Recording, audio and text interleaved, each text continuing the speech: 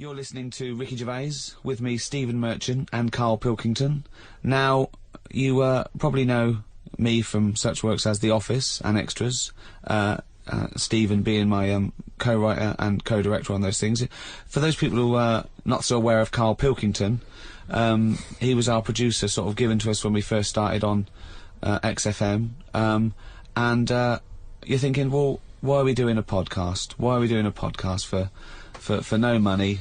Is there no money? No.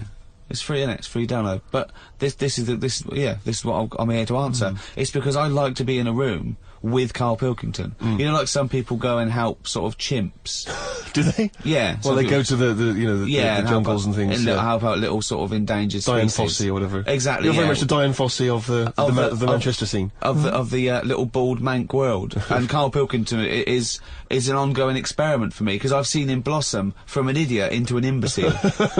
And I want to see it through. Look at the way he's looking at us through the glass. Look at that. He's got a perfectly round head. And that's why I'm doing this podcast, or bodcast, as I'm going to call it in his honour. Little round-headed bod-type freak. If you're not familiar with Bod, we can maybe put up a picture of Bod, the popular cartoon kids character. Go to rickygervais.com and you will see a picture of Karl and a picture of Bod. And you draw your own conclusions as to the likeness. Karl, what do you think about all this?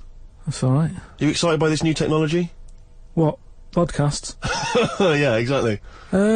It's just, I mean, we are living in that sort of era now, aren't we? Like, you need to listen to stuff on demand when you want it and stuff. I know you're not a fan of the iPod in general, are you, or any of the MP3 things? You're concerned. I'm warming to it, but this is what's amazing about Karl. Even though he's talking about things like MP3 players, computers, iPods, he sounds like he was found in a glacier and thawed out. Do you know what I mean? Yeah. And sort of taught to speak. We're a couple of high school guys who found him, and we're trying to ingratiate him in the gang, trying to pass him off as someone from the modern day. No, but my thing with iPods is, now, do we need them? Do you know what I mean? We're living in that era now where we have invented most of the stuff that we need, and now we're just messing about.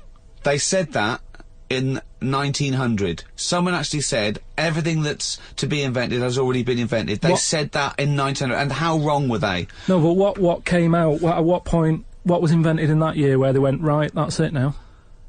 What did they invent in 1900 that made them go, we've done it all now? Well, just think a little bit, right? The 20th century. Think what happened in the 20th century. Go on. Well, cars, planes. Yeah, but is that a good thing? Planes and that. Do you need a plane, really? Wouldn't it have been better if we all stuck where we should be, instead of travelling about? War. Well, look, war's happening, isn't it? Because everyone's saying, well, now we can fly, we'll go over there. So there were no wars prior to the invention of the aeroplane? Not like there is today. Right. But what I'm saying is, the world's got smaller, on it. Everyone's saying that, right? Yeah. You know, the way I was saying to you the other day, you know, we now go to places where we shouldn't go. People go on holiday to places where you've got to have an injection before you go there. Yeah. Forget it then. That's a warning. Don't go there. I'm with you on that. I don't want to enter a country where I have to have an injection to stop me from dying while I'm in that country. Right, I totally agree with you on that. So what happened is, so they invented the plane, and it's like, oh, let's go on holiday, and then they go, oh, I die now. Oh, well, you've got to invent something, let's invent an injection. And then it's like, right, well, what else do we need to go to that place? There's a lot of faffing. So what I'm saying is... Is that a place? A lot of faffing? What I'm saying is, you know, Steve's travelled more than I have. You've been to, like, dangerous places. I've been to places where you need injections, yeah. Yeah, but why? Because it's fascinating, isn't it? You know, don't you not believe in that idea of travel broadens the mind? You know, it makes you experience other ways of life, other ways of thinking. It just enriches you as a human being. That's the whole reason people go travelling. Well, since the invention of the telly, you don't have to go that far to see it. You're absolutely right. So there you go then. The telly was the 20th century, wasn't it? Yeah, it's pretty good. So where would you stop then? You'd stop making stuff now? Stop inventing stuff right now? Or do you think we could carry on for another 5 years, see what comes up, and then just draw a line under it all? Well, again, we're just messing about, and But there's still things to do, isn't there? I mean, I know, I could throw things up, you can always get an answer about it, but, you know, a cure for cancer, a cure for AIDS. Yeah, but should we mess with that? What do you mean? Because there's too many people in the world as it is, isn't there? So, that's a way of controlling it, so that, you know, like, look at London, right? It's overpopulated. the rent keeps going up because there's more and more people surviving, right? If you let them die, it's going to even itself out. See, I was saying to someone the other day about maybe we should look at, if we're going to invent something, right, forget, like, the traditional way of people having kids, right, the way they, you know, have it away and that. You have a little What do kid. you mean? What do you mean? No, you know, like, the way that, you know, we have kids and stuff. If it'd be good if what happened was to control it is if man and woman, right, they're born and that, they enjoy their life, they learn a lot, they live to be about 78, I think, by that point. So specific. Yeah, 78, No, yeah. but by 78, I reckon you've sort of got to that point where you go, do you know what, I've done everything I'm going to do. If you haven't bungee jumped by the time you're 78, you're not going to do it. No. You know what I mean? So it's kind of like... Your hips have come off. You've done it all now, so I've had my innings. Yeah. And then you die, right? So, say if everyone had that, they live to be 78. But then, just as you die, They give you the bumps. you get... You have a little baby inside you, and as you die, your life carries on. Sorry. How is are this you- happening? Sorry, are you mental? No, but don't you I think... mean, what? I've never heard such drivel. You're saying that, but if Newton said it, you'd go, interesting. That's what annoys me. The point is, Carl, he never would. No, He'd what? never say it, that's the point. But if you never don't- say it, I don't understand what you're talking about there. What? How was it? How is there a little baby in a 78-year-old? No, what I'm saying is it's like an apple, where the apple grows and it's got its little baby pips in it, and the apple goes and the seeds are planted and a new one's born. But that's what happens. But that is what reproduction is. Yeah, but I'm saying babies aren't being born left, right and centre. It's controlled, so that as someone dies, someone's born. But Carl, stop. Whose responsibility is Look, this? if you don't want to do But it, whose we won't do it, but I'm is it just... supposed to be nature? Has nature got to develop humans so that we act that way? We live that way? What I Or is like- this a scientific What experiment? I like, he said to you then, he said, look, if you don't want to do it, we don't need to do it. Like, if you were up for it, we'll sort it out. We can do that. We'll have a wit round so we can do the It's- research. I just think, at the end of the day, we've got to do something. And is anyone keeping an eye on this and looking at what we can do next to control the population thing? It does my head in that I've got to live in London for work and what have you. And there's loads of people here. And, you know, forget going out on a Saturday night, it's too busy. And you can't move and they keep... I mean, what annoys me about London So is... your solution is that 78-year-old women have little babies inside them, and as they slip away into death, the little babies... And how is that baby then Who looks raised? after Who the looks baby? after the baby? Because it's a pretty good system, having a baby while you're young enough to look after that baby and make sure it lives to, you know, reproductive age itself. I mean, that system's been working for years. Nature's sort of sorted it out. Natural selection and evolution sort of makes that a good model. But wait a minute, nature. Pop that on hold, because Karl Pilkington's got an idea. Yeah. That's what it was, just an idea. Yeah, well, it was nonsense. But thank you for it. The worst. I mean, it was the ramblings of someone you'd find by themselves in a hospital eating flies. Yeah. This is the sort of thing you find when, if they find maybe a pamphlet or a booklet written by a psychopath. You know, someone, just before they went on a rampage and then turned the gun on themselves, they go through their possessions and they find a book and it's got weird drawings, women with knives in their face, and this kind of In garbage. fact, I saw a similar sort of theory written out on a wall, but it was written in shit. Exactly. Yeah. No, all I'm saying is, I think it's, you know, when people die normally, everyone's fed up about it, aren't they, and a bit down. But if when you pass away, you go, oh, we're gonna miss Gladys or whatever. But then there's this new life brought in. It's almost like a bad news, good But news. you're talking about it like someone could pick this idea up and run with it. Like you've given them enough information to do it. How is this possible? Where does she get the baby from? Why does it grow? Why grow it in Gladys's belly? Why not have it in a drawer? But what I'm upstairs, saying is- ready to go? Just add water. I mean, Who looks after Son of Gladys? There is no theory here. There's no. It's the ramblings of a madman. What I'm saying is, though, the body's always changing, innit? From caveman to now, or whatever. In It's some changing. cases. And they're always finding out more and more. Like, I read the other day about how they're saying, do you know, like they say, people have six senses? Yeah. There's loads more than that. Right, and there's this one... I say, show me that you've got one. No, right, and there's this one that's knocking about. Go on. That, what it is, say if I'm in a pub, right, and I'm just doing a crossword or whatever, Unlikely, but go on. and there's some woman who's walked in, right, and she's staring at me. Yeah. I know she's looking at me, and I look up and I look round, she's looking at me. Right. And they're saying that's a new sense that they found out from, like, you know, doing tests and what have you. Yeah, it's rubbish. And they're saying okay. that's been around Well, since like man and dinosaur was knocking about. But it could be, you know, peripheral vision. It could be a footstep stopped, and usually when someone's footsteps stop, they've stopped. No, they've 'cause you- explained I it. think it's safe to assume that, you know, that with your perfectly round head, people are always stopping and No, looking. but they I explained mean, it. you just know that there's probably going to be someone there if you look They right. said it's from the time when, like, caveman was, like, wandering about, and he'd go, hang on a minute, and he'd look round, there's a dinosaur there, or whatever, and he'd Right, leg it. this is nonsense. It's not- I hate it when people use the term when caveman was wandering round. Caveman and dinosaurs, oh, they used to live together, yeah. Oh, that's the same era. Yeah. What have you been watching? Raquel Welch? What do you mean? Well, what do you mean caveman wandering, knocking around with a dinosaur? You know, the Flintstones is only partly based on fact. Dinosaurs and man did not coexist. The dinosaurs had long gone before man arrived. Extinct. Kaput. You don't believe us? What, you don't believe because you've seen... Because you saw that film where they took pictures of lizards and magnified them and put them next to men in films so they looked like they were fighting. Yeah. No, but why couldn't that have happened? What is the film with Raquel Welch? A Million Years 10 BC. year- Million Years BC or A something. Million yeah, yeah, Years BC. Brilliant. Yeah. Yeah. No, but She had a sort of woolly mammoth bikini. Fact. why wasn't the dinosaurs back then just like how we have dogs now, in a way? He's watching the Flintstones. He's watching the Flintstones. He's thinking of the Flintstones. Yeah. That's what he's when thinking. he puts out the saber-toothed tiger, Yeah, and then yeah. Dido And he gets mixes in. his concrete in a pelican. Yeah. Yeah. I just think that there must have been a crossover point. Why? Why did you say that? Why do you think there must have been There a must crossover have point? been. Because if nothing was knocking about at any point, how did anything carry on? I know. Exactly. Why didn't Hitler meet Nero? It's weird, isn't it? There must have been a crossover. They must have met somewhere. They must have met at a party somewhere. They mixed in similar circles. Yeah.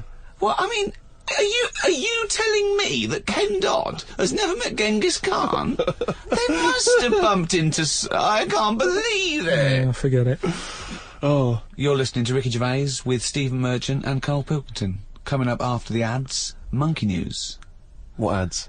No ads, no? No, we're not. There's nothing here. There's no records. We just got to keep on talking. Okay. Which is not. We could do our own ads. Okay. Bring tea for the Tillerman, steak for the sun. Out now to own on DVD, Ricky Gervais's and Steve Merchant's award-winning extras. With Ross Kemp. Oh, zippy. With Les Dennis. Put your arse away, Les. I don't really know. And Kate Winslet. Oh, this nun outfit makes me talk dirty. Out now on DVD. Extras. Did you like Flanimals? The Ricky Gervais book for kids with pictures of made-up creatures in of different colours? Well, if you did, there's more of them now in the More new book, more Flanimals. Flanimals, which is also by Ricky Gervais, drawings by his mate. Out now. The Ricky Gervais Show on Guardian Unlimited. You're listening to Ricky Gervais with Steve Merchant and Karl Pilkington. Alright. Well, now time for one of our regular features. Monkey News. Do the jingle. Oh, chimpanzee that monkey news. Right, what we're doing here is just giving you a bit of monkey news that's gone on, right? Where a monkey's been involved in it. Good little story in that. Yeah. Are you familiar with the one that went into space? The first sort of thing they ever sent up there before man did it and all that. You see, this is what annoys me with it really. Armstrong gets all the glory, but do you know who went up there before him? A monkey. Yeah. Yeah. Dog went up first. But what was the monkey called? I don't know. No, sure, okay. So it's not the most informed news bulletin. The dog was called Laika.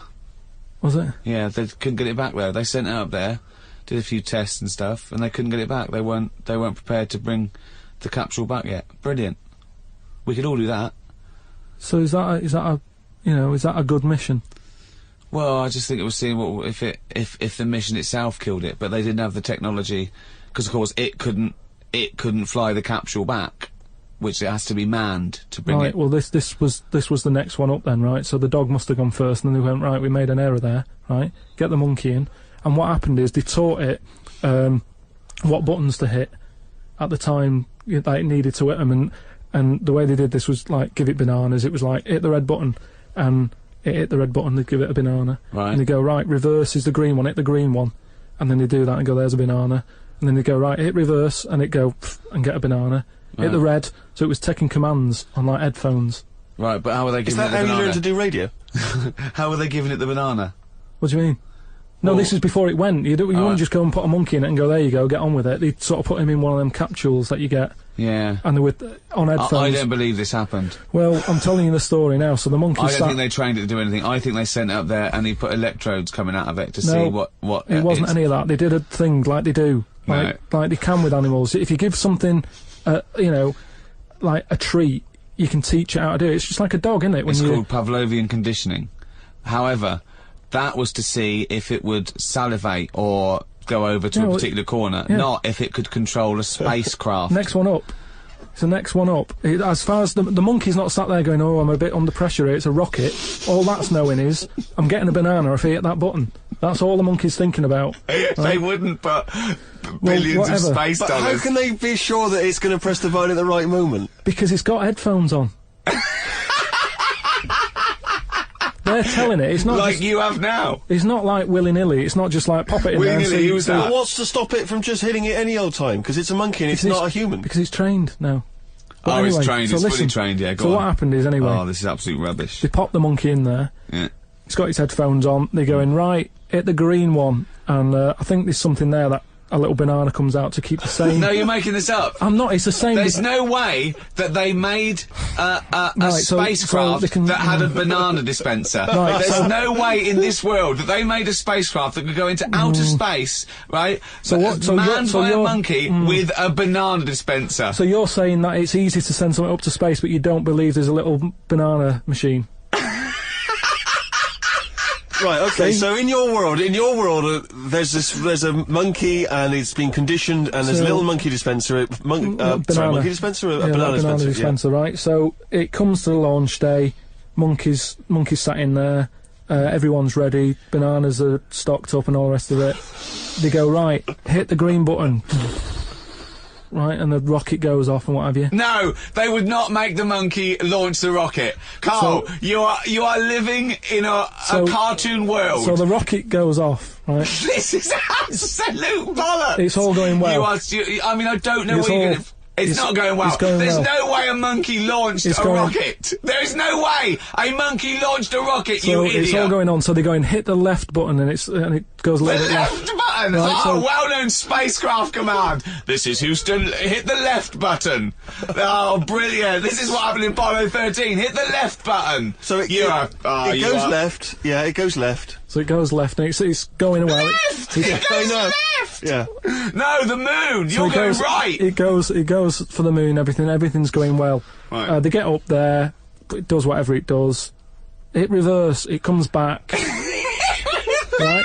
So then You are, honestly, you are brain dead. So it's you are long- one of the most stupid people. That I would rather have the monkey drive listen. me home than you. So the thing is, so it lands back. It Yeah. does a good job and everything. It gets out. And this It's sick of bananas. This is where it turns a bit sad, because after it done that mission, right? Because it happened and it was all safe and everything. The next one would have been to send man. Right. So the monkey enjoyed it, and it was like, well, I want to do it again, right? But they were like, So how did they know that? How did they know he wanted to... just the way it looked and what have you. It was like, Fuck off! Just the way it looked! So- you are a maniac. so the thing is though, right? So after it had done that, it was on such a high, right? Yeah. It could never get that high again. Turn to drugs. There was nothing that it could do. Went on tour, did it? It sort of ended up killing itself. Because it could never get that buzz that it Right, got. that was absolute bollocks. None of that is true, except they sent a monkey into space. And I'll check that. Absolute drivel. So in your mind, it committed suicide. It went on a crazy bender, drinking drugs and women. And like then, it does happen. You and then hear it was about found it. in you a hear about motel it. room.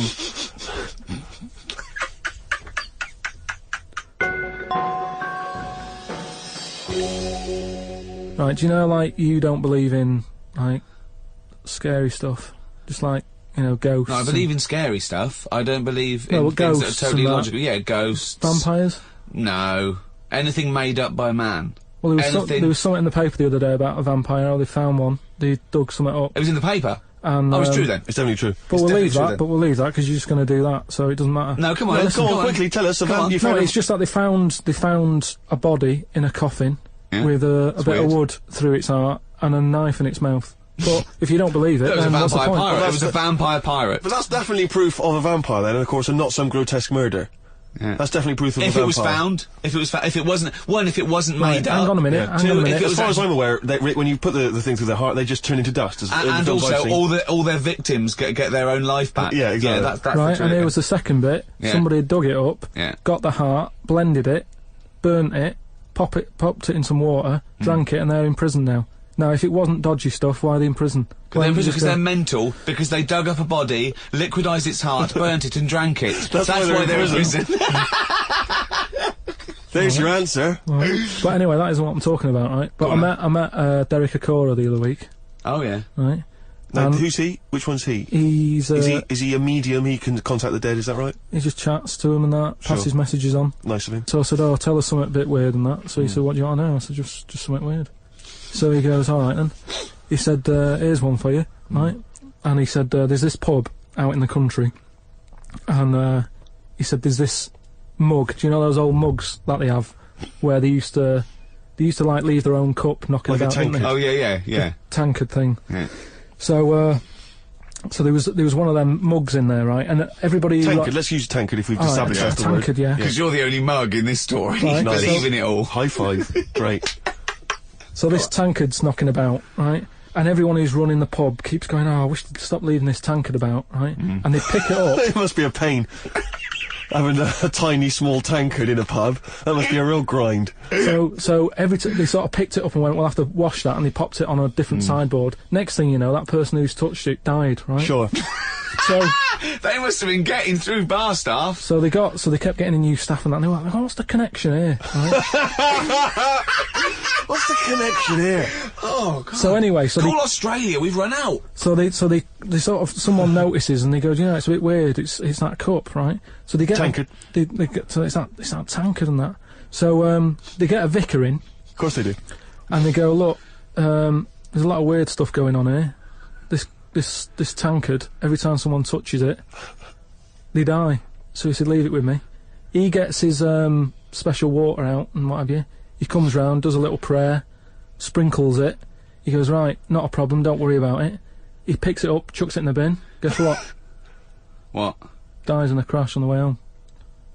Because he'd picked it up. Well, but Carl, you're telling me this like it's fact, and I'm meant to go, that's amazing. Derek Akora, he told me.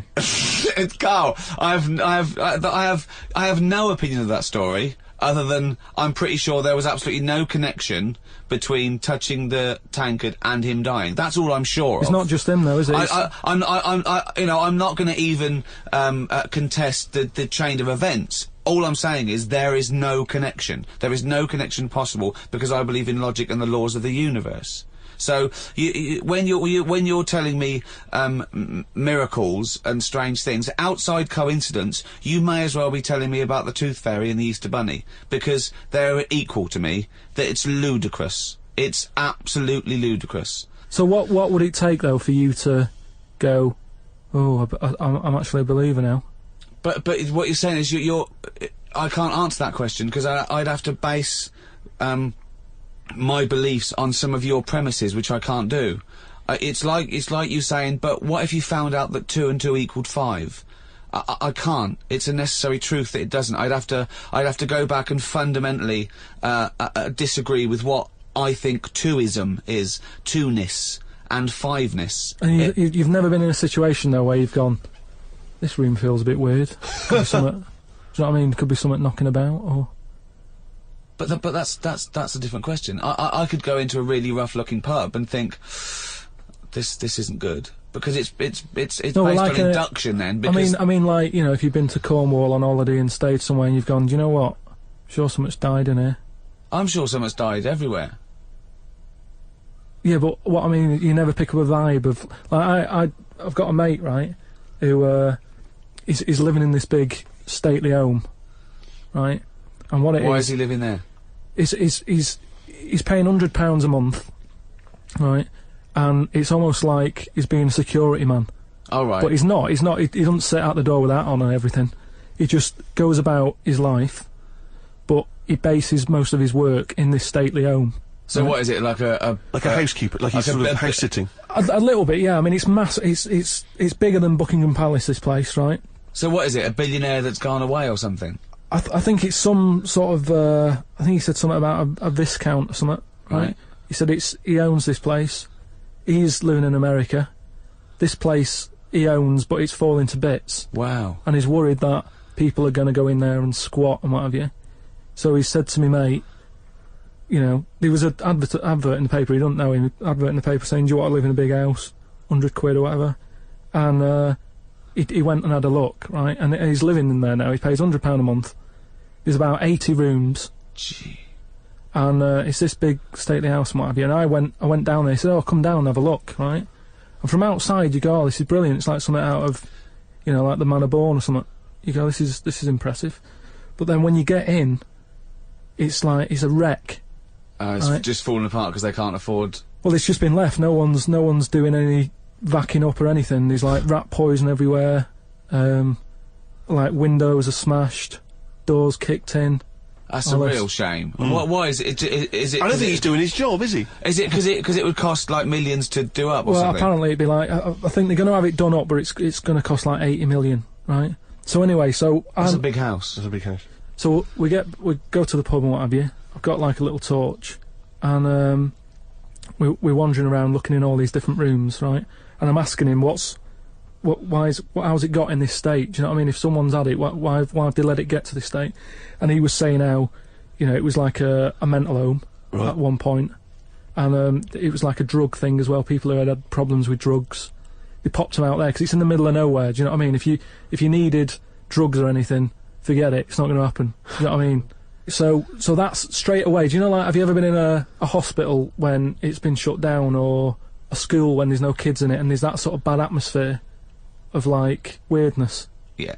Right. For the sake of argument, yeah. So we're wandering about, and I say, oh yeah, what's in this room, right? And we go in, and all the floors are like a wreck and rotten and stuff. And I looked at the wall, and there was like a little piece of paper stuck on the wall, right? And I said, what's this here? So I wandered over, right? Got right up close to it, and somebody had wrote Somebody had wrote Oh. Somebody had wrote Imagine him on Jack and Ori. Right, okay. Right, go on, sorry. So there's a little sign there, right? And I go up to it, and it says flies, right? With an arrow. Flies, like, flies this way, right? So I think that's a bit weird. So I follow the arrow, right? Which goes to this corner where there's a shelf. About 3,000 dead flies on it. Oh my God. Condom stuck on the top. That's weird, isn't it? That is weird. That is weird, right? So I'm looking at that, and there's loads of stuff on the floor and that, bits of paper. Picked up this bit of paper, right? And it had, like in biro and that, it looked really old, like it'd been there years. And it had, something like, need nappies, dummy, right? Blankets, blah, blah, all this, like, all stuff for, like, and I turned it over, right, and it said, none of this now needed, baby dead. Right. Now that's weird, isn't it? Now that's what I'm talking about when you get a bad vibe, you go, that's who's been in here? So, I don't actually understand what point you're trying to make, Carl.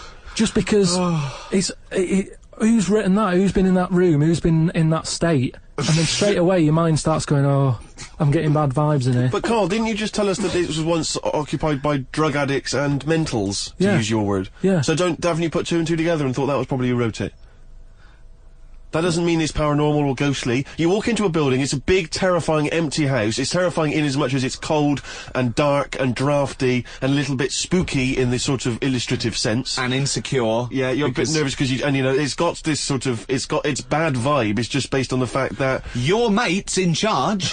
Yeah, that's terrifying.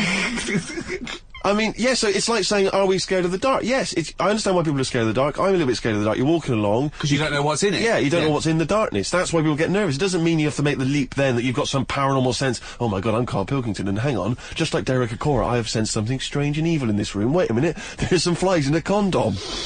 I was right all along. That is weird. Flies in a Johnny equals badness. The flies in a condom was weird. It's weird. I don't know. But the note. Yeah. I just think of his face when he saw that, reading it by torchlight. You must have been terrified. It's a bit odd, isn't it?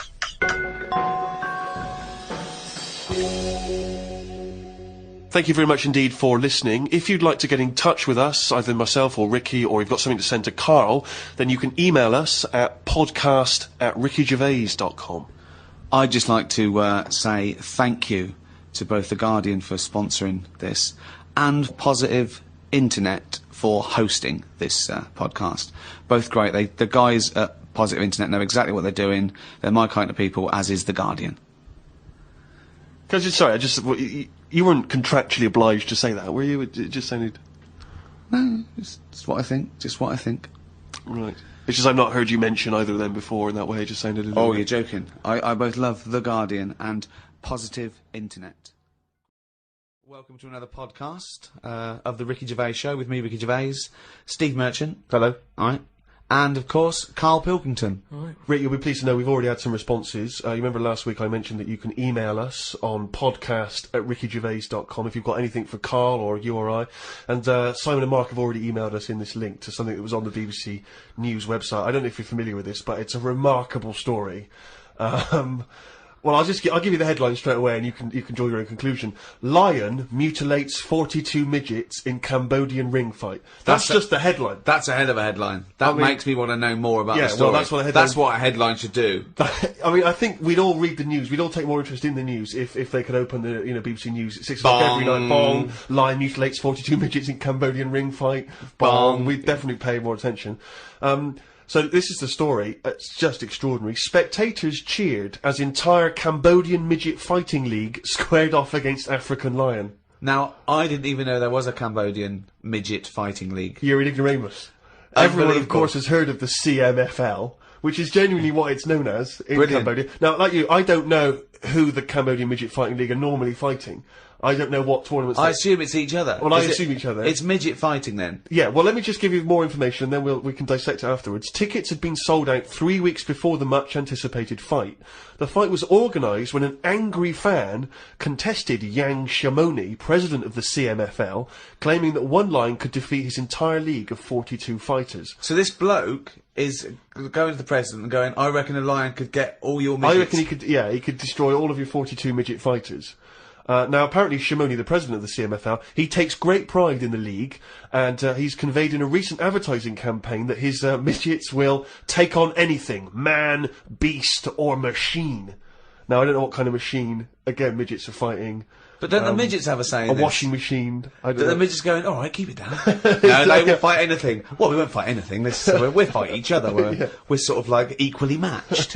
No, you'll fight a beast or a machine. No. I'll fight another midget. I will fight any midget. Is what. When I said I'll take on anything, I meant another midget. Machines. So this bloke goes, I reckon a lion could take on your midgets. He goes, rubbish. Yes. And that is why an African lion was shipped in especially for the event, which took place a couple of Saturdays ago, in the city's Colosseum. I mean, they've got a Colosseum, Rick, which is already brilliant. So hold on, this is sanctioned by the city? Well, the Cambodian government allowed the fight to take place under the condition that they receive a 50% commission on each ticket sold, and that no cameras would be allowed in the arena.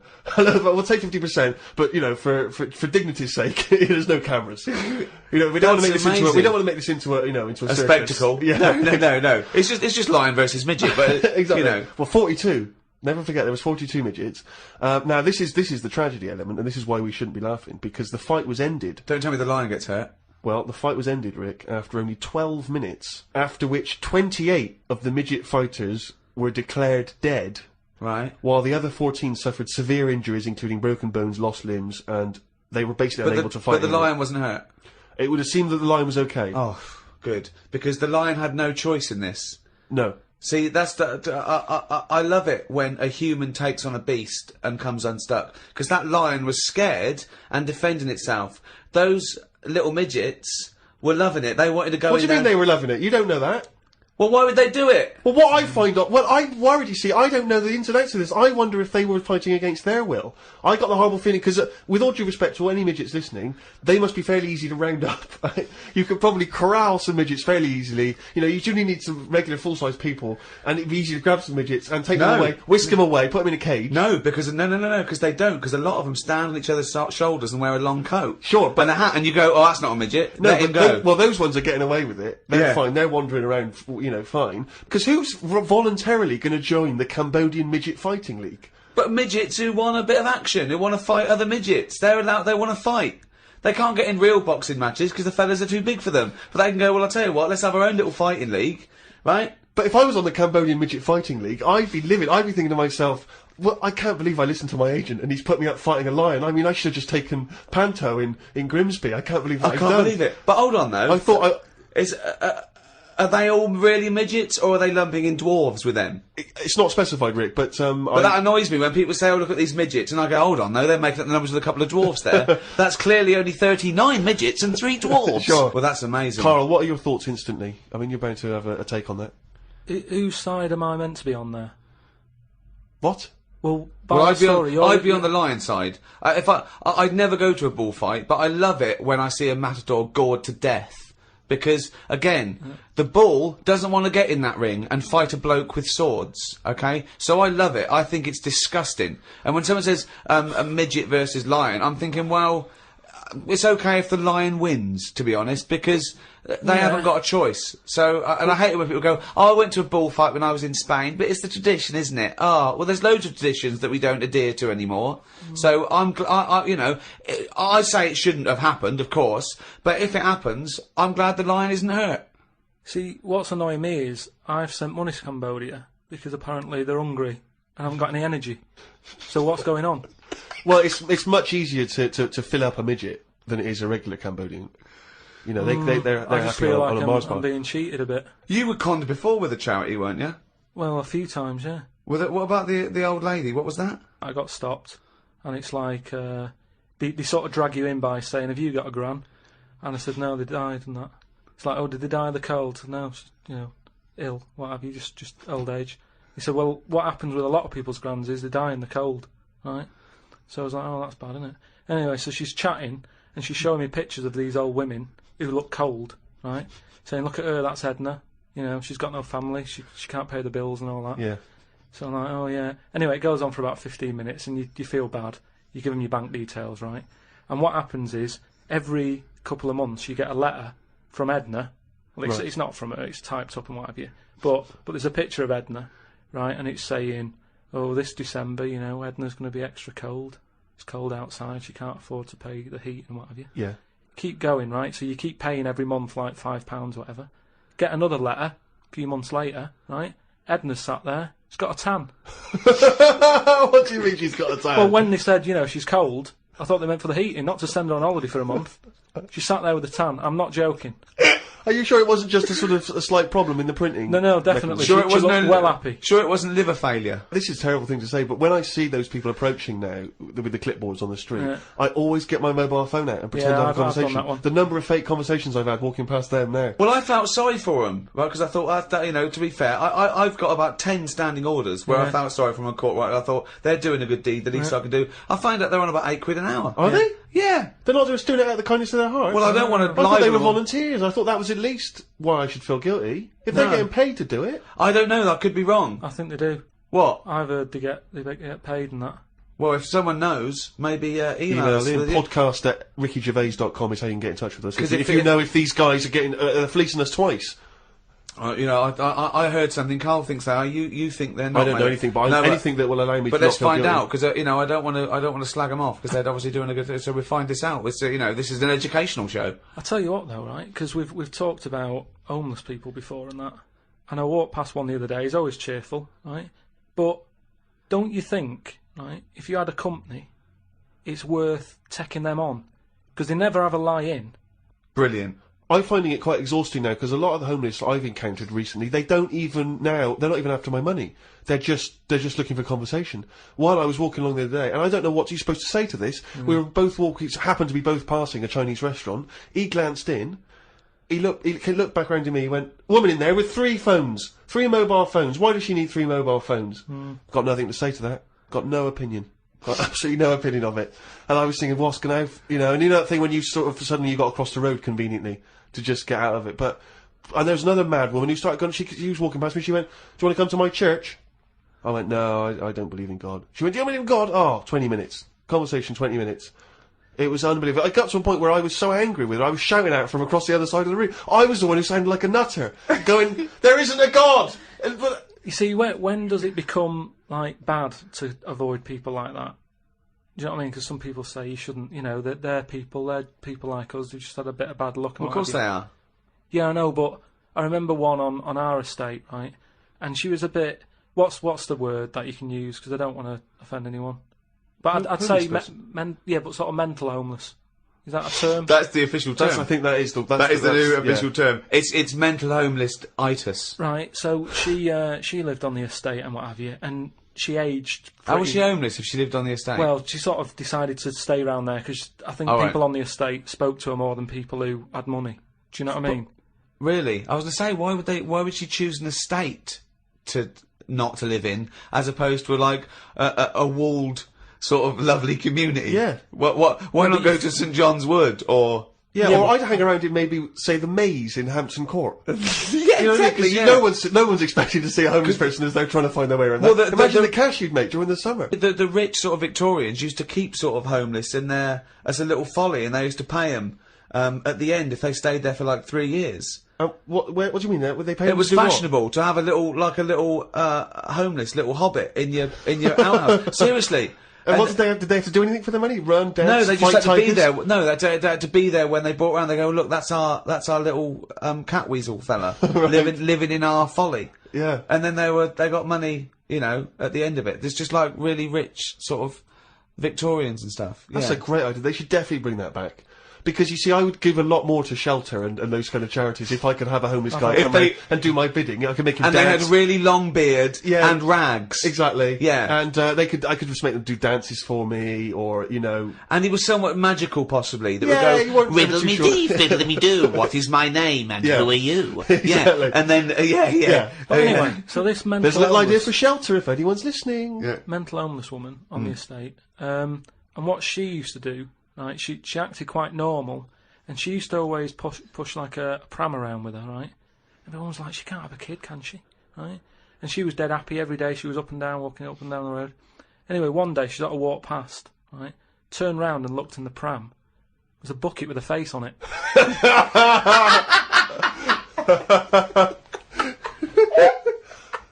The Ricky Gervais Show on Guardian Unlimited. Rick, we've had an email here from a bloke. I think you're going to respect him, because I think you can tell straight away from his name that he's the kind of guy you'd want to hang out with. Go on. I know how much you love fun people. Yeah. Well, Paul, and he's calling himself this, Paul the Party Animal Parker. He's emailed in. He's given himself that moniker. Right, I assume they're in sort of like quote marks, They're are they? in speech marks, yeah. Paul Brilliant. the Party Animal Parker. And he's calling himself that. Yeah. That I can't wait. So when you picture him, what are you thinking? Millhouse. Right, okay. I think he looks like Millhouse from The Simpsons. Yeah. He's working in sort of an IT department, maybe? Yeah, for a large possibly. organisation? I think he might still be at school. Okay, right, yeah. Yeah, I think. And this is the vital question. Do you believe him to be a party animal? I believe him to be a party animal is as much as a man with a long scarf that his mum knitted him to look like Doctor Who can be a party animal, yes. Do you think that when people are organising parties at his school, they're thinking the first person they got to get on the list and make sure he's guaranteed, as You've got to take Paul the party animal. Because I bet he's got millions of affectations. I bet he wants to be known as the one that carries around a biscuit tin. Yeah. You know, he's got the scarf. He's the guy who only ever wears bowling shoes. It's his thing. It's his thing.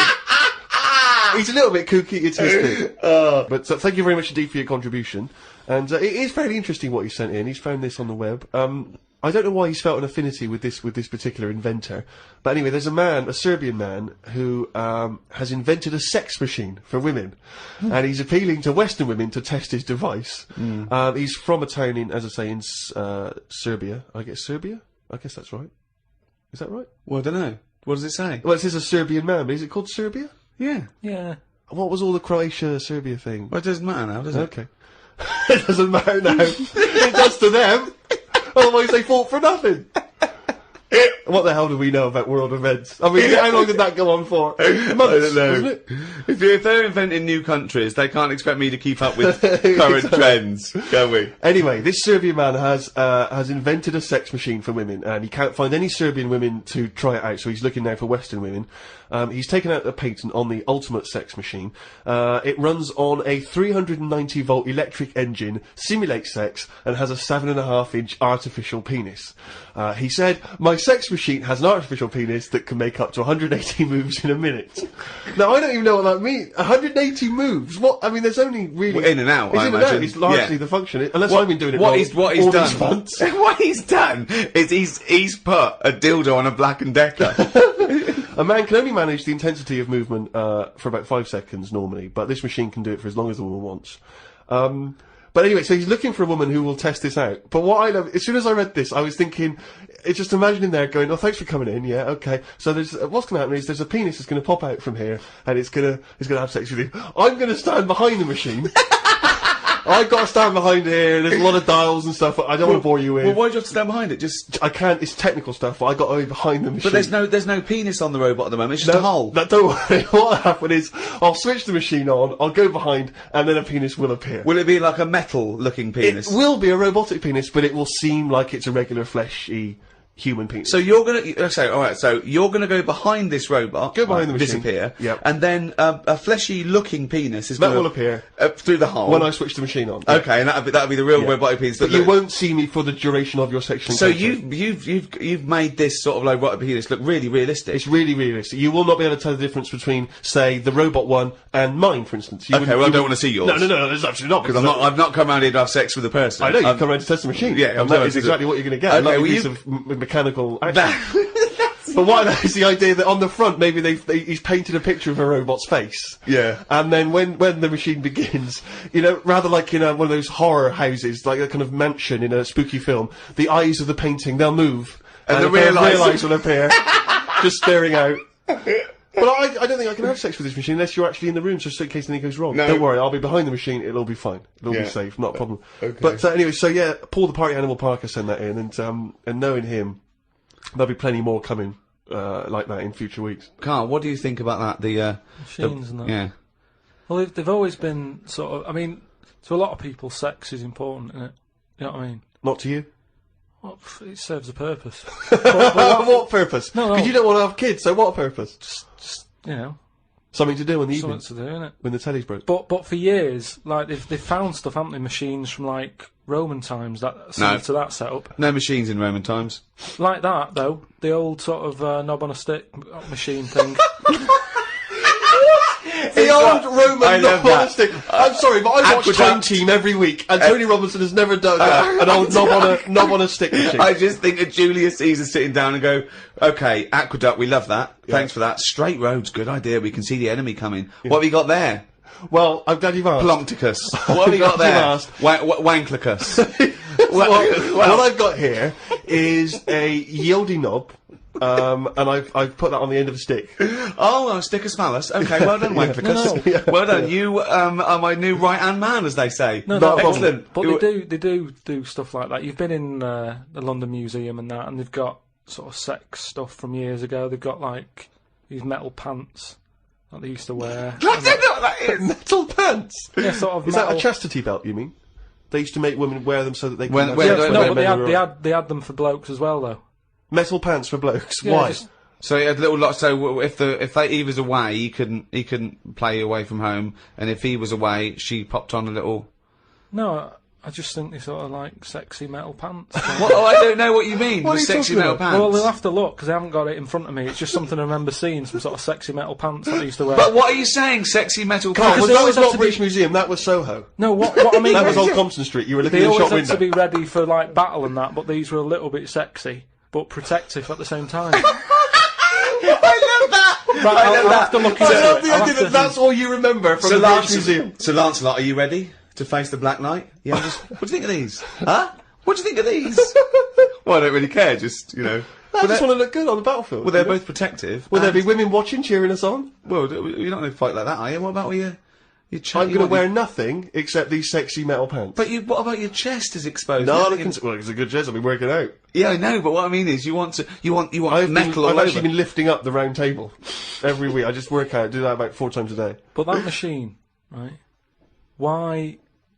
Did it have to be a woman, or could they have got a little gay fella in? I Let don't me know. just check. It doesn't actually specify the small print here. I love that. Why do you want to see a little gay fella be? I don't know. I don't want to see it. I'm just saying they're sort of more... Why do Carl? Why do you want? don't wanna see Why it. do you want to Don't wanna watch a see it. gay man get buggered by a robot? I wasn't the one typing in gay machines on the internet, finding stuff out about them. It's not a Steve game was. machine. You just made it into a game machine. Yeah, he wanted to pleasure women with this machine. You're saying, can I see a little gay fella get a robotic cock up his arse? You're the one requesting that, Karl I don't want Pilkington. that, I'm just saying that. You're the one that wants to see gay men with metal stuff up their anus. No, what I'm saying is they're more up for a bit more experimentation than... What are you saying? Why is that the case? Why? Why'd you say that? No, they're just, butt plugs and that. I mean, what I'm saying is... What, you can't just say butt plugs and that. I'm just saying that I reckon they'd be up for it. What That's do you know I'm about saying. butt plugs? Well, I don't know anything about them. I just remember seeing an advert for some once in a sex shop. What are you doing? What are you doing? No, I wasn't. I was just walking past. I was walking past the sex shop and that, and Your you know, eyes you're sort glitz, of looking. glitz, glitz. Why were you walking past a sex shop? Just because I was on the way to work and that, and I passed one, and there was a little sort of one. It was open early, which I never understood. Right, it was about 8 o'clock in the morning. Right, and I Who's thought, rushing out for butt plugs rushing that out? early in Yeah, the who morning, needs them now? Right, but I I sort must of get had a bagel and some poppers on the way to work. But I walked past it and it had like a little post-it note or postcard type thing, and it was like pop in now, buy an item, chuck in some free butt plugs.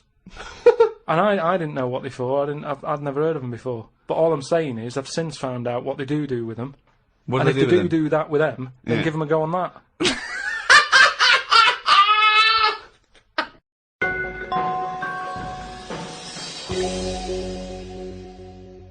I had another email here. This is they haven't given their name actually, but it's an interesting fact. I'm hoping it's true. America's first nudist organisation apparently was founded in 1929 by 3 men. Now, what intrigued me when I read that is the fact that it's clearly 3 blokes just trying to meet some nude women. They're all 52, balding, Exactly. with little sort of those gold rimmed glasses. Yeah. Yeah. And they're just wandering around, and it's all quite saggy down there, and they're just knocking on doors saying, we've just set up an organisation, it's perfectly above board, completely Yeah. legitimate, it's a nudist organisation. You got any women in there that want to come and join us? Because Well, we haven't not got any really. female members at the moment.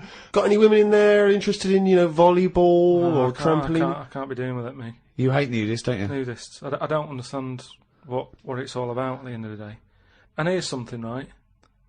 Do you know, like, when you're a bloke nudist, right? Do you ever get any who just have, like, a small knob? I don't know. I don't understand the question. What's that? What's your point?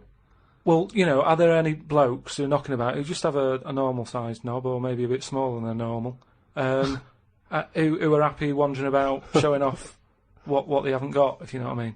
I don't think nudists are just doing it because they're so proud of their knob. No, but there's got to be a little bit of that in it, isn't there? Why? Say like Jonathan Ross, right? He's nipped to see you now and again and what have you. He's what? He sort of nipped in to see you now and again. He's always happy getting his knob out because he's known to have this big knob, right? What So do you mean he's showing known? it off. Why is Jonathan Ross known to have this big knob? No, he just talks about it a lot, doesn't he? He's always saying about, but you'd like this, wouldn't you? And all But that's that. like me, I'm known for being a great lover. I say it a lot, it's clearly not the case. What Yeah, evidence but- have you got that he's got a big No, knob? but the difference is he's happy to keep getting it out. It's different, sort of me walking about going, I've got a big one and all that, and then but no one ever sees it. But Jonathan sort of, he's always getting it out, isn't he? Have you seen him get it out before?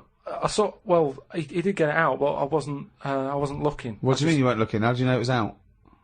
Just because he sort of was moving it about and that, and I could sort of So see. you- No, I wasn't looking though. It was that sort of thing where you can see something moving about, but you're like, I'm not looking at it. What, like an owl seeing a mouse? It That, just, like... what I mean, it doesn't matter. All I'm saying is, So no, let's get back to this. You remembering vividly Jonathan Ross's penis? no, Yes. I don't mean that. What I But mean, why were you looking at his penis? I wasn't looking though. Well, I'm it was just saying- clearly not meant to be looked at. I'm just saying, most blokes who, nudists, Hmm. they must be pretty confident in themselves to, getting it out. And I wasn't looking. It's just that, I mean, I looked once. Okay, what was it like? What? Sorry, you looked at Jonathan's once. No, or- no, Yeah. I was looking at another one.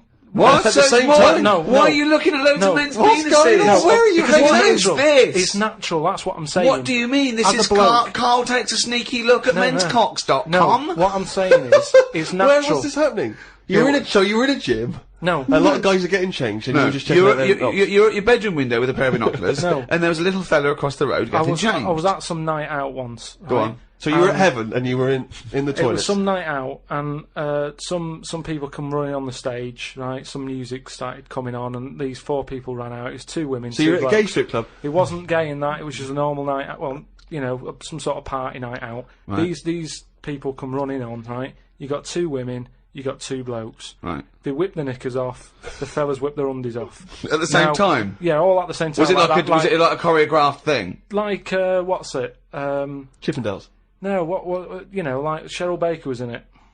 It was that thing where they sort of, on the Eurovision Song Contest. Making your mind up Yeah. when Bucks Oh, Fizz Bucks ripped Fizz. off a larger skirt, conceding a smaller skirt. At no point did Bucks Fizz whip their knickers and pants When off. you said Cheryl Baker was in it, I was thinking, what? Didn't she used to host Record Breakers? I don't remember that on So- there. so that- Tea Time on BBC One. So Go on. that happened, and all I'm saying is, right, before I had a look at the woman's bits, right, I just had a little cheeky glance at the fellas. Why? Why? Just checking it out, just seeing is everything normal down Why there. weren't your eyes drawn instantly to the ladies' bits?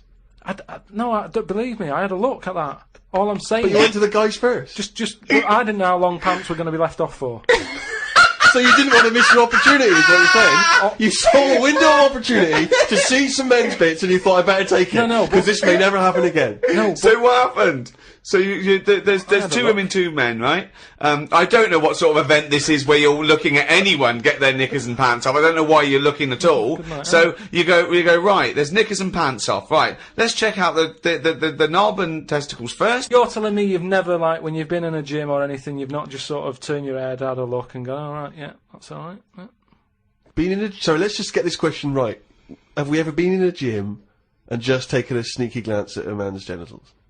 Is that your question to us? Right, for me, it's the same as when you see someone who's a bit odd, 2 heads or whatever. Well, I'll be honest. If I was in a gym and a bloke came in with 2 heads, I'd look. What? I'd get a sneaky glance in the mirror. I'd go. Sorry, but you'd look at his genitals or his 2 heads? There's 2 heads. Or would you sneakily look at the heads and then think, I wonder if he's got 2 cocks? And just...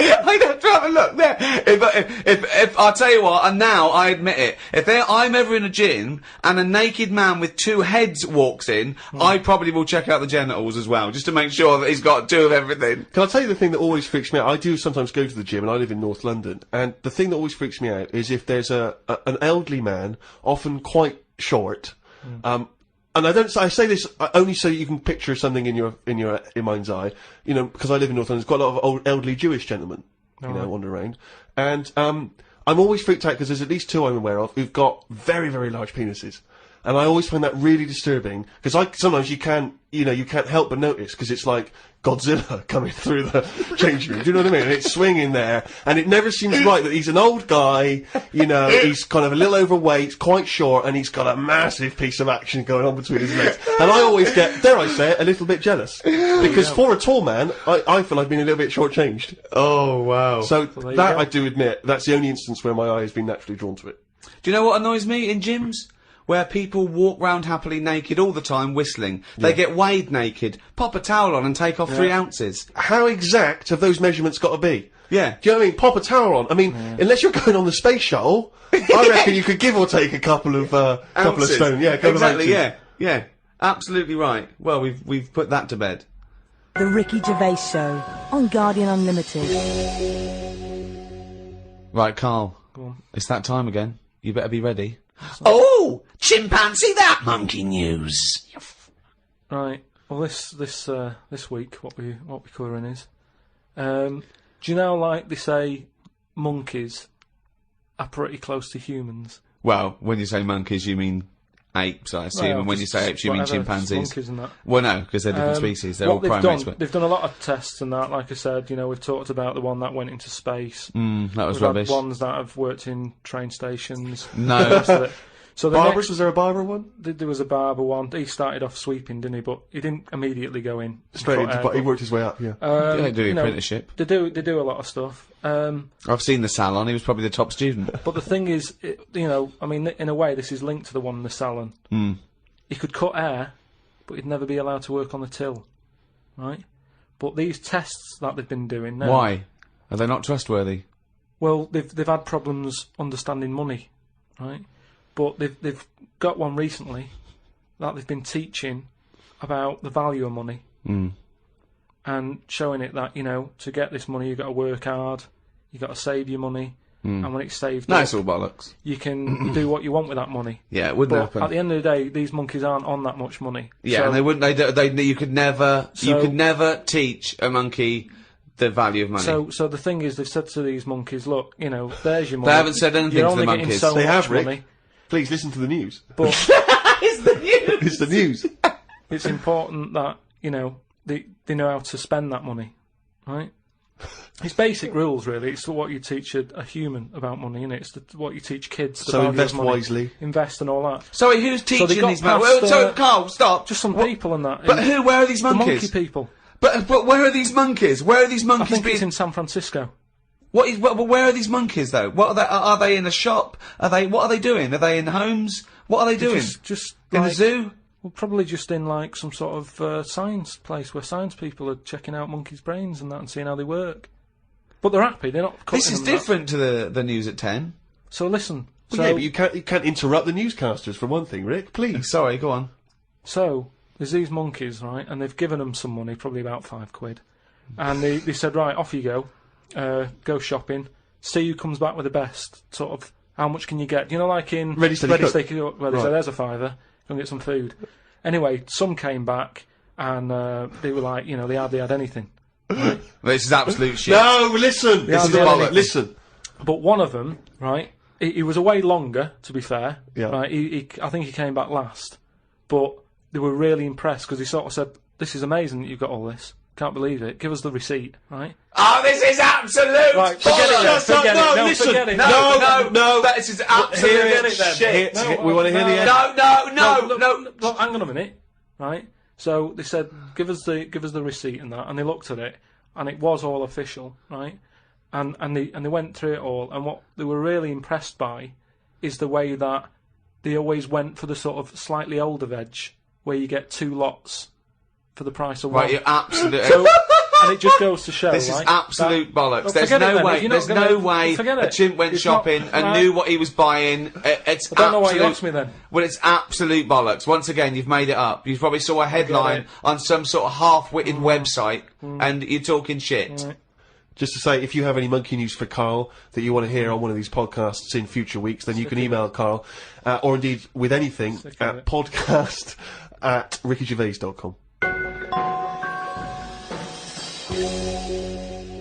This podcast was hosted by Positive Internet. Can I just ask, what does hosting mean when you, in that sense? I don't know, but the guys at Positive Internet do, because they're experts in this field, and that's why I like them. Well, thanks very much. Join us next time when we'll I'm sure. Let's do a couple of openings. You do it. Well, you better say something. Okay. Well, I think you should say, welcome to Ricky Gervais show on or whatever podcast. I'm not on this, am I? Yeah. What am I doing here? Well, just saying hello. Hello? No, let us do the introductions. We're doing 2 introductions in the 2 shows. Fuck me. The Ricky Gervais Show on Guardian Unlimited.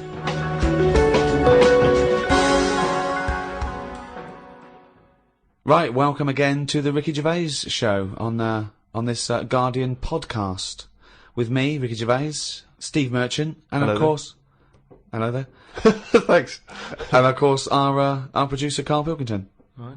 Carl, can I ask you a question? Go on. I know this is what a lot of the fans are already wondering. Is there going to be some monkey news today? There's got to be. Of course there is. Yeah? Yeah. That's All a right. question. Well, I don't want... I'm worried because maybe this will steal your thunder. But Sarah Greer has emailed this in, once again, emailed to podcast@rickygervais.com. Chimp mauling under investigation. I know you're concerned, because this actually fuses two of our greatest features, Monkey News and Knob News, into one seamless whole. Oh. Investigators said they are trying to figure out how two chimpanzees that viciously attacked a visitor at an animal sanctuary escaped from their cage. This is the grim bit. The chimps chewed off a man's nose and severely mauled his genitals and limbs. Why did they go for his genitals? Both of them did as well. Eh? Both of them. Did you say two chimps? No, you're right, yeah, it was chimpanzees too. Yeah. I don't know if See, both which of them one went, did it? they just saw it there dangling away and they You just go went, for the nose? Yeah. I go for his bollocks. And Now, then what accent have they got there? I those don't chimps? know. Were they kind of New York gangster chimps? They're like soprano chimps. what happened to them anyway? What happened to what? The two guilty monkeys. Well, unfortunately, they were shot dead by the authorities. You see, that annoys me a bit. I know, but again, What are you talking about? They're attacking people's gonads! I know, but they were happy in an African jungle a couple of years ago. That's what Yeah, they but do, the- isn't it? That is what they do. That's what animals do. Animals fight. Do you remember when that bloke? So what are you supposed to do? You're supposed to let them just wander off into the I don't know, into the local mall and maybe savage some young children? Or a bucket with a face No, paint on hang it? on. No, all I'm saying is you don't shoot them for doing what's natural to them. They Yes, did you want to. do. Why? If anything attacks anyone's balls... No, and but why- bollocks, Well, you attack 'em. no. Maybe they were shot during it. That you're allowed to shoot something that's doing something. But if they were they executed or were they shot in the attack? No, it says he shot them. Well, he shot them to death. I'm assuming he shot them to death as they were legging it off. But why aren't they just sort of tranquilised? Where was Why this? am Was I this in being a zoo? accused like it was my fault? Just because I happen to be reading Sarah Greer, who emailed it in, the one who should be getting a It bollocking. just annoys me how one way it's kind of like, you know, we're trying to save the pandas, and then the next day someone's shooting them or whatever. I know it's not a panda, but all I'm saying So is it's double therefore, the standards. whole argument falls apart. But go on. No, but what I'm saying is, what would happen? I've talked about this before about St. George killed the last dragon, right? No, it didn't exist. It's the same thing though. No, there's never been any dragons. No. It's a mythical creature. Well, you don't By know mythical, that. it means we made this up, like the unicorn. Well, I don't even understand. What was your point about the dragon? What's that got to do with because this? I'm saying out like, why is it all right to be going around going mental with a gun, shooting all the monkeys and killing them? Because one day we're going to run out. What are you talking about? How have you extrapolated from this one incident of a couple of testy, happy That's what monkeys? I'm saying. That's what I'm saying. One incident. They only did it once. And they've got a But bullet they're in not their head. shooting around and making them extinct, are they? If they carry on like that, they will. But Well, it's up to the monkeys to stop attacking people's private parts. It's But that's what what ma- give and take here. No, I'm come sorry. on. That monkey doesn't know why it's in a cage. It's not going, oh, this is for my own good. It's like, even if it's animal husbandry, they're not sitting there going, well, I'll tell you what, let's stay here because it's, you know, they're trying to do a nice little breeding program here. Or we could get out and do what we do best, run amok, eat some bollocks, right, and have a good time. Right? They don't know what they're doing. They don't. And Carl's right. The poor little bastards get a bullet in the head. For what? And I'm saying, if they're attacking a human, shoot them to stop them, that's fine, okay? But if they're running away and they're, you know, don't shoot them in the back like a coward. This was an animal sanctuary, though. So presumably they had quite a cushy time there, because most of the ones I've visited, they've always got it easy. They're But hanging you around don't- on tyres, they got comfy chairs, they're wanking. They're going berserk, they're loving it. So, you know, you say that, I think I don't know, I just think there was something nasty, there was something a bit warped in these monkeys. I mean, But hang on a minute. You've just answered your own question there. You said they're in a sanctuary, so they haven't had a good upbringing. So they're going to be a bit more like madder than other monkeys, aren't they? Because that's where the ill ones go, isn't it? Sorry, what do you understand by sanctuary? Well, I've been to one for seals. it's not like a borstal. Yeah, exactly. He thinks it's a borstal. He It's thinks like that, scum. No, yeah, that they did some bad stuff in the jungle, and that they had a little monkey court, and they went, send him to Borstal. So, well, what is it then? No, it's a monkey sanctuary where it like a haven. Well, it's not a haven, is it? They've got a bullet in the head. The Ricky Gervais Show on Guardian Unlimited. Talking of eating knobs, Yeah. Gilly Goulden. Now What's she been up to? Well, you saw her in I'm a Celebrity, Get Me Out of Here. I haven't been watching it. She popped a little kangaroo knob in the mouth, chewed it up. What, she just found it? Did she line around? No, it was one of the things that she had to Oh, it was eat. one of the challenges. Carol Thatcher, you know, a daughter of one of our leaders. Sure. She popped a couple of bollocks in the mouth, Oh. chewed them up, swallowed them. Oh. And Gilly Goulden, there was a kangaroo penis there, dried. She couldn't even get. It was so tough, she couldn't even get through it. And then she, eventually, she eats What was it, it. like a pepperoni? Yeah, and she took. What do you think of that, Carl? What, eating that sort of stuff? Yeah, I watch it. I like those little trial bits, right? yeah. But what I don't think people realise is, right, it is hard eating a little kangaroo knob. Right? Really? How do you know? No, it's just, you think about it and you go, oh, I couldn't do that, right? But what they never mention on the TV programme, which I think takes it to the next level, right, they're eating that at like 7:30 in the morning. Sure. Right. Which for is breakfast. worse, innit? Yeah. Do you know what I mean? If I was there and Ant and Dec said, right, Carl, eat the knob, I'd go, hang on a minute, give us a few hours, let me get some rice and that on my belly, and just sort of fill me up a little bit more. I'll pop back at about 6:30 this evening, Right. have it ready. And I'd be happier then. It's just that thing of, You you've just been don't, asleep. you don't want to eat. You don't eat animal genitals on an empty stomach. So what are you saying? You could I'm saying, like, I could eat a knob at night, but just cut that there. We'll loop that. If any DJs are listening, No. just take that quote. I could eat a knob at night by Karl Pilkington. Maybe do a dance remix. Yeah, Just I think maybe you're sort of a house producer and you could maybe get some kind of high energy beat going, and then we could just send that out to some of the gay clubs. I'm sure Yeah. it'd be really popular. Please, anyone, send us, that looped with a nice little, funky house beat. Karl Pilkington saying, I could eat a knob at night. no, but That's do go you on. know what I mean, though? By that. Not really. Well, okay then, right. Okay. Now, I couldn't do it.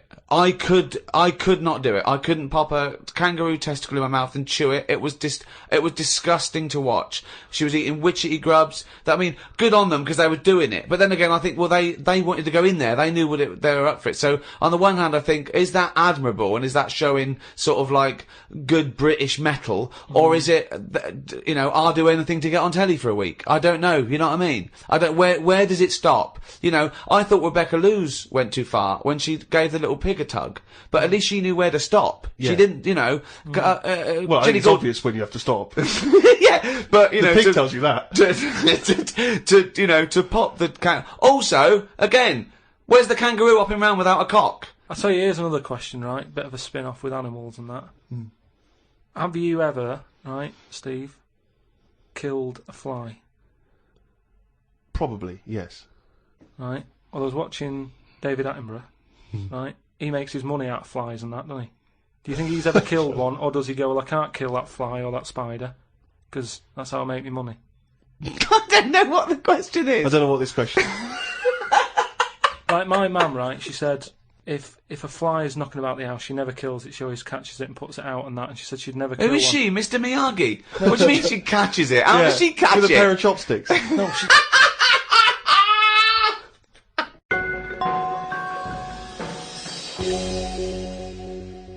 Rick, it's that time again. It's what everyone's waiting for. Can you do the jingle for us? Oh, chimpanzee that monkey news. Right, this week the monkey news is about, we all know, like, there's monkeys knocking about that aren't happy in this country. Sure. Aren't they? It is a big problem, yeah, it's an epidemic. So they've set up like this sanctuary place. Okay. Where they all go. The ones that aren't happy in a zoo and what have you, it's getting them down. They can phone a number and they'll come and pick them up. Pop them in this house place, right? And basically, they can run riot in there. Yeah. They get freedom to sort of cheer themselves up. It's like, don't have a go at them. If they want to do such a thing, let them have a go and what have you, right? Yeah. There's 3 people running this place, right? And one of them... Sorry, where is this place for wayward chimps who don't like the zoo? What are you talking about? A house where they can do what they want? I'm not sure where it is. That's a surprise. Go on. But there's this place anyway. It doesn't matter where it is, does it? At the end of the day, I'm just telling you what the problem is. We haven't got to the problem bit yet. Go on. I'm just building up to it, right? So these monkeys, big house and that, PlayStation, anything they want. gym, all that lot, swimming. Jim. So anyway, I'll cut to the chase. Whatever. One of them wanted to mess about with the woman's breasts. Right? Which woman's breasts? The woman who works there. Right. Right? And she was like, right, pack it in, you know, we've all had a bit of fun.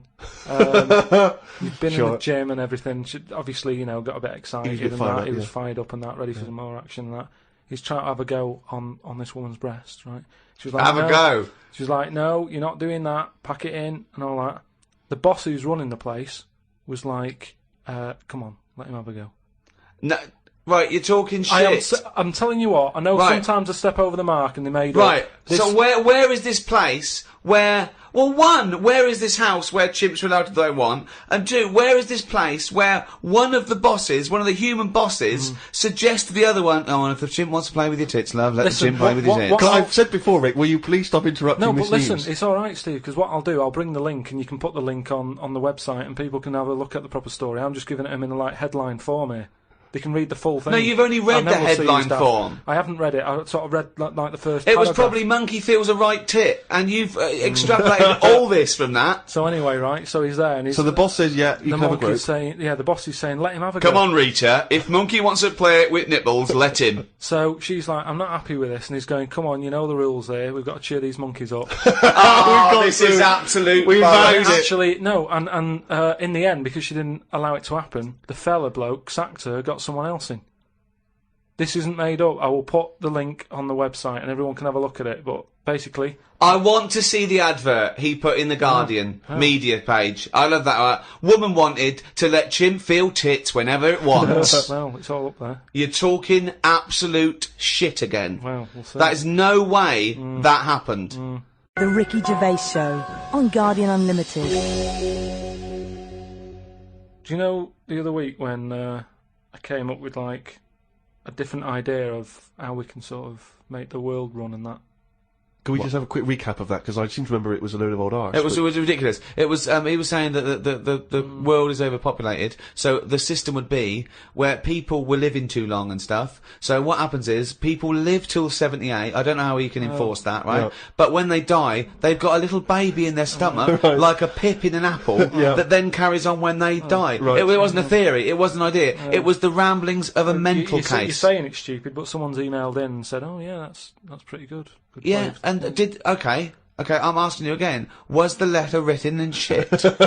Anyway, listen, right. Did it say the mental home, Mars? I've been thinking about it, right, and if we can't do that, right, if that's a no to that, right. Well, it's not a question of whether we can do it or not. Just saying, if that's a no, right, I've been thinking. It is about, a no. Yeah. This is going to be because brilliant. there's a lot of weird. I mean, you could win the Nobel Prize for this. But listen, there is a lot of ways in the world that some creatures and that go about sort of moving on. If you know what I mean. Evolution, you mean? Yeah, there's a lot of, like, on that David Attenborough programme that he's doing at the moment, he's always showing you little insects and what they've got to do, and there was one about a wasp, right, that had to fly about, right, for ages, looking out for a certain type of spider, right? It lays its egg in the When spider. I saw it, it whizzes down, Yeah. right?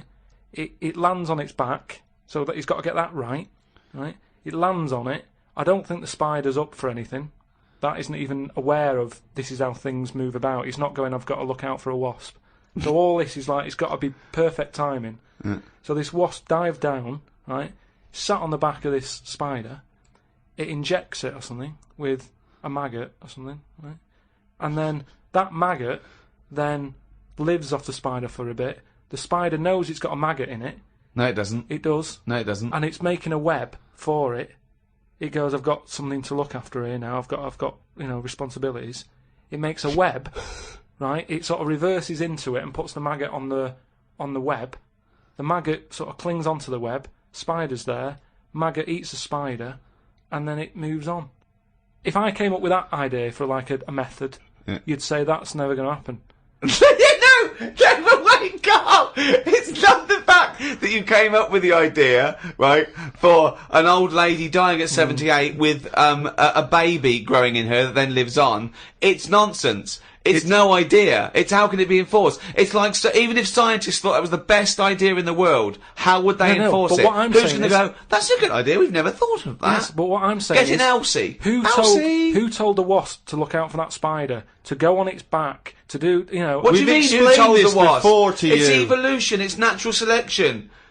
Yeah, but I can understand, you know, we've chatted about it before about giraffes having a long neck, but you're talking about a wasp and a spider who... That's because as far as you're I'm attributing thought and will behind their behaviour. Behaviour in humans is linked with a free will. Yeah, but most of what we do, say like how we have a kid at the moment, you don't just jump on the back of a woman and go, there you go, love, and then a baby pops out. You do if you come from Bristol. No, what I'm saying is, right, it's all, you build up to it, don't you? You have that bit of a chat and you go, right, how's it going? Yeah, and you get on and that, and then a little baby will come out. This is the most... Wait. Well, I want to go back to the dating procedure there. You have a chat, you go, alright, and then a little baby comes out. That's extraordinary. This is amazing. No, I'm Man, sorry. This is incredible. I tell you, two-bit radio's gain was secondary school's loss. It really was. What I'm saying is... This is my first Pilgrim book. Wow. Unbelievable. What I mean is, we all get on. What I'm saying is, at what point is a wasp ever going to have a chat with a spider or meet up with it? I don't even understand where we are now in this conversation. What point is a wasp going to ever have a chat with a spider?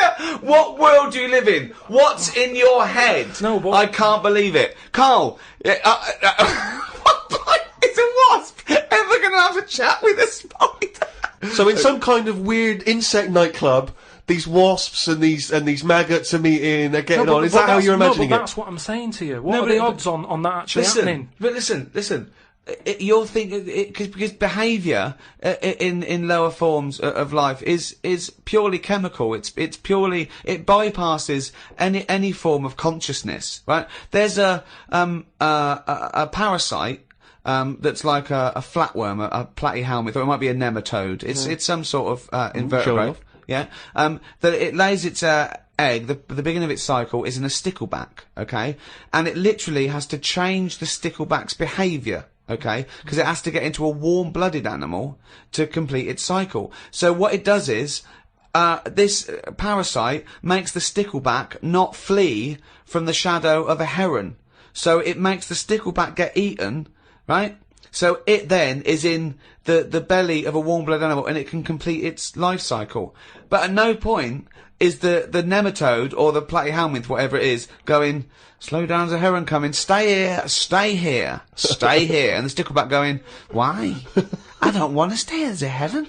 There's no conversation. It's not they get together and go, listen, I've got something that might be mutually beneficial to both of us. I need to get into a heron. You like to be eaten by a heron? No, I don't.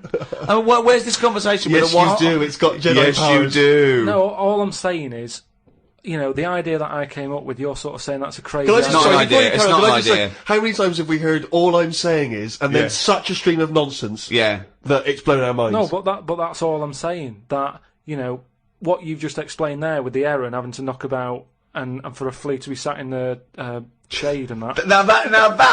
Now see that is incredible. That translation of what I said is that sums it up for me. Yeah. He sees the headline, he reads a book, it then goes through this weird filtering system with, I imagine the music in his head is boop, beep, boom, ba, discordant piano. I think the noise in Carl's head is like a fax machine, if you've ever got that up full volume. I think it's like a Czechoslovakian cartoon from 1963. Yeah. You know what I mean? Like, noises like, woks being hit. And, pianos just being hit by elbow. He's the only person you can give him a body of information and he strips away the facts. But the way he said that, I talked about, clearly talked about some sort of parasite in a stickleback that makes its behaviour change so it doesn't flee the heron's shadow. He said, so there's an heron with a flea who doesn't like the shade. How did it come up? I mean... it doesn't matter, forget that, right? But What's your theory? What I'm saying is I've come up with something else that I want to run by you then. Go on then. So you've sort of boo-booed the idea... Boo-booed. We've boo-booed it, we have boo-booed it. He shows a completely different bear. Yeah. It was originally Poo Poo the bear, but now it's Boo Boo the bear. Brilliant. So you've said no to, the old woman having a kid, right, Yeah. before she dies. What about if we do it the other way, right? Ah. Go on. Somehow, I don't know how A yet. kid has an old lady? That's what it's going to be, isn't it? A child gives birth to an old man. No. Right. What I'm saying is, right, Go on. work the other way round. Come on then. So if somehow we can inject something in like a body that's just died, right? Listen to this. Imagine this is notes. So- when he hands it into the Nobel people, Yeah. and they go, if there's a way that we can inject something, and they go, well, what? Well, I don't know the chemical formula, but something HO2. Right. So anyway, so you inject it in the temple. He's narrowed it down to the temple. Well, that's Fine. right. Yes, we inject something. So you inject it in. Who are you injecting? This old woman who's she's been ill and that she's died. So she's dead. So Yeah, we're but bringing you- yeah. bringing old people back to life. Okay, fine. That's step one. We just got to sort that out first. But fine, we'll crack that. Go on next. So we brought people back from the dead. Fine. Yeah, but And this next. is a way of controlling population. Remember, they can't be having it away and having kids. This is just the way we're going to Okay, work so from now. there's an old lady. So we start now. We start now as the world is now. So what happens? Right. So you get like an old woman. Who's dead? Yeah. Yep. Injector and that. Injector. And then what happens is she sort of wakes up. Amazing. Right. And she works the other way. So like she might be 77, Yep. and then she'll have a birthday. She's 76, and she's working that way. Right. If you know what I mean. Okay. Are you with me? No, keep it. Because the thing is, you've got. I have no I'm idea. really scared. Yeah. I'm really scared. This is the maddest thing you've ever said. Yeah. This is madder than the old lady with the pip like an apple in her belly. It sort of did work. This is No, it didn't work. It worked in your head. It's like a dream that you wake up and go, oh, I've got a great theory. And This it's is like, this is it. Let me just tell you the Go on, then. ending, because the endings works out a bit better. Go on. What I'm saying is, when you die at the age of 78. 9 months, What? at the age of 9 months, because that's when you come out. What do you mean when you die at the age of You're nine? not scared of dying because you're now a baby, so you don't know what's going on anyway. So there's no So fear. you missed out a bit here. So this woman, what, literally gets younger and younger? I think Yeah. when she's in her 20s, she's in her old age, Rick. Yeah, but it doesn't matter because that's the fun part of your life, isn't it? When you're 20 and you've got all your energy and that. So before you die, you're actually having a good life rather than it being the other way around. But does she do different stuff than she did on the way up? Because she's already lived 78 years, hasn't she? Don't forget. She was a baby once, and she grew to 78 years, then someone stuck a needle in her head and said, right, back you go. No, but forget all that bit. I'll forget all that bit. How do I forget okay. that bit? What I'm saying So is... she died and she doesn't remember all her, this is a new life, is it? Let me just leave you with this. Right, you're talking shit. Explain yourself. What I'm saying is, old people are scared of dying. When they're 77, they go, oh, what's going to happen to me? Little injection in the head.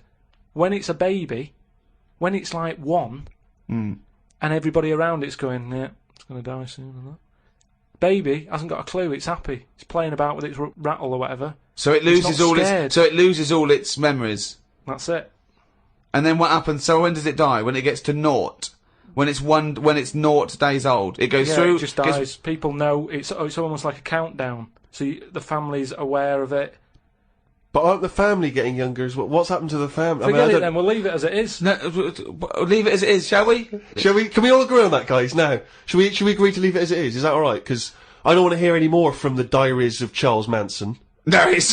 I mean, you're a fucking maniac. If you're a maniac and you'd like to get in touch, then please email us at podcast@rickygervais.com.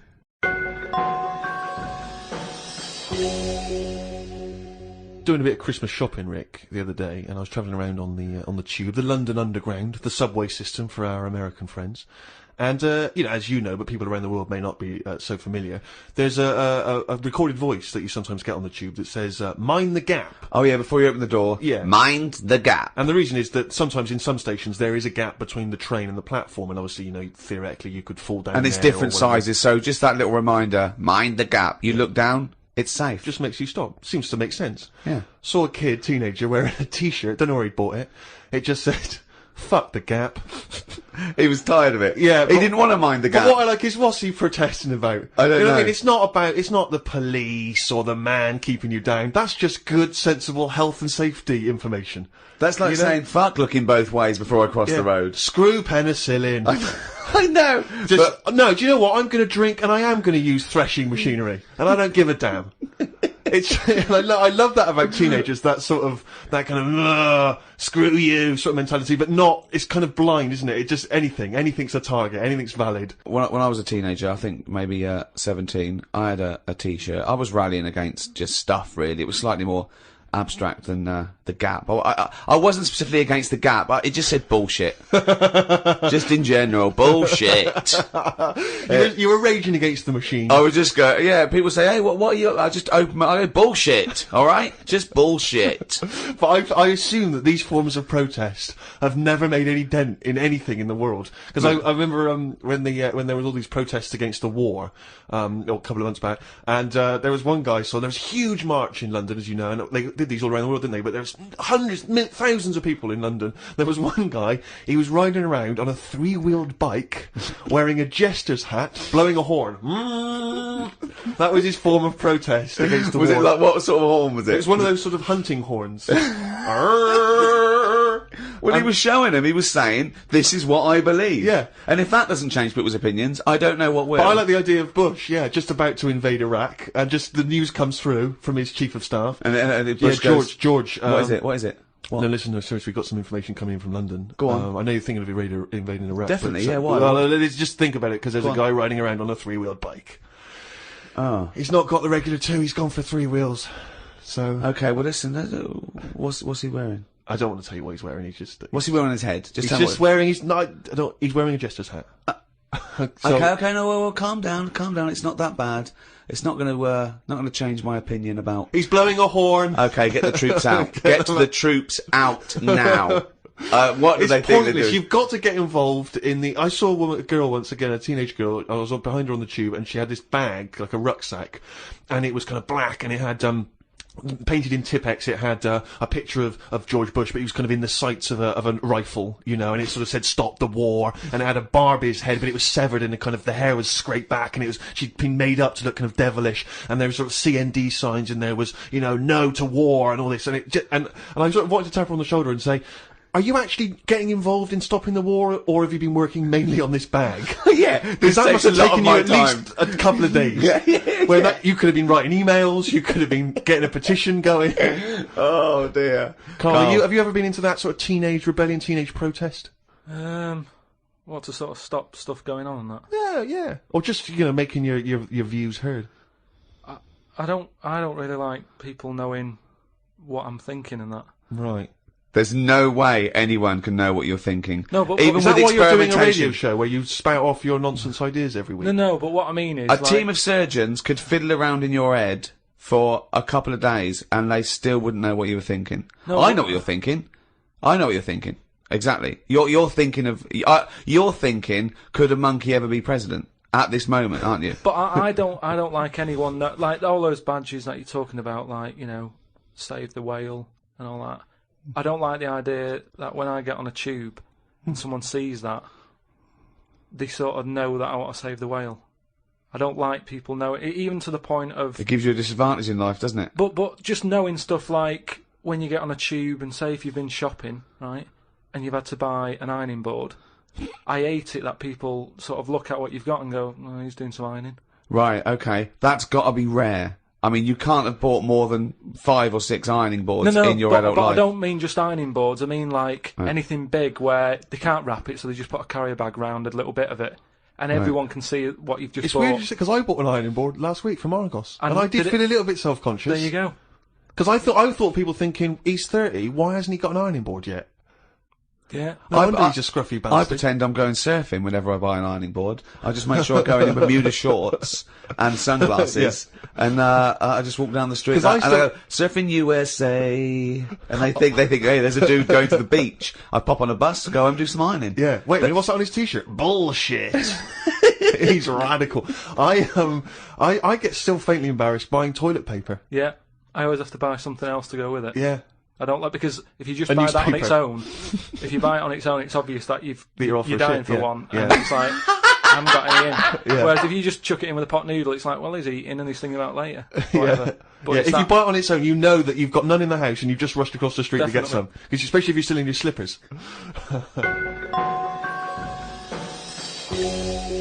Well, that's about it for another podcast, and a new one in a week's time after Christmas. So, Merry Christmas, everyone. Have an absolutely blinding Christmas. Or a lovely whatever festival you celebrate in your part of the world. From Ricky Gervais, Stephen Merchant, and Karl Pilkington. If you want to send us anything, as ever, the email address is podcast@rickygervais.com. You can email just your thoughts on the show, if you've got some monkey news for Karl, or anything you think might intrigue Karl, or indeed maybe just some Christmas wishes. Then that's the email address, podcast@rickygervais.com. I would like to wish a particularly Merry Christmas to those guys at Positive Internet for all their genius input and good work hosting this podcast.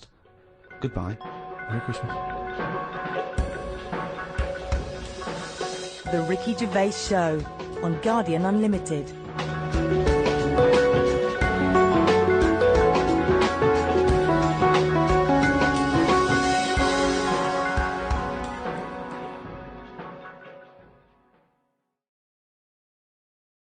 Hi, Ricky Gervais here, with me Steve Merchant Hello there, alright? and Karl Pilkington. Right. Yeah, welcome to the fourth podcast in the series of 12. It's after Christmas now. That's it for another year. All right, everyone had a nice Christmas. Oh, yeah, I had a blinder. I had an absolute blinder, mate. Good presents, Karl. Yeah, not bad, yeah. Get anything good? Not Odds and ends. that I can think of. Odds and Just sods. bits and bobs. Yeah. Uh, A friend of mine got a gift, or rather gave it as a gift. I don't know if you've been familiar with these. It's a charity organisation, and you go on their website, or you phone them up, and you can give someone else the gift of, say, a goat for an African family. So you say, this is what I've bought goat. And they go, oh, brilliant, where is it? And you go, no, it's going to a family in Africa. And it's a sort of goodwill thing, you know what I mean? So People you buy an African family a goat that will it's, help them for years. and it's to come. like you're saying, well, I would have bought you a present. Yeah. but I've used that money wisely. Yeah, so it's almost like they've given Exactly. the present. They've given the goat. Yeah, it's a beautiful idea. But as soon as he told me about it, I thought to myself straight away, knowing Karl's views on charity and giving, you know, Yeah. particularly this seasonal time, Yeah. I wondered what his views would be. well, are they happy with the present over there? Like the people who are getting it? What, the African family? Yeah. Is the African family sort of going, oh, I hope someone gets us a goat? That's nothing to do with Christmas for them. They're not sitting around thinking, I wonder if Santa brings us some food. It's a long-term thing. These are happening all year, I assume. It goes towards a pool of money that goes to... It's not like they get you're an idiot. What, you think an African family wakes up and there's a little goat with a ribbon tied round it, and they go, oh, look what Santa brought us. Look, and that mince pie's gone and that glass of milk. You're such an idiot. No, but what I'm saying is, does that family want a goat? Yes.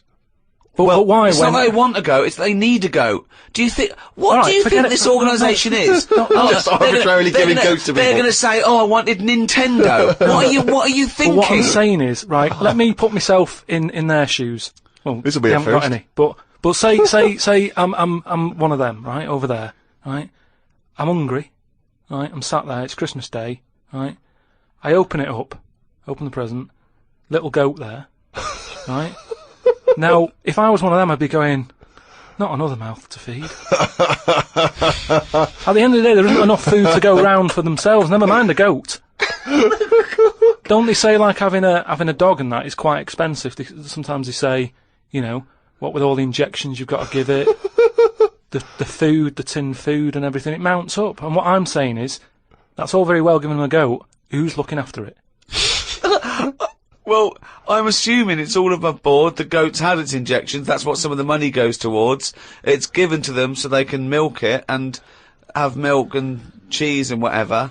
I don't think it's a burden. What is this? What do you mean? They wake up Christmas Day and open a present.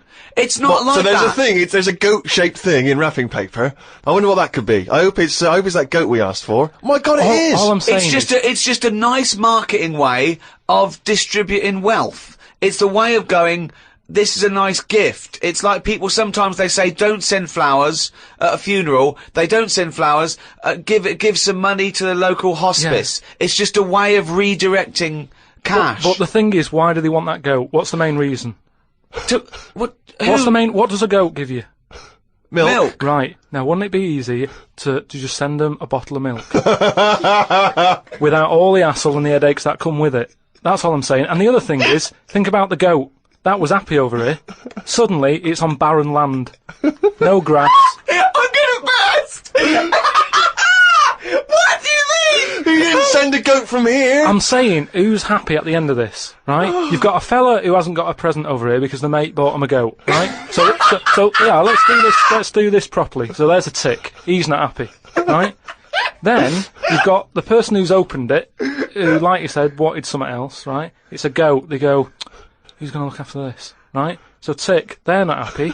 And then you've got the goat going, what am I doing here? The Ricky Gervais Show on Guardian Unlimited. Tell you what, a lot of people are wondering, Carl, is what I received from Ricky this year. Go on. Nothing! Absolutely nothing. I remember actually after my birthday he said, oh yeah, I'll be getting you a little gift. Forgot. So I've had nothing from him this year. He's a man who's got a little bit of cash in his pocket now. What I'm hoping is that maybe he'll pool it over the next 5 years and buy me something I've been reading about recently. Now, you definitely love this, surely. Have you started seeing this now? Virgin are starting plugging Virgin Galactic. I think it's something like 200,000 quid, and you'll get a chance to go in a space shuttle into space. Now, I don't know what your feelings are, Rick. You know, I know you've probably got a bit of cash in the bank. Honestly, I was thinking of giving you another signed extras DVD. Anything. It's the thought that counts, so that would be great. But I've got some knocking round. I can give you one of those. I know you've already got one of those, but Sure. I don't mind. They don't cost me much. No, great. And do you like the book Flanimals? I know it's aimed at 5-year-olds, so I don't know why I personally would want it, but you know that's going to be in the little selection box for you. Great.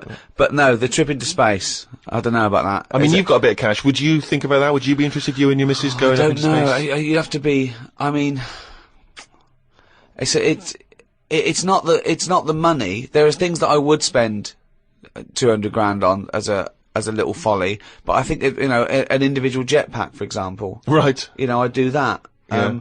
I'd like to see the Earth from a couple hundred miles up. That'd be good, but I don't know if that's quite worth it yet. The other thing is the safety, because I'm worried that I want to see a lot of people go up there first. Yeah. I wouldn't be the first bloke to go on an aeroplane. No. I'd want to see a few pioneers go. It's really safe before I got on something like that. Well, I believe the actress Victoria Principal is volunteering herself. So I think she maybe used to be in Dynasty or Dallas. So, well, I'll see what happens to her. Yeah. If I think if she can do it, then no. If Vicky P comes back all right, rather then, like those monkeys they sent up years ago, then we'll all be a lot more relaxed. Exactly. If they put electrodes on her and it all works out fine. And there'll be a banana, chute issuing bananas, and there'll be buttons. Press left, press right. Yeah, and I might consider it. Carl, thoughts? Going to space? No. It's not worth it. Why? Wouldn't it be a fascinating experience to go into space and look back at the Earth? There's no out there, though, is there? There's no there. Say that again. Well, there's no out there, though, is there? Right. I mean, at what point are you all meant to be happy? Do you know what I mean? You're floating about up there, and because you don't get out, do you? What, you mean to do some duty-free shopping? I'm just talking, you don't go floating about, do you? You stay in your seat. Well, they probably let you move around on the shuttle. Yeah, no, but I'm talking about getting out. For me, when you go on you want holiday, to get out into space? Yes, but that's what I'm saying. When you go on holiday, the flight bit isn't the best bit of the holiday, is it? That's the bit you've got to do. So what I'm saying is you've got to stay on this, and then you go back home. So you don't take luggage, right? I don't see the point.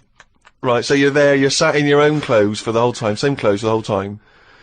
But I don't understand what is the point. I think it's the view. I think it's two things. I think it's the view and being able to be part of an exclusive club. I went into space. It's all that thing about man conquering nature, and you're one of that elite few that have managed to pop up, see the world from a distance that no one else can see it from, and then pop down. You know, that's it. Of course, yeah. So you all that way just for the view? Yeah. Is it worth it? I mean, there's a lot of other places I haven't seen anyway, right, before I think about that. I think if you've done everywhere... I haven't been to Scotland yet. right? Right, yeah.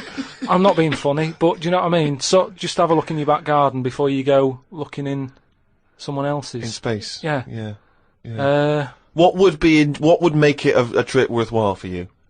I mean, if you did go into space, if we gave it to you free of charge, we said, Carl, go up I into know the space. answer. I know the answer to this, Steve. He's thinking, I'd like to meet some aliens that can talk like I do. Yeah. And I can understand them, and they can tell me something. Like what? Oh, they met God, he was alright.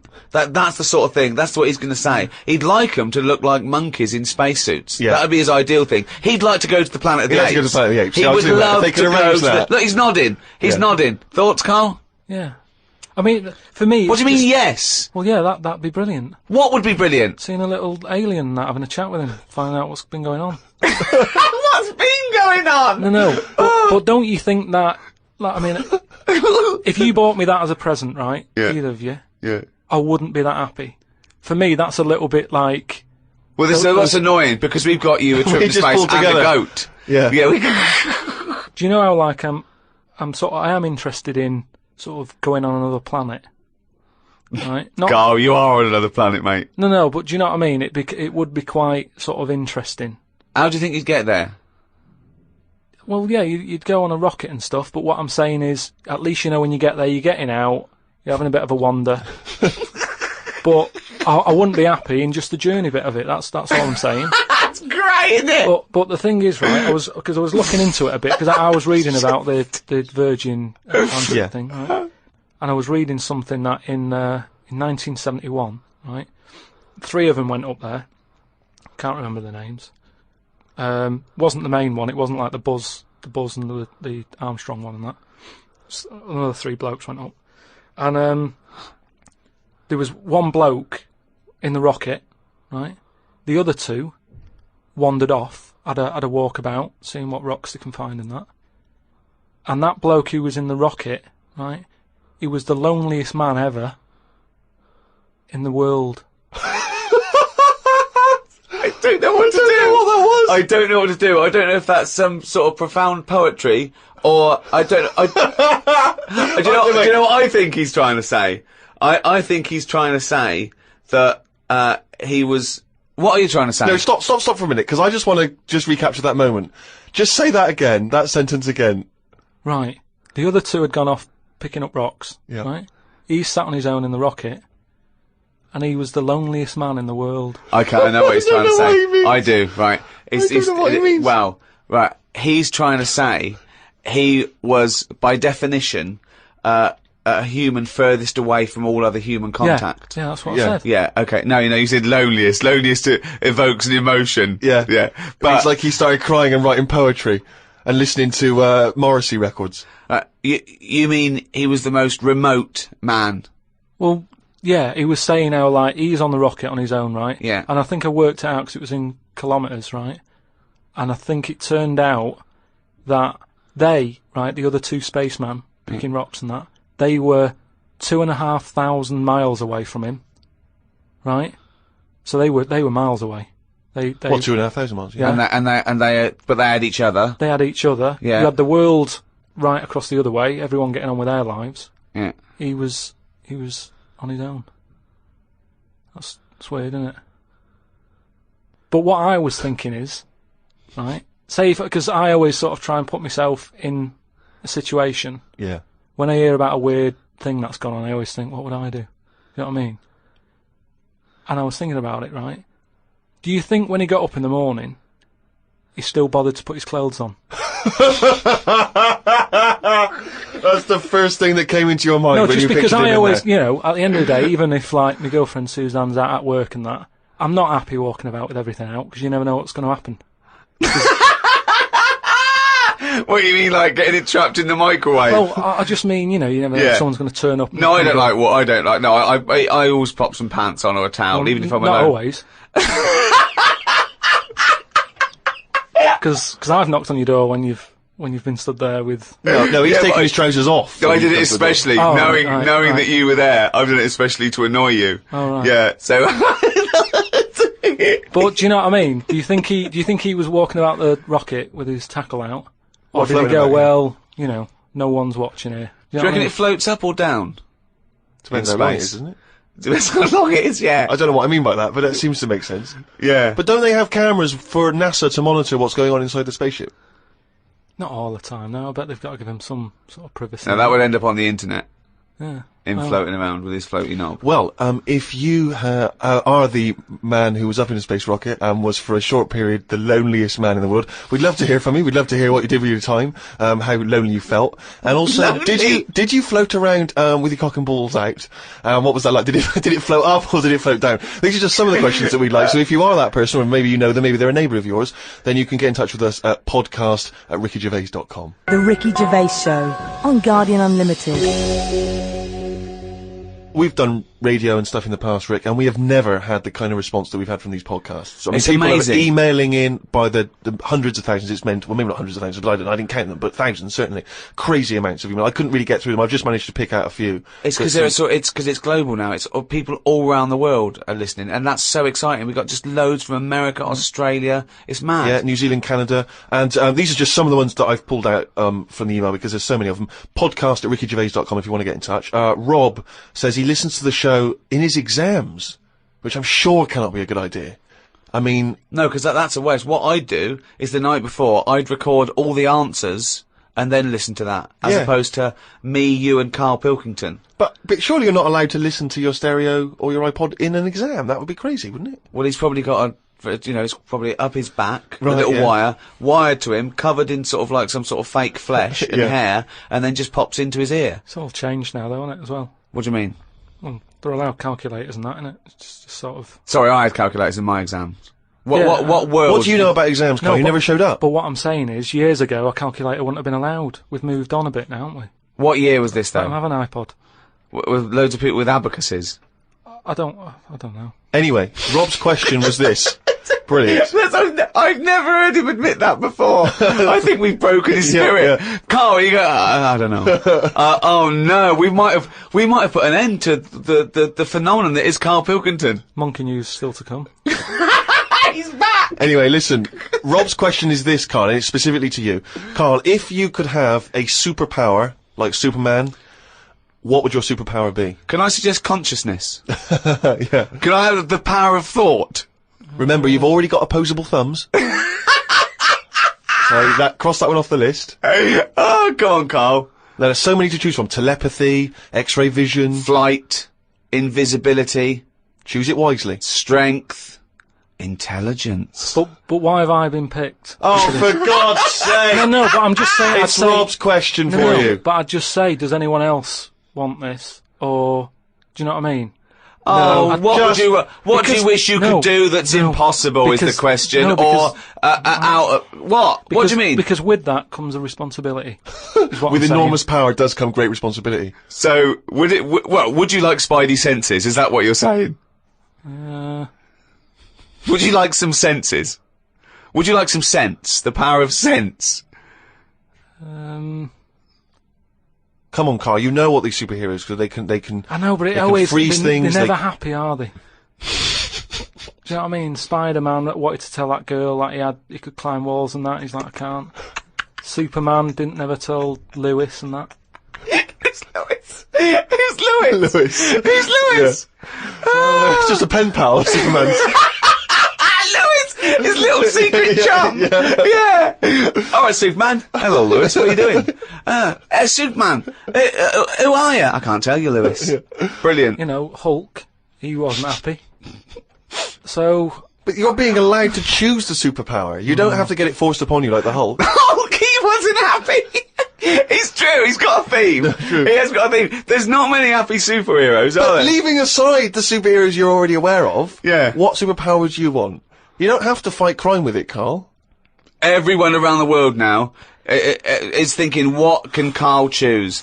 Let's deliver it to him now, Carl. Think about it and give us the answer, please. Let me just remind you of some of the other things. Invisibility. all the time though, or can I sort of turn that on and off? Let's say you could turn it on and off. Would that interest you? Yeah. I'll have that. Right. Okay, and what would you do with this power of invisibility? Just sort of wander about and that, just not get seen. It's a brilliant power. It's a brilliant, and it's put to such brilliant use. It's brilliant. Well done. And why would you want to walk around and not be seen in that? What would you gain from that? Don't know. You could sort of go in shops when they shut, so you don't have to go. How would you get in? Just get in just before they lock up. Oh yeah. How would you get out? Wait till the morning. Brilliant. So hang on. So that's your use of invisibility. They found the power of invisibility. You want to sneak into. Never mind. No, hang on. You want to sneak into HMV, right? Wait for 12 hours, and then buy something. Ah, I love it. Just so that you don't have to be in there with other people. Do you know what? I don't want it. I don't want a power. Why not? Because I just don't think it'll do me any good. I think it's more of a hindrance. I love this. It's like, just think of his presents. We've given you a trip into space, and the chance to be invisible. Not happy with any of them. Yeah, what he wants is a voucher for HMV. Yeah. He just wants some tokens for a record shop.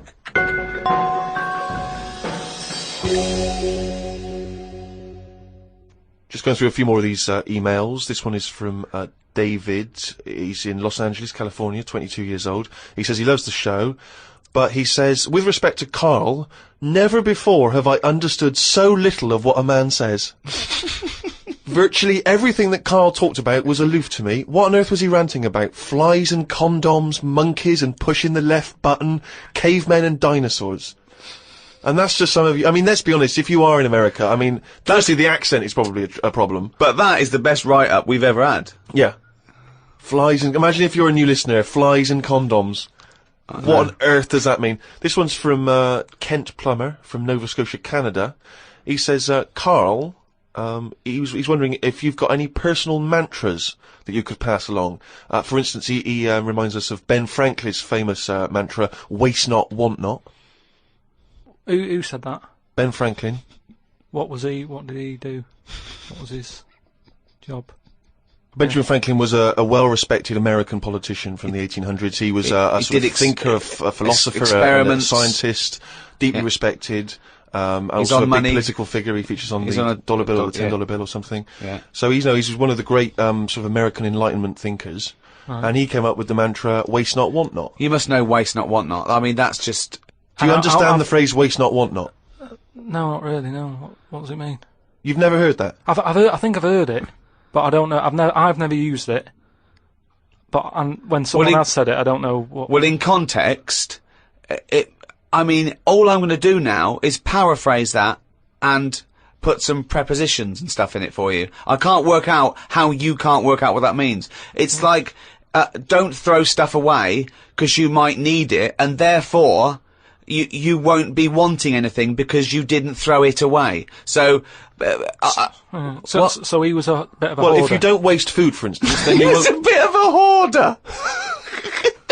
For God's sake. No, but I'm just saying, you know, he's a man in power. Is that the best thing he ever said? No, I'm sure he came up with many, many profound things. Why is that one he did experiments in electricity and conducting electricity, all sorts. But that impresses me more, inventing electricity, than someone... He didn't invent electricity. Don't impress you more than what? Just saying, waste not, want not. I don't think it's that good. It's not even catchy. What I don't understand is why he was the first person to sort of suggest, look, don't go chucking that out. Keep it. You might need it later. He wasn't the first person. Say that again. That is brilliant. Why isn't that catch on? That is amazing that you've just come up with there. That's poetry. How would you word it? I'd just say, whoa, don't be chucking that out, you might need that later. Don't be chucking that out, you might need that later. Karl Pilkington. Whereas some would argue that waste not, want not is perhaps a little bit more pithy, a little bit more... We should go through great sayings and phrases and say if he could, well, firstly, does he know what they mean, and then secondly, can he improve them? That would be brilliant. We'll do that next time. Alright, let's see. Okay, Winston Churchill. Never have so few done so much for so many. What do you think of that? Do you know what that means? So he's saying... Well, it's with regard to the Battle of Britain and the pilots that gave their lives. Yeah, I'd just be annoyed if I was one of them who gave a lot for a few or whatever. right? No, gave a lot for so many. You were, Yeah, if you were well, one of those few yeah, that gave so much for so many, i.e., it means these few good men, their actions freed the world. They freed the world. They have an impact on every person in the world, and they were few brave men, and that's what he's saying. Yeah, but what I'm saying is, if I was one of them men who gave up his life, right, I'd want a name check. I don't want to be bungled in with everyone else who is saying a load of blokes gave it their lives. Well done on that. See you later. That's brilliant. Did you just say bungled in? Yeah, bungled in, yeah. He made up a word! You don't want to be bungled in. You made up a word. See, that's it, you see, we've been looking for it. That's original, that's Karl Pilkington. I don't want to be bungled in.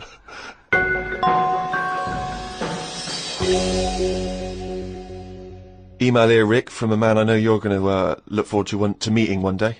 Paul, the party animal Parker. He's I imagine back. he had a wild Christmas. Oh, imagine the fun he got up to. He's sitting now in sunglasses with his mum giving him some soup because he's partied too hard. And I'll tell you this, I wish I was round there for New Year. Imagine what he's going to get up to. Him and his mum. If he recovers in time, it's going to be mental. What's he want? Anyway, Paul the Party Animal Parker, he sent in a fact. That seems to be his thing now. He sends in facts that he thinks might be of interest to us. The kiss that is given by the bride to the groom at the end of the wedding ceremony originates from the earliest times when the couple would actually make love for the first time under the eyes of half the village. Now, Wow. a couple of questions straight away. Firstly, this is almost like a Karl fact. Yeah. Because there's no specific time or place. It was earliest times. Earliest times. I don't know whether that means the wedding ceremony in this country, in America, in Africa, who knows. Yeah. But, so, yeah, it's a little bit vague. But this was the thing that struck me. Actually make love for the first time under the eyes of half the village. And you wonder, why is it only half the village? Was it like, were they raffling off tickets? Yeah, the winners. Exactly. Yeah, You exactly. come and see two people getting it on. The rest of you, no, tickets only. It's cordoned off. It started off, and then a few of them got bored. Exactly. Once you've seen one stroke, you've seen them all. Yeah, that's about as good as it gets. Yeah. So yeah, I don't know if there's any truth. But what about that, Kai? How would you feel with that if you had to? At what point does that happen? Is that like, they go, like, I do. Get your knickers off. Well, presumably, if it's the origins of the kiss, you may kiss the bride. The old vicar used to say, as they were jumping over the broomstick, he used to go, right, give her one.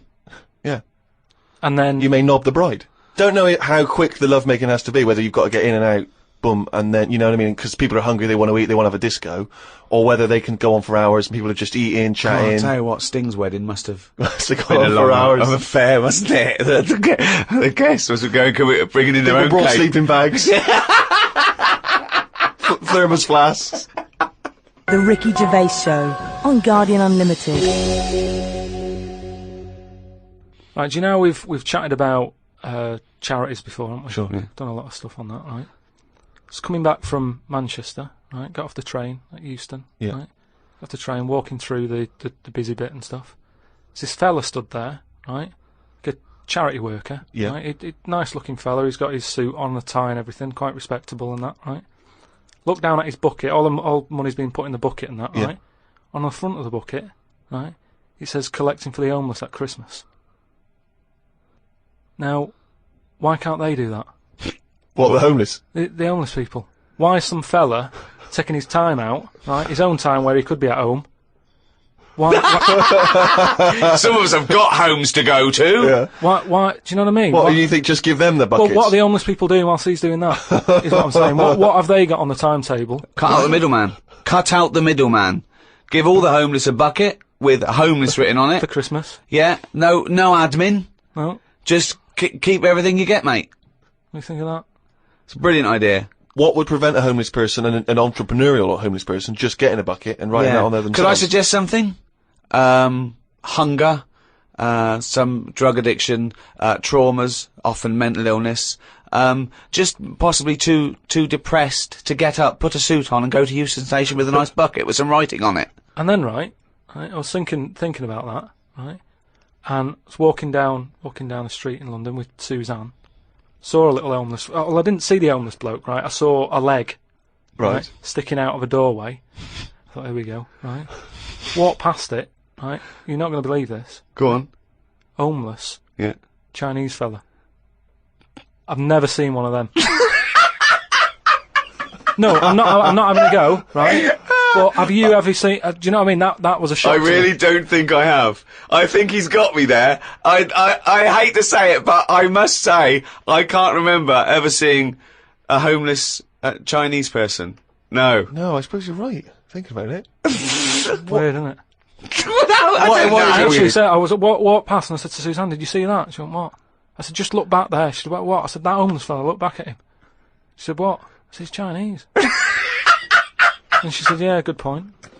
Good point. Of course she did. She said that to shut you up. She didn't want to get into a conversation with you. Oh, And what's God. your point, really? What exactly is your point? You're No, just it's perplexed just 'cause that you've never we seen were it. chatting about homeless and that, and I saw that, and I just thought, I just found it a bit odd. Right. Well, if you are perhaps based in America or Australia, Canada, have you ever seen a Chinese homeless person? This doesn't count to any listeners in China. But anywhere else, have you ever seen a Chinese homeless person? Podcast at rickygervais.com. If you have, maybe you've got a picture you can send us as well. But this is what we're looking for now. We're looking for how many Chinese homeless people can we find by, let's say, 2006. January 2006, January 1st. How many Chinese homeless people have you seen?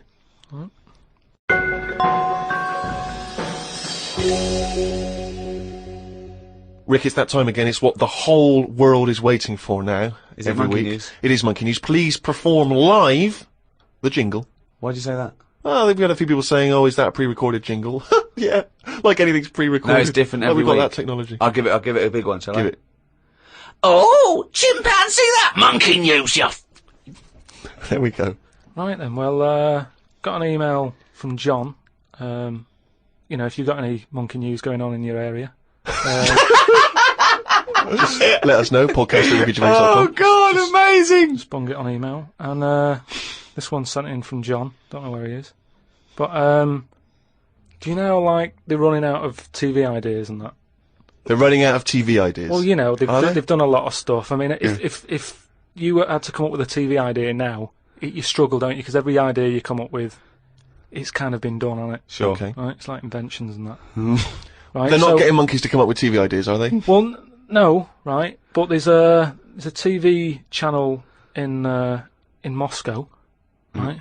And I think they had a bit of bad luck or something, a lot of redundancies and that, right? And whoever was in charge of it got a bit mental and got rid of loads of people, right? Yeah. And they come in the next day and they were like, "Right, are we ready to go live?" and that. And someone comes running in with a clipboard saying, we haven't got any people left, right, to present. Such nonsense. Right, tell you what. Right, okay, carry on. So he goes, "What?" If just one employee turns out to be Simeon and is doing a good job, I'm never doing this radio show again. So this TV channel, it's having a lot of problems and that. They've got to go live, right? He's like, "What am I going to do?" Anyway, for some reason, right, there was a chimp knocking about. For some reason, that's the key piece of information, it but we didn't get it. We didn't get it. It doesn't matter, does it? It doesn't matter, it does. It doesn't matter. Imagine Anyway. if that was in a film. And I go, well, I can't see where this plot go. Well, he's just there. He's just there. So anyway, he some sort of reason. says, get it in a suit, right? Why? So, because they're running out of ideas, the clock's ticking, they've got to go live with something. What do you mean? What he's What, is it a presenting? news programme? He's Well, listen, presenting. Listen, it's a chat show. I'm not... They can't Again, talk. don't have a go at me, have a go at John, who sent this in. Right, And be this quiet, let's hear it. Let's hear the end. So anyway, like I say, they're going live, 5, 4, 3, 2, 1, whatever. Chimp sat there on the chair. He was like, "Look, let's just get through tonight's show and worry about this tomorrow, right?" What are you talking about? Look. So they put a chimp in a suit. What was that handmade, or were the sleeves a bit short on him? You idiot! Think. So anyway, it's sat there, right? And they're going, "Right, here we go. Good luck, everyone," right? Yeah. Chimp's there. What programme is this? It's a chat show. But whose chat show is it? Well, it's the monkeys. I like the fact that It's they... the monkeys now, is it? Do they say? I like the fact that they put the chimp in a suit. It's like, no one's going to take this chat show seriously if he's not dressed up, if he's not smart. Slovenly, look at that slovenly ape. So anyway, Oh. let's get to the point of it and that, right? So anyway, they go on, right? It's all going Didn't brilliantly. happen. There's no way this happened. Here's a fundamental So anyway. question. How was the chimp asking questions?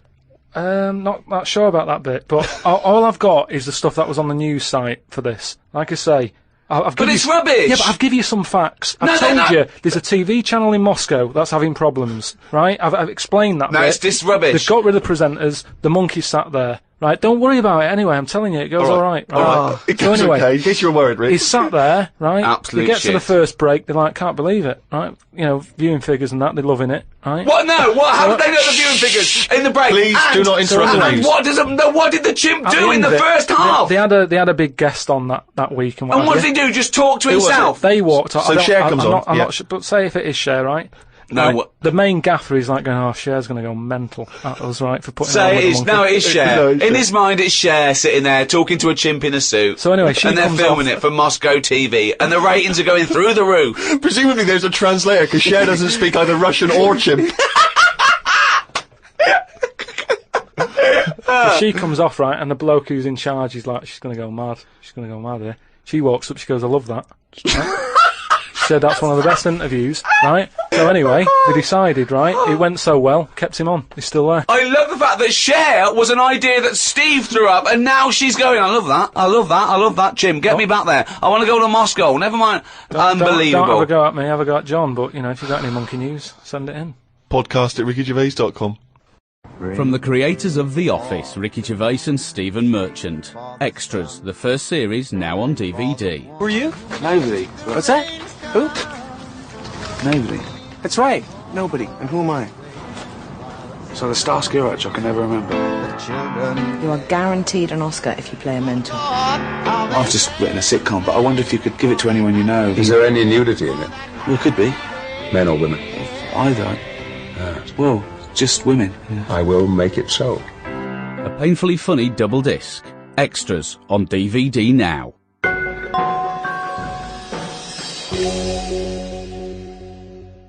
Thanks for listening. Happy New Year. Particularly to our friends at Positive Internet. who Oh, those guys have a wild They time. host this podcast and they do a brilliant job. Happy New Year to everyone around the world. And in particular, those guys at Positive Internet. And also, Paul Party Animal Parker have a blinding New Year, because I imagine it's going to be crazy. You don't need to say around it to your him. mum's house. I'm insulted that you have to tell him that, because there's no way you need to tell him that. He's going to have a blinding New Year, so don't waste your breath, Steve. The Ricky Gervais Show on Guardian Unlimited. Happy New Year. Welcome to the world's #1 podcast. I'm Ricky Gervais, with me Steve Merchant Hello there. and Karl Pilkington. Right. We have had an overwhelming response from emails. To be honest, we're very grateful and thank you so much, but we've had over 4,000, which is just too many to get through. So we're going to have to apologise for not getting back to you. We are going to try and read them all, but we just can't reply. We do this ourselves. We're three little fellas. We haven't got an entourage and millions of people working for us. It's just us in a little room. But thank you so much. One in particular, remember a couple of weeks ago we asked if there's any house DJs out there, maybe they could do a dance mega mix with the words, I could eat a knob at night. Carl just said that in conversation, talking about someone in a reality game show, I'm a Celebrity, Get Me Out of Here, who ate a kangaroo penis. And he just came out with the phrase, I could eat a knob at night. Someone has risen to the challenge. We had about 70 different songs. We're going to play our favourite at the end of the show, and maybe put some of the others on the website, rickygervais.com, so you can go there and hear great dance tracks. They're all called I Could Eat a Knob at Night. Oh, no one's switching off now. Everyone's guaranteed they're going to stay right to the end there, so they can hear, I want a bit of knob at... Was it? I could eat a knob at night. I didn't know that night. It's Eat a funny, knob it was at only a while ago, you were talking about getting quoted, like Winston Churchill got quoted, and Ben Franklin got quoted, and now you may go down in history, I could eat a knob at night, Karl Pilkington. Carl, I could eat a knob at night, Pilkington. Talking of all things nobular, I got a text from Carl yesterday, Steve. A text from Carl, yeah. Yeah. I'll just read it to you. Okay, see you to Moz for a face rub at 6:30 then. No bum tubes though. So I was intrigued and I called Carl and said, I think you've just sent me a text by mistake. What's the explanation of that? See you tomorrow for a face rub. Yeah. No bum tubes though. Just because my mate, right, Russell, Why did he choose you? he said, you know, there's things that go on in life that you need to experience. Yeah. He said, just pop along, and I didn't say yes straight away. What's a face rub? You mean a facial? Like a facial? Just like a posh face wash. Like a facial, where you lay down... You just clean your face with a flannel and that. So you're going to have a facial scrub, you're going to go lie down with another man and have your face Well, no, this is what I was saying to him. There's a couple of questions. I didn't just say yes straight away, I questioned it. I said, well, I'm not that happy with this. I said, look, there's nothing weird going on here, is there? I said, it's not a house, is it? It's a proper clinic and that. He said, yeah, it's proper, you wear a dressing gown and that. I said, well, I'm not that So he's already got you in the dressing gown? Yeah, well, I haven't agreed to that. Today I've worn a little round polar neck sort of jumper so I don't have to take it off. It's not going to get in the way of my face. I made sure I didn't wear a shirt with a collar. I'm not taking this off. They can put the dressing gown on top of this. Right. If you have to do it to look smart or whatever. I'm not taking my clothes off. Okay. I don't know if it's a woman who rubs my head. Don't know if it's a bloke or whatever. Well, the thing is, you get extra, don't you, for your face rub, because your face goes all the way back over the top of your head down to the back of your neck. But all I was, so you've got a big face, haven't you? All I was saying to him is, I'll have the face rub, but I don't know if once you're in there, right, they try and sell you the bum tube thing. What's a bum tube? Is that a euphemism? What are you talking about? The thing where they pop a tube in and put coffee in your belly and it cleans you out and that. An enema? Yeah, a colonic irrigation? Yeah. Why would you have that? I don't want it. I don't think Why you not? need to. Just because I think I've said to you before about, you know, you don't need to be that clean inside. You know what I mean? I don't mind washing my face. But at what occasion do you need where you're that cleaned out? Do you know what I mean? And it's always a clear tube and that, and you see all the stuff whizzing past. I don't understand why it's clear. I don't know why you've got to see what's coming out of you. Like it's, you know, like the generation game, making notes of what's whizzing past. Forget it. The Ricky Gervais Show on Guardian Unlimited. Over the Christmas break, I was watching some different TV. Saw an amazing documentary. It was called Tribes. This guy, and he goes and lives with different tribes around the world. These small little indigenous people. And there was one. He went to Papua New Guinea in Indonesia, right, Carl? He lived with the Kombai tribe. All right. Now, this Papua New Guinea is an extraordinary place because it is one of the only places left on Earth that hasn't been fully explored. There are parts of it that it's just blank on the map because they've never explored there. They don't know what's there. They don't know what's going on. So, firstly, that must already freak you out. Imagine that 21st century. They have no idea what's going on down there. But do they need to know if there's nothing going on? Well, they don't know what's going on. There could be stuff going on. No, but there's no chance that they'll go, we haven't been over there, and someone goes and there's like an Arndale centre. Nothing's going to be there, is it? So there's no... Well, no I'll tell you what is there, okay? There's these various small tribes, okay? This guy he's amazing, right? Now, the thing about these is that up until the 60s, and even more recently, some of these tribes are still cannibals. They're still cannibalistic, okay? Eating people from other tribes. This is going on now? Going on now. It's generally stopped, but it still does occasionally occur, alright? So this guy goes to live with them, right? They walk around, you know, obviously naked, except for a little leaf just above their genitals. It's not covering the genitals, it's just above the genitals. Do they know they could move on? Have they got a telly? Or have they seen a telly and gone, I'm not up for that? Or are they saying... It's not the Amish. They haven't chosen But what this. is the difference between the Amish and these people? Well, the Amish are a group of people that choose to live in that way. These people are just essentially untouched by civilization. I mean, they do have interaction with civilization, and people do come there, but they still live in this very, very almost prehistoric way. They go around, they have homemade weapons, they kill pigs and hogs in the undergrowth. They live in kind of tree houses. They did buy a telly, but there was nothing on because there isn't any broadcasters. They couldn't plug it in. Yeah. They were an absolute nightmare. Yeah. But there was one guy, okay, now he said that his brother was dying. This was a couple of years ago, right? His brother was dying. He said to his dying brother, what happened? Why are you dying? This guy said it was a bloke in another village. Okay, he goes over to the other village, he kills this other bloke, right? He eats him, or eats bits of him. The other village gets a bit annoyed. They go, what's going on? Why did you kill this bloke? He went, sorry about that, right? They said, well, you need to make it up to us. He gave him a pig. They said, a pig's not enough. They gave him 5 pigs. Hang on, who are they giving these pigs to? The tribe? To the tribe of the bloke who he killed and ate. So 5 pigs apparently made up for the fact that they'd killed one of them. They said, well, hang on, what are you going to do with this bloke's wife? Why were they bartering? Why didn't they just get the police in and say, what's going on? What police? Yeah. Why didn't they call Morse? I mean, what? Yeah, what? Why didn't they call in Kojak? Because he'd have sorted it out, wouldn't he? Or who else could they have called in? Columbo would have sorted it. I don't understand. What are you saying? There's 2 tribes. There's a number of different tribes, aren't there? I've just explained that to you. There's a number of small individual tribes in this dense Papua New Guinea forest. With a load of pigs. With a load of pigs. But the wife of the guy that he killed, Nate, they said, "What, we don't need her now, we don't want her." So she had to come and live with the murderer of her husband. So she's living there now. You know, happy as Larry. But what I mean is, right, they're miles away from anything, but it doesn't sound like the great place to live, right?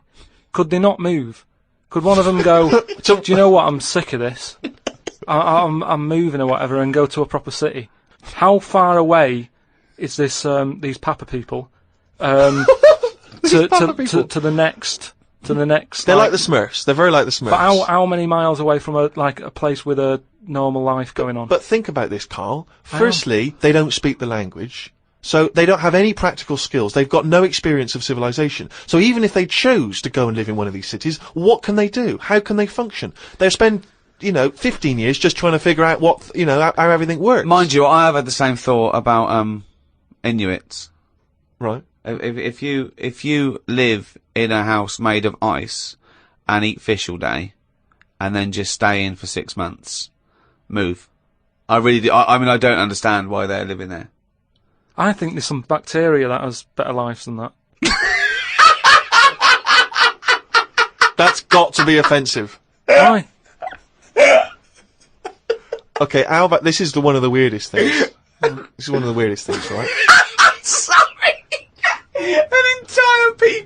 An entire race just of people. dismiss. I'm not having a go, but I'm just saying I wouldn't fancy it, is what I mean. But they don't know of ice. another world. How can they imagine that they could... Oh, I'll tell you what, this is boring. I'm tired of hunting for food and eating fish from the river. I'll tell you what, I'd like a world where there's iPods and room service. I'm going to go and move to New York. They're not thinking like that, are they, Carl? Because they don't know about this other world. Which is why, in a way...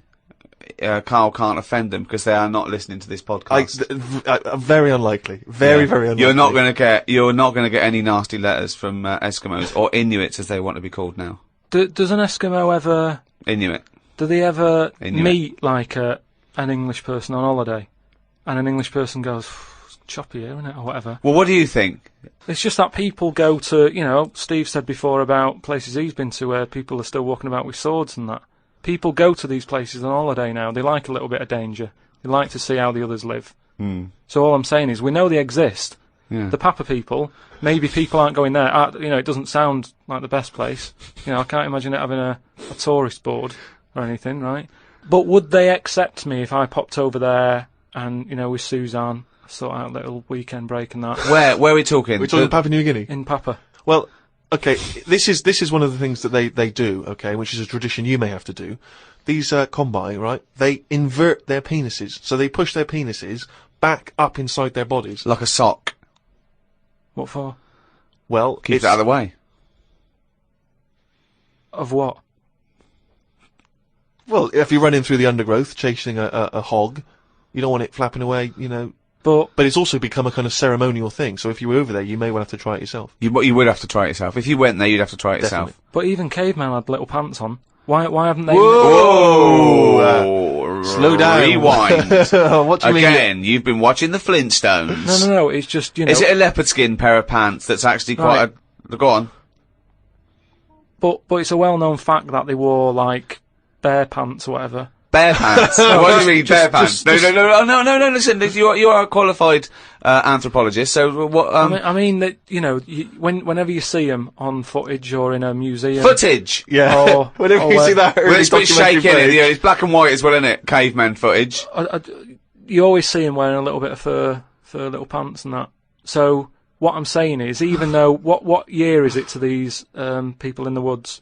I don't know what this conversation is anymore. He's just clutching at straws. His mind, it's like a fly. His mind, isn't it? It's just buzzing round. It's trying to find a window, and that's your mind. It is just like hitting against pieces of information, but then just bouncing off. Dazed, perplexed. Forget it then.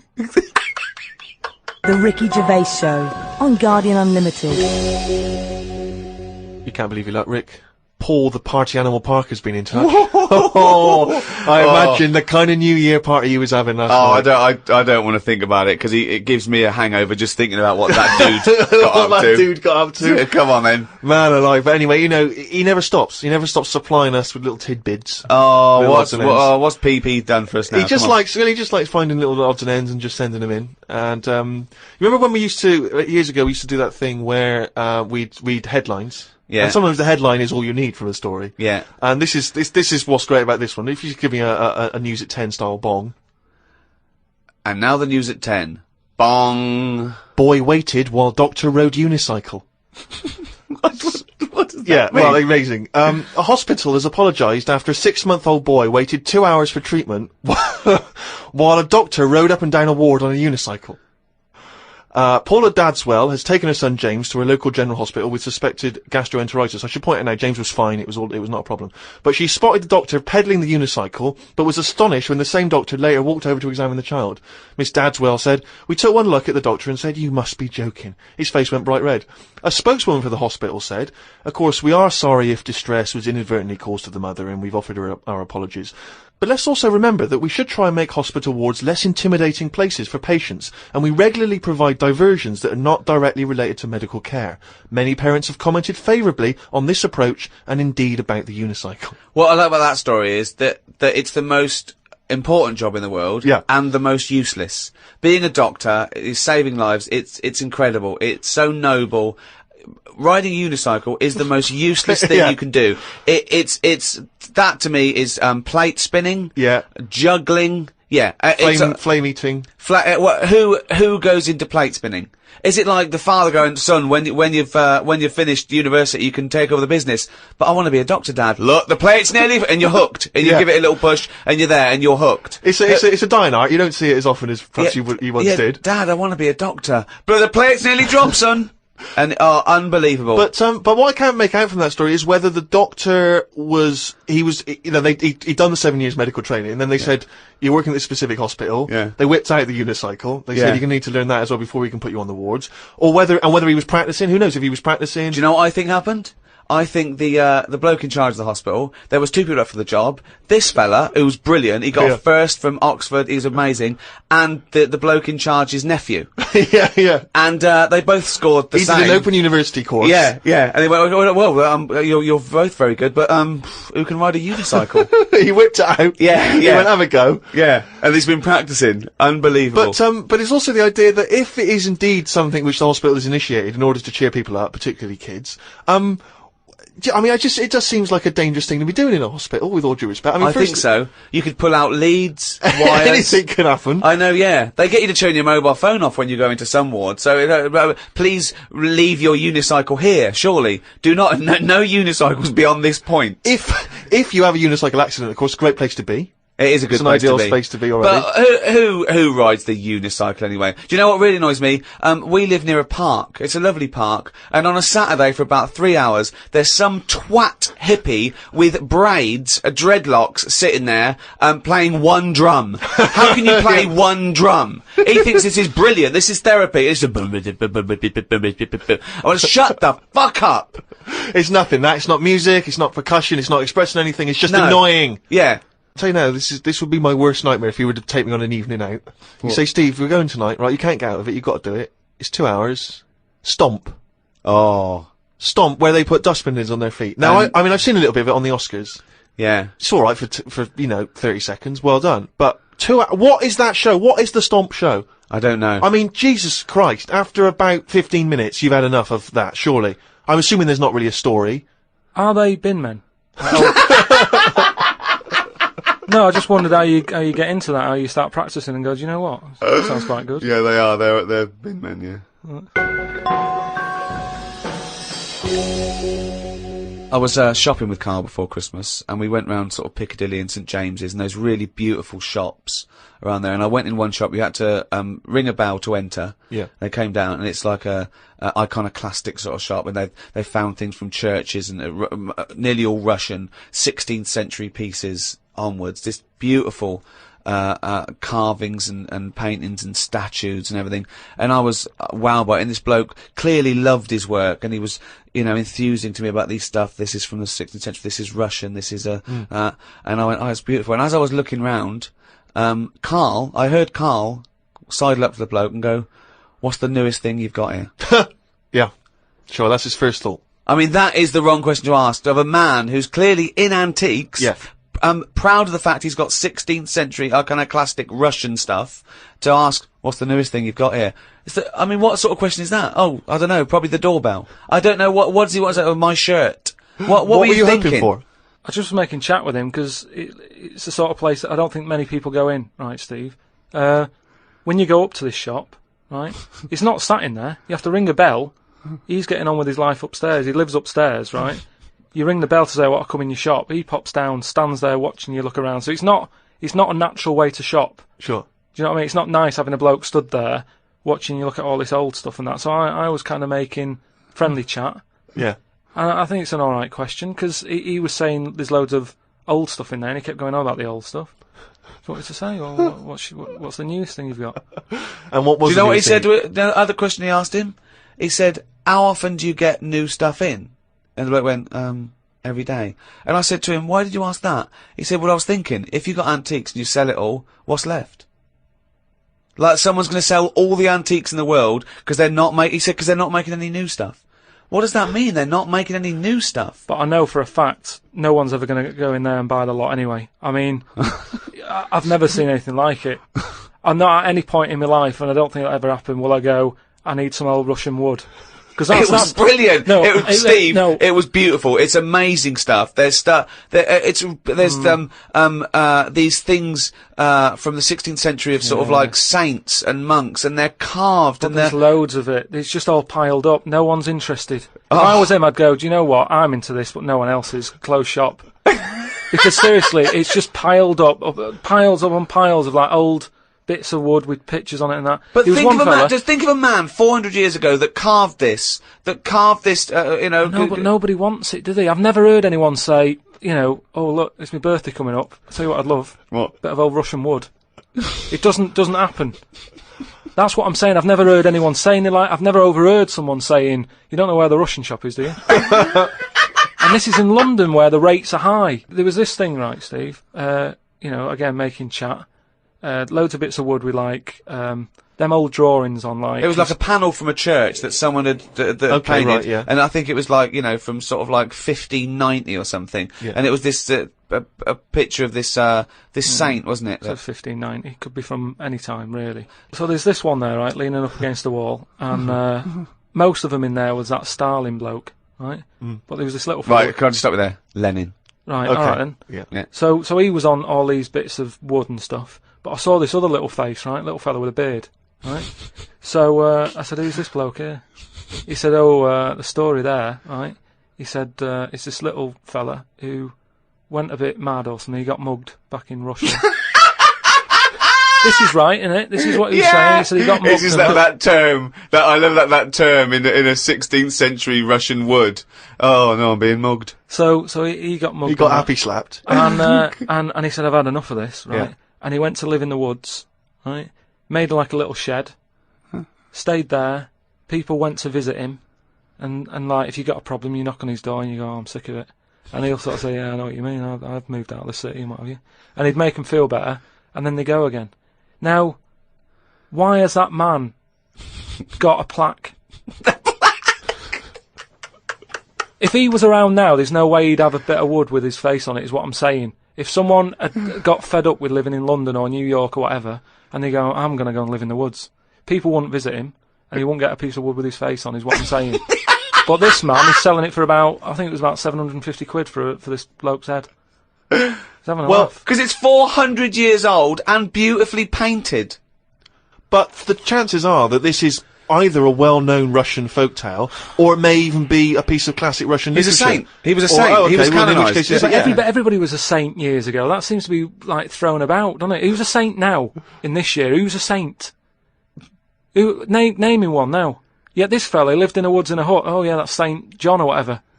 He's not a saint. He's done nothing. If anything, he's sort of said, I can't be bothered with living in a city with everyone else. Everyone else has got to put up with it, but I can't put up with it. I'm going to live in the woods. Well, if you can't put up with it, you're not good enough, are you? You've got no stamina. And yet he gets a plaque, is what I'm saying. It's annoying. Who would you like to see get a plaque in the modern world? Who deserves a plaque, in your opinion? Probably like nurses and that who do a lot of bad things that I think I couldn't do that, carrying lungs about and all that. No, but I couldn't do. Do you know what I mean? That's one job that my mum wanted me to be a doctor. Whoa! What was she thinking? Oh, what's her expectations this like now? Apple didn't fall far from the tree. Oh, when did she start giving up that dream? At what age did she start going, Carl, you don't need to study your books anymore. Go and play with the worms in the garden. When did she sort of like let you off that dream? Is it the day that she caught you with a spoon up your nose?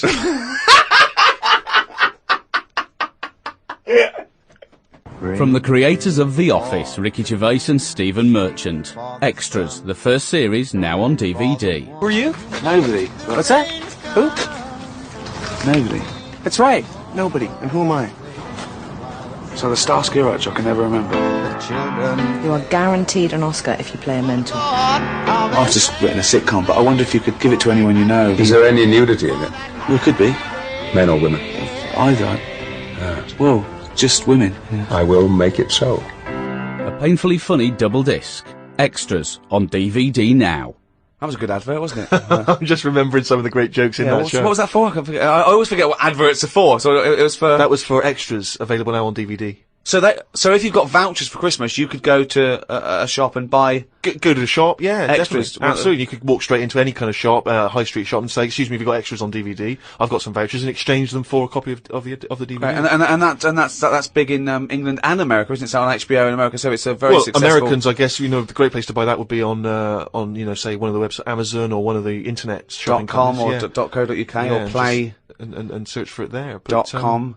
And I mean, if it's going the way of The Office, which is the most successful British sitcom ever, I mean, I'd invest now. I'd say I was round at the beginning. I bought Extras on DVD the first year it came out. Get a first edition of the DVD. Get a first edition of the DVD. That'll be highly collectible. And isn't there great extras on there? You see Sam Jackson and Kate Winslet and Ben Stiller. Rick, there's some wonderful behind-the-scenes footage, and there's some wonderful little documentaries about, the making of the show. I mean, to me, it just makes perfect sense. It's still a great way to see in the new year. Right, but if you are going into Amazon, .co.uk and you're buying extras, buy a copy of Flanimals. More Flanimals is available now. Yeah, I don't get any money from that, so I'm not gonna talk about that. No. Just buy Flanimals, more Flanimals. Well, don't keep going on about it, 'cause that's not fair. Extras. Yeah, exactly. Coming up, the Mega Dance remix of I Could Eat a Knob at Night. Plus, of course, Monkey News. Yeah, and if you've got any Monkey News, by the way, just email it in. What is it? Podcast at rickygervais.com. That's right. But don't be asking any questions about monkeys and that, because there's too many people asking about what's going on in the monkey world and that. And I can't do it to everyone. Well, you're gonna bring up any kind of big monkey information. If they need to know that, I'll have it every week. But Yeah. it's just that a lot of people, they've got a taste for it. They want Talking to know what's of going on. Monkey News, if you want to learn more about Carl, we've just put up a big biography, and there's some pictures that you haven't seen before of Karl Pilkington, and you can go to rickygervais.com and check out the roundness of his head and some of his stupid ideas. Yeah. But anyway, talking of emails and that, right? Nick Decker, who's emailed from Australia, right, Melbourne. He's been going on about dolphins and that, problems with dolphins. What problems? He's just saying when that wind happened. What? There was like a bad wind thing going on, and Not your Auntie Nora again. There was a load of dolphins in like a bay. Hold on, wait a minute. What bad wind? In America, they had that Hurricane Katrina. Yeah. Right. And there was like a little bay with dolphins in it, and Right. that, with all guns on them and stuff. What? Whoa! Rewind. What do you mean? Do you know dolphins? they use dolphins, don't they? They say they're an intelligent animal and stuff. Yeah. And they've got them all they've all had the training. They're all like ready for battle and stuff. Right.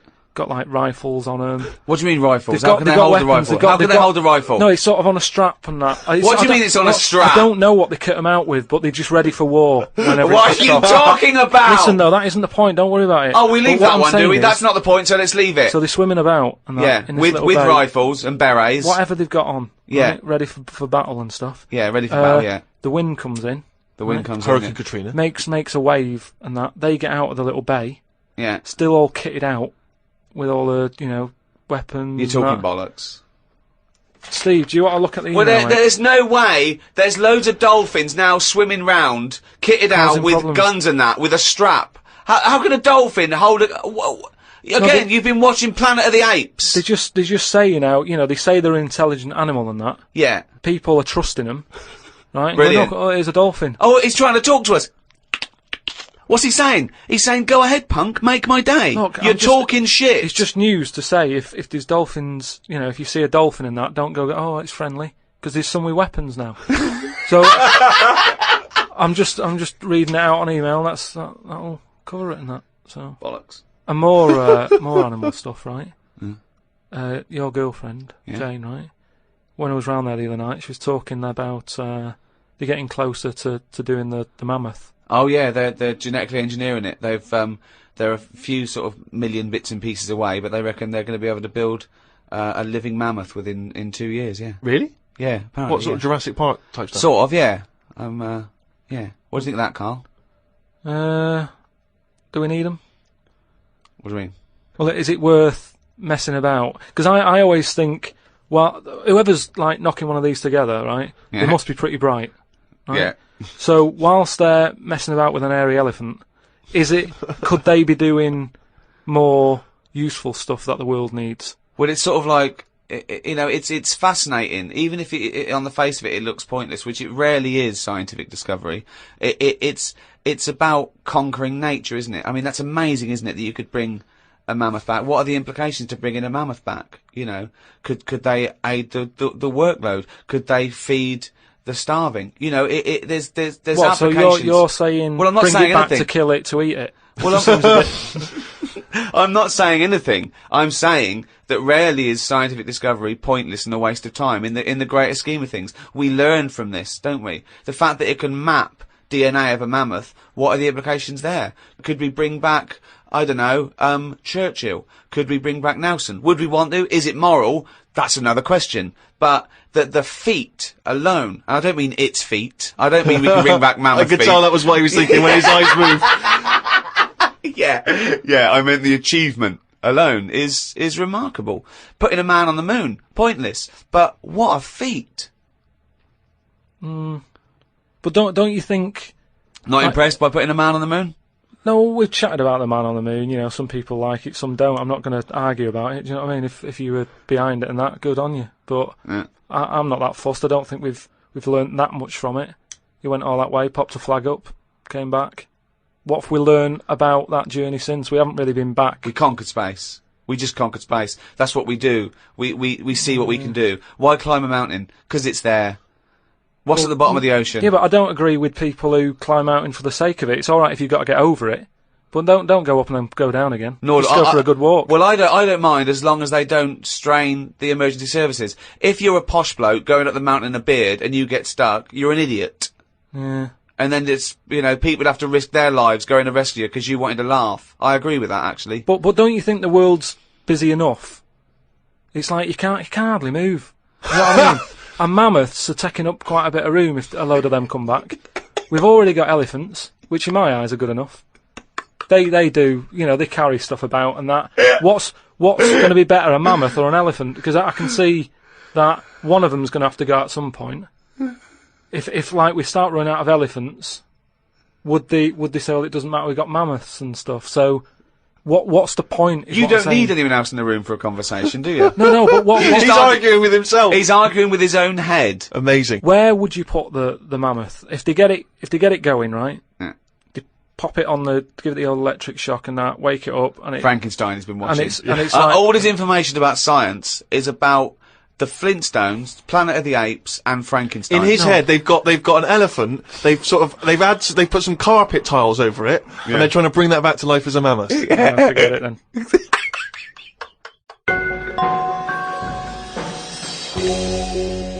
Carl, can we have some monkey news before I die?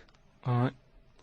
Oh, chimpanzee that monkey news, you This week, what I thought I'd do, right, because we're getting loads of emails from people who haven't really heard much of the monkey news that I've done in the past, right? And a lot of people are sending through one of the first ones that I did that was a good monkey news. I think it's worth hearing again, just in case you forgot about it, because it's sort of classic monkey news. I don't know if you want a different jingle. Well, no, I mean, it's just, you know, if it's anything that you've ever said, it's not true anyway, so carry on. Well, it was a true one, because this is the one that, like, this is like world-known monkey news. A lot of people will send this through. It's the most popular one, right? And it's about this this monkey that was knocking about called Ollie, right? It's called Oliver. Yeah. And it was in this zoo, and it was the only monkey in there, right? So this is the one they think was the missing link. It was half human, half ape. That programme on television, because it had bald. It looked like you, which doesn't mean it's half anything. It might have been that one. What happened is it was in the zoo and stuff, and it was getting a bit lonely because, like, it was sharing its sort of time with, say, an elephant and a giraffe and that. No, it doesn't happen. And they didn't really wait,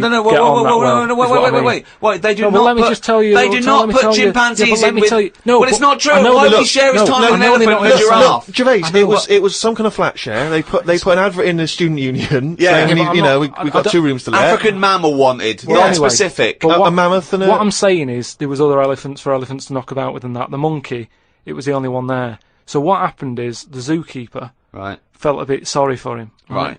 He was like, oh, look, he's looking all fed up and that. Yeah. And like you say, I think he went a bit bald because he was bored and that. So he started to sort of get pally with him. So at lunchtime, when the zookeeper was sat on the wall having his, like, ham butties or whatever, he'd sort of go, all right? And it used to come over closer and closer, right? Yeah. Anyway, within a month, he was sat on the wall having his lunch with him, right? And... What wall? Just a little wall in the zoo. So they let the monkey out. The monkey could come and go. He had his own door key. Just near where the monkey is, it used to just pop over. Oh, these blinking latchkey monkeys. I know, yeah. He was 21. Yeah, go on. Sit there having his butty and that with the monkey and stuff. Yeah. And anyway, the ham butty, as time went on, because the zookeeper back then, zoos weren't as popular as they are now. So it was only it was him on his own really. So he found like the monkey was the closest thing. Absolute rubbish. The zoo could not run with one zookeeper. This is a true thing. I mean, this is what I'm saying. A lot of people. But the height of popularity for zoo surely was in the Victorian era. So exactly. But anyway, go on. But you're sort of picking up on little things that aren't important. It doesn't matter. Yeah, but anyway, so he sat there, and as time goes on, he's sort of sat with him most of the day. Monkeys walking around with him, helping feed the other animals and that. No. But then what happened is the zookeeper at the end of the night when he's like locking up and stuff. Yeah. He'd feel bad because he'd be leaving the zoo and like Ollie's sat there and he's like, I'll see you tomorrow, and the monkey's like, yeah, all right, see you later. Looking all fed up because he's got home to go to and he's still stuck in where he's basically working every day. Right? So he's never going home, right? Now he's sleeping at work, the monkey. So anyway, the zookeeper goes home, says to his wife, look, Ollie's having a bit of a time at the moment. So she said, oh yeah, what's going on? He said, well, he's just looking a bit fed up, he's sick of it. So she said, bring him home. So he said, well, I did what I asked, but I didn't want to force it, This conversation didn't happen. So anyway... I love that he's giving it in such detail. Yeah, I know, it didn't happen. This is in your head. So she said, yeah, bring it home tonight. So anyway, he's looking forward to going into work and that. He sees Ollie. He doesn't tell him straight away. It's a surprise for him later. Oh, God. So they go through the day, usual stuff, feeding the elephants and all that. It gets to the point when it's like they have the lunch and that. It gets to the end of the day. Yeah. And sort of Ollie's there, he's looking at him like as if to say, well, there you go, another day, another busy day and that. Little does he know. See you tomorrow and stuff. Anyway, he's like, get your coat. He's like, what? Coat? What do you mean, get your coat? Whatever the equivalent is, right? Whatever you say to a monkey, it was kind of like, you're coming with me sort of thing. Yeah. Right. So he's going, oh, brilliant. Anyway, no, he's not! So what do you mean he's going brilliant? He takes it home. So he gets his hat and coat. He gets his hat and coat and stuff. And he... Can't believe his luck, right? He goes back to the zookeeper's house. Everything's going well for about a week and a half. Right. Has he got his own room? He still goes, like, to work and stuff. To the zoo, yeah. To the zoo. He doesn't work there! And then he comes back with the zookeeper. But anyway, what ended up happening is... So anyway, he's back at the house, and it's going well for about a week and a half. Treating him really well. He's sat there... he's having a brandy at night before he goes to bed. Zookeeper noticed that when he took it back to work, it was kind of getting flashbacks of not having a good time in the zoo, right? So he was like, this isn't helping him out. He's happy when he's at home with the brandy and the fags and that. When he comes back here, he's starting to look a bit fed up. So he said to his wife, look, you're at home all day, right? Oh, Jesus. I'm going to work. I'll leave it with you, right? Yeah. So Ollie stays at home. Yeah. Anyway, as time goes on, Yep. a little bit of trouble. Whilst the fella's busy at work, grafting, paying the bills and that for Ollie at home, Ollie starts getting a little bit cheeky. Tries it on with the missus. Right. Whoa. Right. How does a monkey try it on with the missus? Are you Look, this talking shit? is classic monkey news. And How does it try it on with So the he's missus? a bit drunk. He stinks of smoke. He tries it on with the missus. How does he try it on with her? I don't know all the detail on You don't know on that any of bit. the I don't know the details. detail on that bit. But You don't all I know any of the No, I don't know details. the details on that bit. You but I don't know any of the details. So what happened? So while the zookeeper's away, the monkey did play.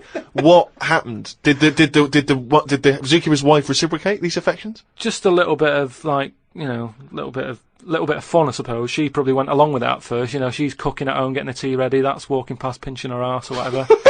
And it's, do you know what I mean? It starts off just like it does, you know, with humans. Starts off as a bit of fun. Before you know it, you know, split up in the end anyway. The zookeeper and the what's it? I think the monkey stayed with the woman. So it's all there. It's Honestly, all on email, mate. your imagination. Well, you look should it up. write stories. You Get should people- write. You Get know. people to look it up. It's just put in monkey, chimp, Ollie, and it's all there. The Ricky Gervais Show on Guardian Unlimited. Happy New Year, particularly to those great guys at Positive Internet for hosting this podcast. Dynamite. The world's #1 podcast, thanks to the guys at Positive Internet. So, check out rickygervais.com to check out Carl's head. You know, go and buy extras and flannels. Check it out on flannels.com. Oh, come on, this is shameless. Um, Extras still available. Fridge freezer for sale, £400 or nearest offer. Steve Merchant wishing you a happy new year. I'm sure Karl Pilkington wants to reciprocate that. Yeah. Yeah. And do you know what I want to wish them? I want to wish them a fantastic New Year. Nova night. I could eat a Nova night. Nova night. Nova night. Nova night. I could eat a Nova night. Nova night. Nova night. Nova night. I could eat a Nova night. Nova night. Nova night. Nova night. I could eat a Nova night. Nova night. Nova night. Nova night. I could eat a Nova night. Nova night. Nova night. Nova night. I could eat a Nova night. Nova night. Nova night. Nova night. I could eat a Nova night. Nova night. Nova night. Nova night. I could eat a Nova night. Nova night. Nova night. Nova night. I could eat a Nova night. I could eat a Nova night. I could eat a Nova night. I could eat a Nova night. I could eat a Nova night. I could eat a Nova night. I could eat a Nova night. Nova night. I could eat a Nova night. Nova night. I could eat a Nova night. Nova night. I could eat a Nova night. Nova night. I could eat a Nova night. Right, you're talking shit. Explain yourself. The Ricky Gervais Show on Guardian Unlimited. Welcome to the 6th podcast in a series of 12. The Ricky Gervais Show, available online with me, Ricky Gervais, Steve Merchant. Hello. And Karl Pilkington. Alright. Halfway through after this then, Karl. Yeah. You enjoying it? It's alright, isn't it? It's had a great response. We're the #1 podcast in the world. We've had thousands of emails and messages, and it's just great to know that people all around the world are listening, don't you think? Yeah. It's great, isn't it? I should just point out, Rick, that we've had a few emails, including one from Mark Pavlidis, that says that some of the people listening on the enhanced podcast, so, you know, these fancy people, super rich people who can afford that one, apparently sometimes if they try to pause the show halfway through, it sort of freezes, and they've got a problem restarting it. And he's saying that apparently you should just hold down menu and select, and that'll reboot it. So I don't know if you have had that problem. Hold on. Who's pausing this show halfway through? I don't understand it. I can't believe it. This is like a book that you can't put down. What have they got that is better to do with their time? What can be better than listening to Karl's drivel and his stupid theories? Unbelievable. We've got a little email straight away, Karl, from Nikki in Beverly Hills, California. She says, Karl, you rock. I hate it when Ricky and Steve ridicule you. I checked out your picture on rickygervais.com. Although your head is not normal, that's no reason to ridicule you. You look gimp, but I never judge a book by the cover. Cheers. That's all you've got to say? Well, it's only 'cause I've got no hair, though, isn't it? That's why it gives that effect. No, it's perfectly round your head. It's perfectly spherical head. Your face is slightly too big for it. It almost goes over the sides. Perfectly round head. Pug little nose. Funny gimp eyes with no expression. Hangdog look. Like a little mouth, like a little lamprey, not formed, not human formed. The way your expression is like you've had a lobotomy. Your head goes weird at the back. It's got a little nod in it, like it's really strange, your face. And you're stupid. We've had a lot of emails saying that. I mean, I think he's just paraphrasing, but... talking of emails, you know, a couple of, I can't remember which show it was, but you mentioned, Karl, that you'd only recently seen a, Chinese homeless person. Oh, yeah. And it really surprised you because you'd never seen a Chinese homeless before, person. no. And I actually went along with that. I've still never seen a Chinese homeless person. Well, that's, other than obviously people contributing monkey news, the search for Chinese homeless people has been overwhelming on the email. People are just, people are actually going out looking for Chinese homeless people. Now, I can just tell you now that there's a few responses from Los Angeles, people saying there are quite a lot of Chinese homeless people over there because apparently there's a huge homeless community in Los Angeles. So definitely if you want to see them, Karl, that's the place to go. But we've had one from Vancouver, Canada, from a girl called Amy, and Amy herself is Chinese, and she says that she realised herself that she'd never really seen a Chinese homeless person. And although she says that apparently Vancouver has the first or second largest Chinese population in Canada, she'd never seen them, and she actually went for a walk around the Chinatown in her area looking for them, and she could not find any on that particular day. So again, Canada obviously not a place to go for a Chinese homeless. It was just a point, though. I don't want people sort of... Well, hold on, though. Wait, I'll stop you there. Hello, Ricky, Steve and Karl. I live in New York City and have seen a Chinese homeless person. Not only is he Chinese, but he is also a midget. He's been living on the streets for the last 30 years. He used to dress in rags, but thanks to a coat drive, he's now wearing a fancy Adidas jacket, right? Now he encloses a picture. He says he gave him $10 to take the picture, and I've seen it, and he's a little Chinese midget fella. I'm just getting a bit worried that people are going out there sort of looking for these. Because that's what you requested. No, but all I was saying is, I saw one. I didn't start saying, excuse me, can you just give us a smile, I'm taking your picture. Do you know we've had loads of pictures of people. I know, and it worries me a little bit. And I mean, it's not too bad about the one who took one of a little midget one, because, if he kicked off, it'd be quite easy to sort of hold him back. But I'm talking about fully grown. So is that your warning to people? Don't be taking pictures of fully grown Chinese homeless? Well, yeah, I'm just saying, don't be messing about going up to strangers and that and annoying them and stuff, right?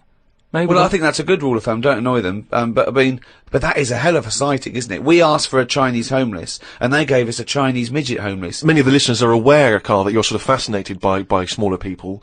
Well, he's fascinated by difference, I think. Yes. I don't think he's having a go at people. You're not when you sort of stare at someone because they don't look like you, and let's face it, most people don't look like you. You're not having a go, are you? Well, like I say, first time I saw Steve, I was never having a go. It was just, oh, that's different.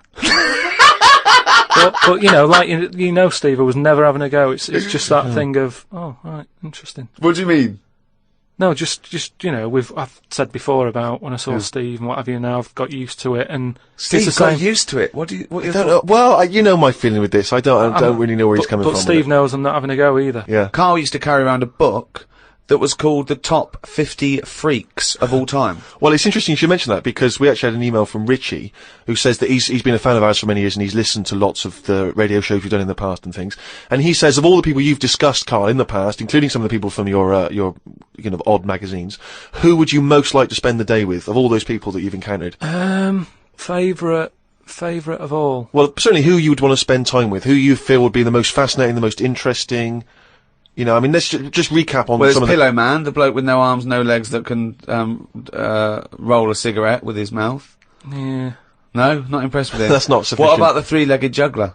So hang on, let's just recap for new listeners. This was a man with 3 legs? 3 legs, right. And it said his job, he became a juggler. Okay. Not using the gift that he'd been given. What you suggest? Anything. Running, swimmer. Just, Yeah. But yeah, what are the others? What are the other ones? There was a picture of a gentleman, you were fascinated by him, he used to play the piano. Oh, he's got a tiny head, doesn't he? Yeah, that's the one who, he sort of ages fast. Right. So, like, every other week he's having a birthday and stuff. And, yeah, that was weird. He's not having a birthday every other week. His body's just aged, so as the appearance, his biology is sort of like he's 70, but he's only like 15. They don't have a birthday every week. You idiot. But yeah, I don't know about knocking about with one at a long time though. That's only for a day. Yeah. Suppose it depends what I'm up to. Because if we're going out and about, the Pillow Man would just be a bit of a drag. Whereas if you're going for a walk across, the 3-legged guy, ideal. So yeah. The Ricky Gervais Show on Guardian Unlimited. Lots and lots of people emailing just with questions for Karl. People just want to get his opinion on stuff. So if you have questions for Karl, keep them coming in. podcast@rickygervais.com. We can't really reply to your emails, but we do read them, so we really appreciate them coming in. Just a couple of quick ones for you, Karl. Wendy says, if Karl had to eat the same dinner every day for the rest of his life, what would he eat? She mentioned this because she was having Christmas dinner and it was a big, she loves Christmas dinner. It's the trouble with Christmas dinner. I mean, the roast dinner is the king of dinners and the Christmas dinner is the king of roast dinners. Yes. But you can't have one every day. No, it's absurd. But it's brilliant. We have 3 meats in our house. It's unbelievable. The amount of meats is just amazing. It's just a plate of meat. It's just meat. With one Brussels sprout, one token Brussels sprout and the gravy. Oh. You see, it depends, doesn't it? I mainly eat just so I keep going. I'm not that bothered about, because I don't really taste it anyway. I just shove it down. You're like like a horse. But at what point did it become important that things were sort of, seasoned or garnished to go with it and stuff? At the end of the day, we're all eating, aren't we? So you can move about and that, and you've got energy. Well, we need to know what we're tasting, don't we? Because we need to have certain things. We need sugar, we need salt. So we need to know what they taste like to know we're getting them. No, but now we've got them. chefs, so leave that up to them to make sure we're getting I thought you were salt. talking about an evolutionary standpoint and how it evolved, not there was a little chef. Do you think that's likely? No, but leave it for them to make sure, we're getting safe food. I mean, to be honest, it annoys me the way people worry about food now and how there's so much to choose from. I think it's got out of hand. I'll watch... Any form of choice really worries you, doesn't it? No, you don't like choice. No, choice is good, but not too much. It's like with anything now, if you go into a toffee shop, there's like loads of different... Where are you going to find a toffee shop? So you're in a fairy tale. Yeah. You're in a Dickens tale in the 19th century. You're in Shrek. And you go into a toffee shop. What's your point? You go into a toffee shop. What I'm saying, you go into a shop full of toffees. You just come from the candlestick maker. Right? You go in there and there's just too much choice. It's like, what? And I can stand there up to like 4 minutes, sort of going... Up to 4 minutes? So specific. 4 minutes. So he's in a toffee shop in a top hat. Well, he's only got 4 minutes. He's only got 4 minutes because he's got to get down to the pea green boat that he's sailing off in. No, good morrow. Well, forget the toffees. Can I have some of your finest Oxfordshire toffees? So you'd prefer it was just one selection of toffee, that's all they've got? Well, maybe 2. What I'm saying is, right, there's now too much choice. Whenever you get a menu in a restaurant, it's not like you don't just go, oh, right, what is the? Yeah, I'll have that. There's too much. It's like a book now, isn't it? And you look at it all. And then you've got to that point now that people are even taking a risk when they're eating. What do you mean? You know, in Japan or China or something, they're eating that fish that if it's not cooked right, it can kill you, right? Yeah. Not worth the risk when there's so many other fish. Yeah, I agree. Why have mackerel, have a bit of cod or whatever. Yeah, as soon as there's a risk, take it off. Take it off I agree. I totally agree. Not worth it. We've got a fish that might or might not kill you. Well, is there anything that definitely won't kill you? Yeah, but a chicken won't kill you. Right. I'll play safe then. I'll have that. I love that. I love the chicken. That's what I'm saying. The Ricky Gervais Show on Guardian Unlimited. But anyway, we were talking about sayings and that. Stitching time saves 9. Don't. You know, I'm never going to use that. I don't think anyway. Right? Okay. Suzanne. You're never going to understand it fully, are you? Suzanne repairs me stuff anyway. It doesn't really matter.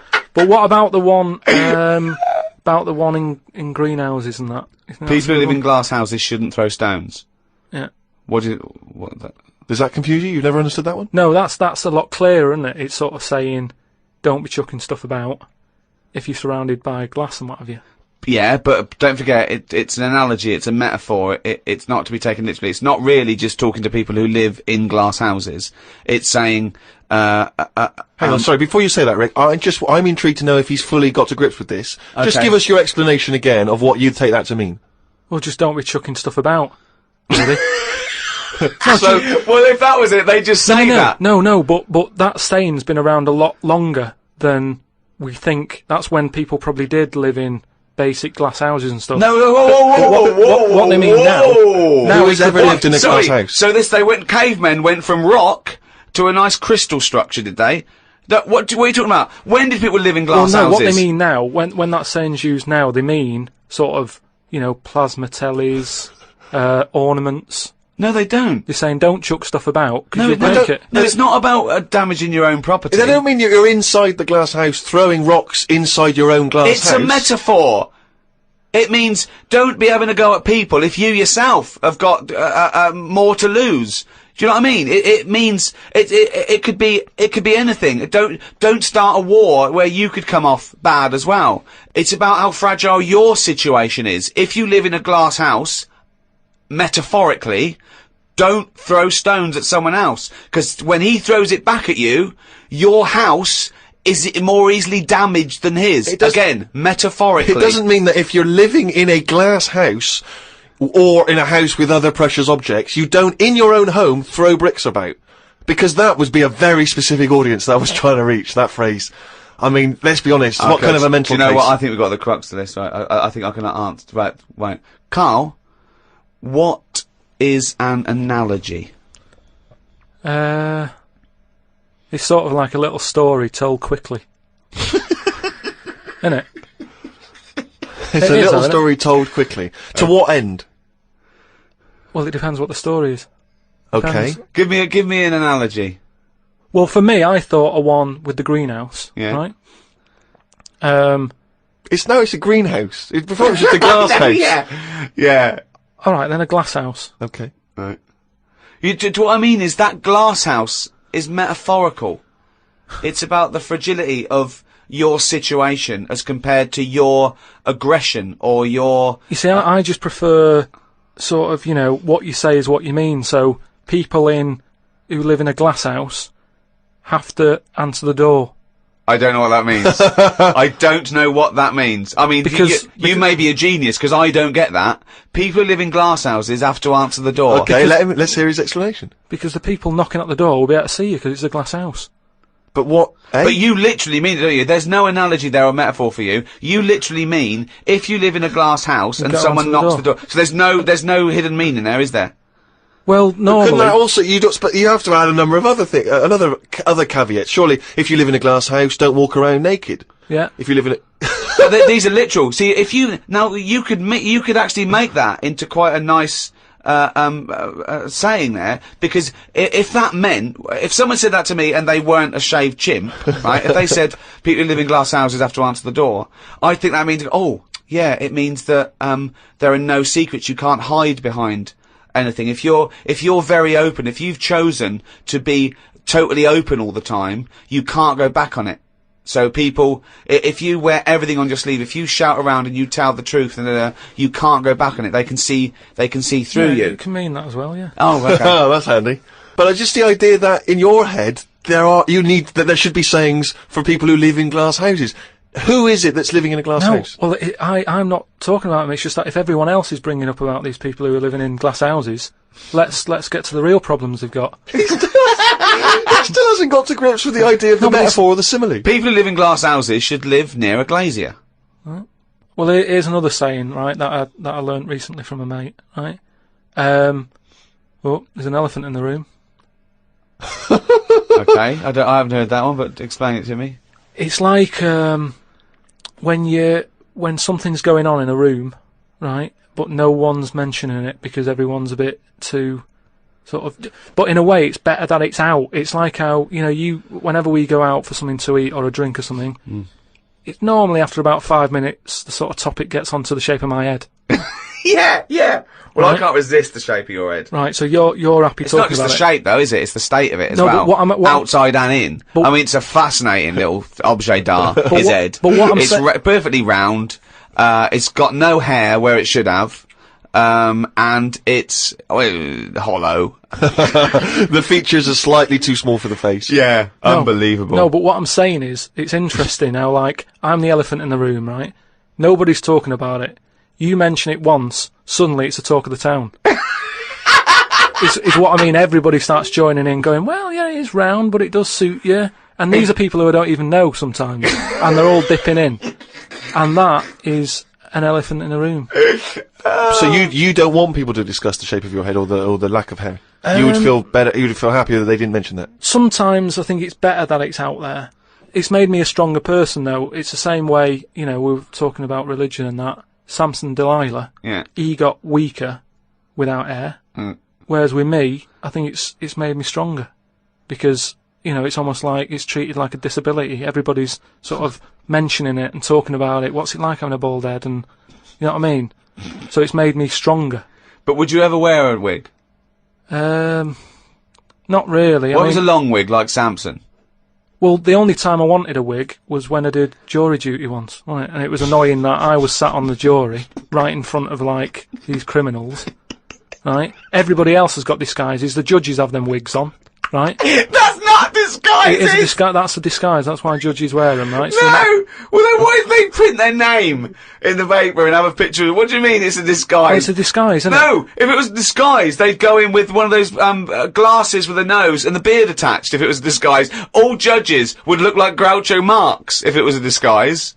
Well, I'm just saying that's what annoyed me when I was sat there on the front row, right? I couldn't have been any closer to the criminals, right? I was sat there and I thought, why didn't I just pop a little wig on or a pair of glasses? I'd love to have seen you in the front row at Crown Court. No, because I'd love to see it because in this country you're not allowed to show pictures of jurors. You can't take photos in a courtroom, so there's always these sketch artists that draw drawings, and it's on the news. The idea that we'd have seen 11 people and a sort of Krusty the Clown figure would have been amazing. Yeah, I would love to see the artist do an interview, because it would be like complicated people. Oh, hey, he looks characterful, and then just a little round head. Charlie Brown. Charlie Brown sitting on the end.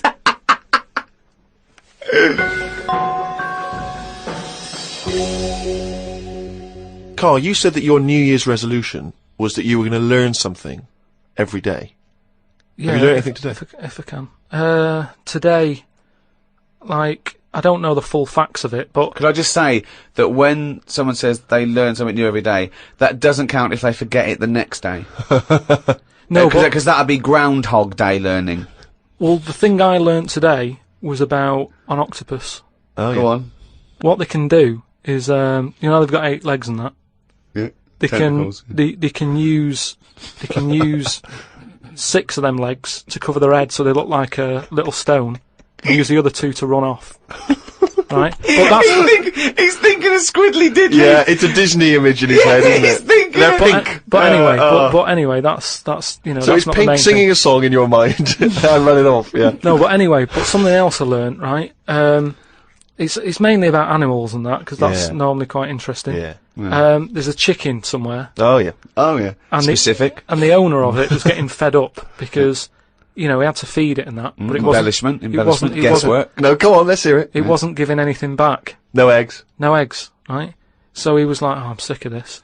Anyway, someone told him, pop a little axe next to its little house, right? So when it comes out in the morning thinking, oh, I'll have another lazy day doing nothing, right? He saw this axe, and suddenly it was like, oh, right? I'm for the chocolate thought, yeah. It laid about 6 eggs. It's rubbish. Through Squeeze them worry. out It's rubbish. quick. The chicken wouldn't recognise an axe as a threat. It wouldn't be able to reason that, I better start working or I'll be meat. I better start. It's absolute rubbish. Once again, it's this ridiculous thing you got that one personifying animals, to reasoning powers better than yours. I mean, I think, you know, you make chickens and monkeys cleverer than you in your stories, which is weird, okay? It didn't happen and wouldn't work. Next! What else haven't you learnt today? No, well, as always, things like that always get me thinking. What right? else haven't you learnt today? No, hang on, Carl? he's got his mind's working now. This apparently has got his mind so that's working. rubbish. Well, do you think then that it's worth looking after animals then if there isn't any memory? If they don't know what's happening anyway, you're always going on about don't be cruel to things. Yeah, why would you be cruel? There's one thing about imagining chickens can reason, and because they can't, being cruel to them. Why does it matter whether an animal can reason or not for you not to be cruel to it? The reason I don't like blood sports isn't the fact that there's a fox missing. It's the psychology of the people that get off on seeing an animal ripped to pieces. They wouldn't like it if it was a robot. They wouldn't care. For some reason, in their psychology, they like this sport. Why does it have to be a sport? They're not culling. They're not putting things down for a good. They like to see this fox ripped apart or a bull tortured for their own pleasure. That's why it shouldn't. Why would you ever want to be cruel to an animal, whether it can reason or not? No. I mean, I don't mean really cruel, but I mean like there's an advert on that's on in the, you know, in Britain, advertising some supermarket, right? And it's saying, you know, we look at before, you know, we kill our chickens and what have you. They have a great life. This is like the voiceover, and you see Happy Chicken. Yeah. And it's going, we give it a good little house to live in. It's got straw. Yeah. It eats good. Yeah. And then we kill it. Right? Yes, but that's better, isn't it? Well, no, I don't think it is, though, is it? Because at the end of the day, if I was that chicken, right, I'm that chicken, loving my life. I can't believe me luck, right? Well, we'd be pleased, because at least he'd be able to do the show, and we'd have some interesting conversations. Yeah. So there it is, right, wandering about. It's got its nice little field that it's working on. Yeah. It's got its nice food and everything. But it's going to die. Yeah, we're all going to die. But then, if you were like a rubbish chicken, that had like a rubbish life, you'd be going, oh, kill me. Carl, they're not thinking what's going to happen tomorrow. They don't know that they're going to get for the chop, are they? A chicken's not going, I'm fed up with this. I can't wait for that axe to be used on my neck. Yeah. Well, that's another now you've mentioned the cutting off of an head, right? Yeah. On the chicken. That's something else I've learned, right? It's like a pinball is mine. Amazing. Isn't it? Ding dong bong dang ding ding dong dong. Oh, head ding ding chicken head off. Bing dong. No, right, but this was in a proper science magazine as well. Right? Yeah. So you can't have a go. This wasn't something on the internet. This was printed in a magazine. You read it. Okay, and what was it? And here comes the filter. It's going to come out nonsense. Right. Well, you could have Professor Stephen Hawking sitting there whispering stuff in your ear, and it could all be true. But when you said it, gobbledygook. Well, let's see then. Let's see. Right. What they've done another experiment. Right. Yeah. They've cut somebody's head off. Right. And you know how they used to do it in the olden days, where they'd put your head in a stock, cut it off for whatever reason. Right. You've done something wrong. Right. Yeah. And the question that everybody used to talk about in the village was, you know, oh, I made eye contact with it, right? And it was a bit worrying because he was looking at me and he looked fed up and that. No, he's dead.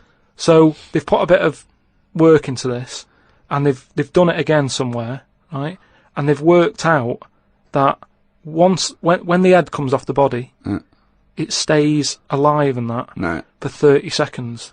Well, no, they don't know that. They can never know that. No, they did it. They did this experiment. What's alive? What's alive?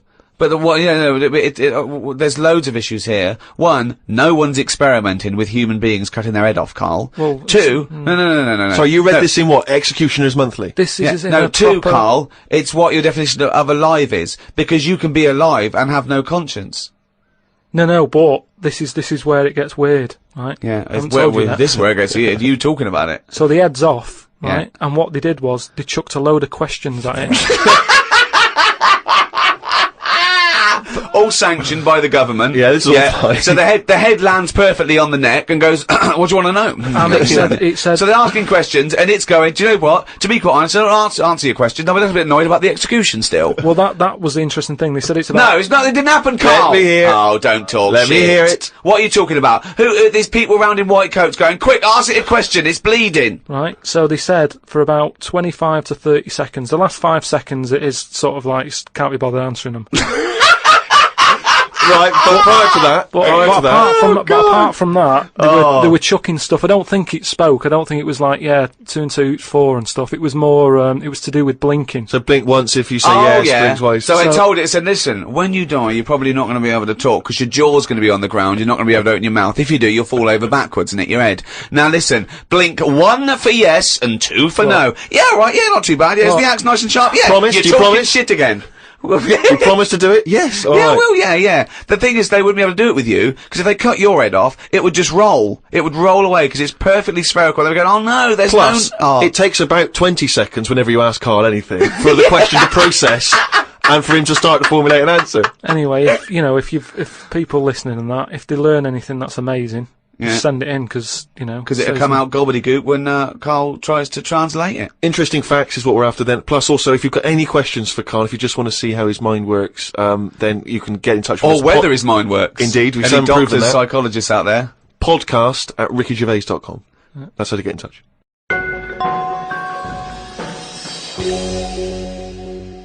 Carl, it's what we've all been waiting for. Oh, chimpanzee that monkey news. Right, well, this one sent in from Sam in New York, right? And it's about a fire that happened, right? In a really, do you know, like in New York, they have loads of big buildings, don't they? Mm-hmm. Right, really, really tall ones and stuff. Skyscrapers. Yeah. And there was a fire in one of them, right? So they did as expected. They called up, fire brigade and that. They turned up, right? Fire engine parked up. It's like, right, where's the fire? And they said, oh, it's on like floor 100 or whatever. And they said, oh no, we've brought the fire engine with the short ladders. Stupid mistake, but go on. Right. So anyway, so the fire's going and that, and they're saying, is there anyone in there? They go, I don't know, there might be someone up there, but the telecom's not working and stuff. Who do you think might be up there, Rick? I don't know. But just a woman, I imagine. Just a woman or a child. Is there a fireman that could climb up a building at all without a ladder? That seems unlikely, but go on. Go on. So anyway, so they said, well, how are we going to get up there? Yeah. We can't. But if they've only brought the short ladders. No, we can't. Let's go home. Yeah. Okay, that was monkey news. So they said, well, there's a lot of like grippage. Because they made up words. The fireman, the NYPD fireman. There's a lot of grippage on the side of the building and stuff. So anyway, they said, why don't we just go and get a monkey, right? So they got a monkey. Yeah, that's a bit of a jump. Is that policy now in the New York Fire Department? Well, you've got to think quick, haven't you? At the end of the day, if people are up there, you don't start querying if it works or not. You try everything that you can to help someone out, right? That's the first thing I thought of. Was it a monkey? So it was quicker for them to go and get a monkey than to go back and get the long ladders. Why don't they get fair enough. Why don't they get Spider-Man? Yeah, call Spider-Man. Yeah, call Spider-Man. So anyway, so they got a monkey down there, and they said, right, where did they get it from? We don't know, from the local zoo or something. Oh yeah. So they said, look, let's we've got to remember there could be someone up there, right. And it'll shock them a bit if a monkey comes in, right? Yeah. So they said, yeah, I don't think they'd care. Their building's on fire. They're not going to go, oh, it's weird, there's a monkey at the window. They'd be screaming, save me! Oh, there's a monkey. So where are you from then? So they said, right, we'll just get it a little small uniform and that, the smallest you've got. But, whoa, hold on though. Actually, where are you going to get that? I'm going back to the station. We'll get the long ladders while you're there. No time. No, I bought the small uniform, I just didn't bring the long ladders. You're an idiot! So anyway, it goes up there, it's got all the kit on and what, it's got its little RDAT on and all that. It grabs, there was like a little person up there, manages to grab that. Not a little. Who was up there then? It was just someone that was just the right size for a monkey to be able to rescue, which is handy. Because if it had been anyone else, like a larger person or a family, we'd all been screwed. No, I don't know about the size of it, but it's just the story saying how like it was quite a big monkey, and that it was good at breaking down doors. Oh yeah. It was good at climbing into small spaces and stuff like that. Anyway, so it's big enough to carry a fully grown man, but small enough to climb through a cat flap. Yeah, sure. So which is handy. So anyway, it managed to know, Did it have the boots on as well? It got the purse and everything, and now it says it's sort of it's on call if they ever need it again. So. Sure, and if they ever get anywhere again and they've forgotten the long ladders, but there's plenty of grippage, they just call for Coco. So that's this week's monkey news. Bollocks. The Ricky Gervais Show on Guardian Unlimited. Well, I hope you enjoyed our podcast there. Another half hour of absolute drivel. I've been Ricky Gervais. With me, Steve Merchant. See you next time. And Karl Pilkington. And we'd all like to thank those brilliant guys at Positive Internet for hosting this podcast brilliantly. Positive Internet hosting the world's #1 podcast. Here's DJ Reach Around. It is hard eating a knob. So what are you saying? You could... I'm saying, like, I could eat a knob at night. I could eat a knob at night. I could eat a knob at night. I could eat a knob at night. I could eat a knob at night. I could eat a knob at night. I could eat a knob at night. I could eat a knob at night. I could eat a knob at night. I could eat a knob at night. I could eat a knob at night. I could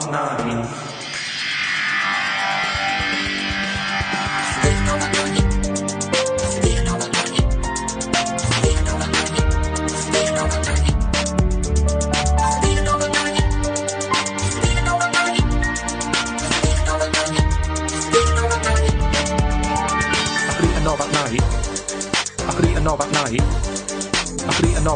I could eat a knob at night.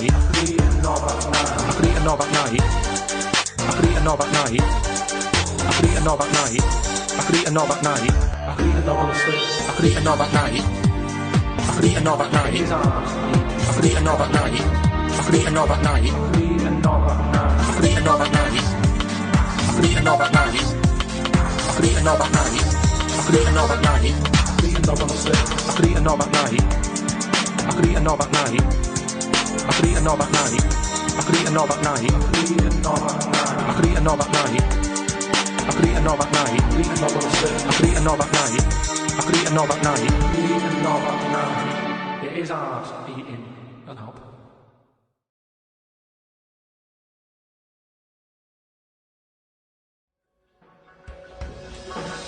The Ricky Gervais Show on Guardian Unlimited. Welcome to the 7th Ricky Gervais Show on podcast. I'm Ricky Gervais, with me Stephen Merchant. Hello. And Karl Pilkington. Alright. Now, talking of that, that's only 5 to go then, isn't it? 5 to go in this series of 12. Oh, still seems a lot though, doesn't it? We'll take a little break. I'm sure we'll come back. Through popular demand, I'm hoping. Yep. I'm hoping to put that on the poster, backed by popular demand. Well, I'm hoping it's by overwhelming public demand. Yeah, which is exactly. my favourite. Yeah. As we're doing it for nothing. Yeah. We want to get a little bit of a pat on the back, don't Exactly, please. Do they give awards out for podcasting? Oh, if they do, whoo-hoo, hello, I am already writing my speech, baby. I was thinking that everyone listening, if you want to register your email with us, we'll let you know when we're back on air. Maybe later in the year. Go to rickygervais.com and just register, and then when I do a general mail out, I'll let you all know when Karl Pilkington is back. You are a good guy to these people, Rick. No sweat. Now, there's been an awful lot of correspondence. It's backing up there. We've got acres of it to get through. It is a bit mental, actually, but it's very flattering, and thank you all. And people have sent such brilliant things in and spent so much time doing them. There's someone sent in this mock-up of, we were talking about the those Russian sort of iconoclastic artifacts, and someone's mocked up Karl Pilkington as Saint Karl the Bewildered.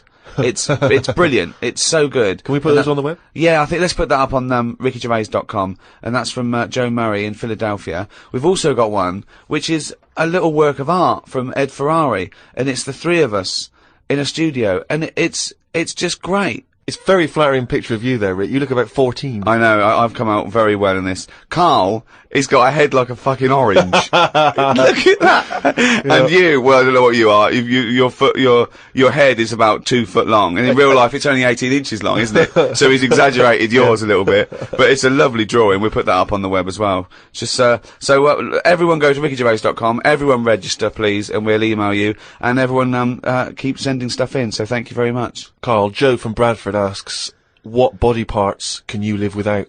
He wants to know. He's obviously having sleepless nights thinking about this. What, so... With a brain. He's coped this far. So the bits that I've got now, if I had to get rid of Yep. one of them, Yep.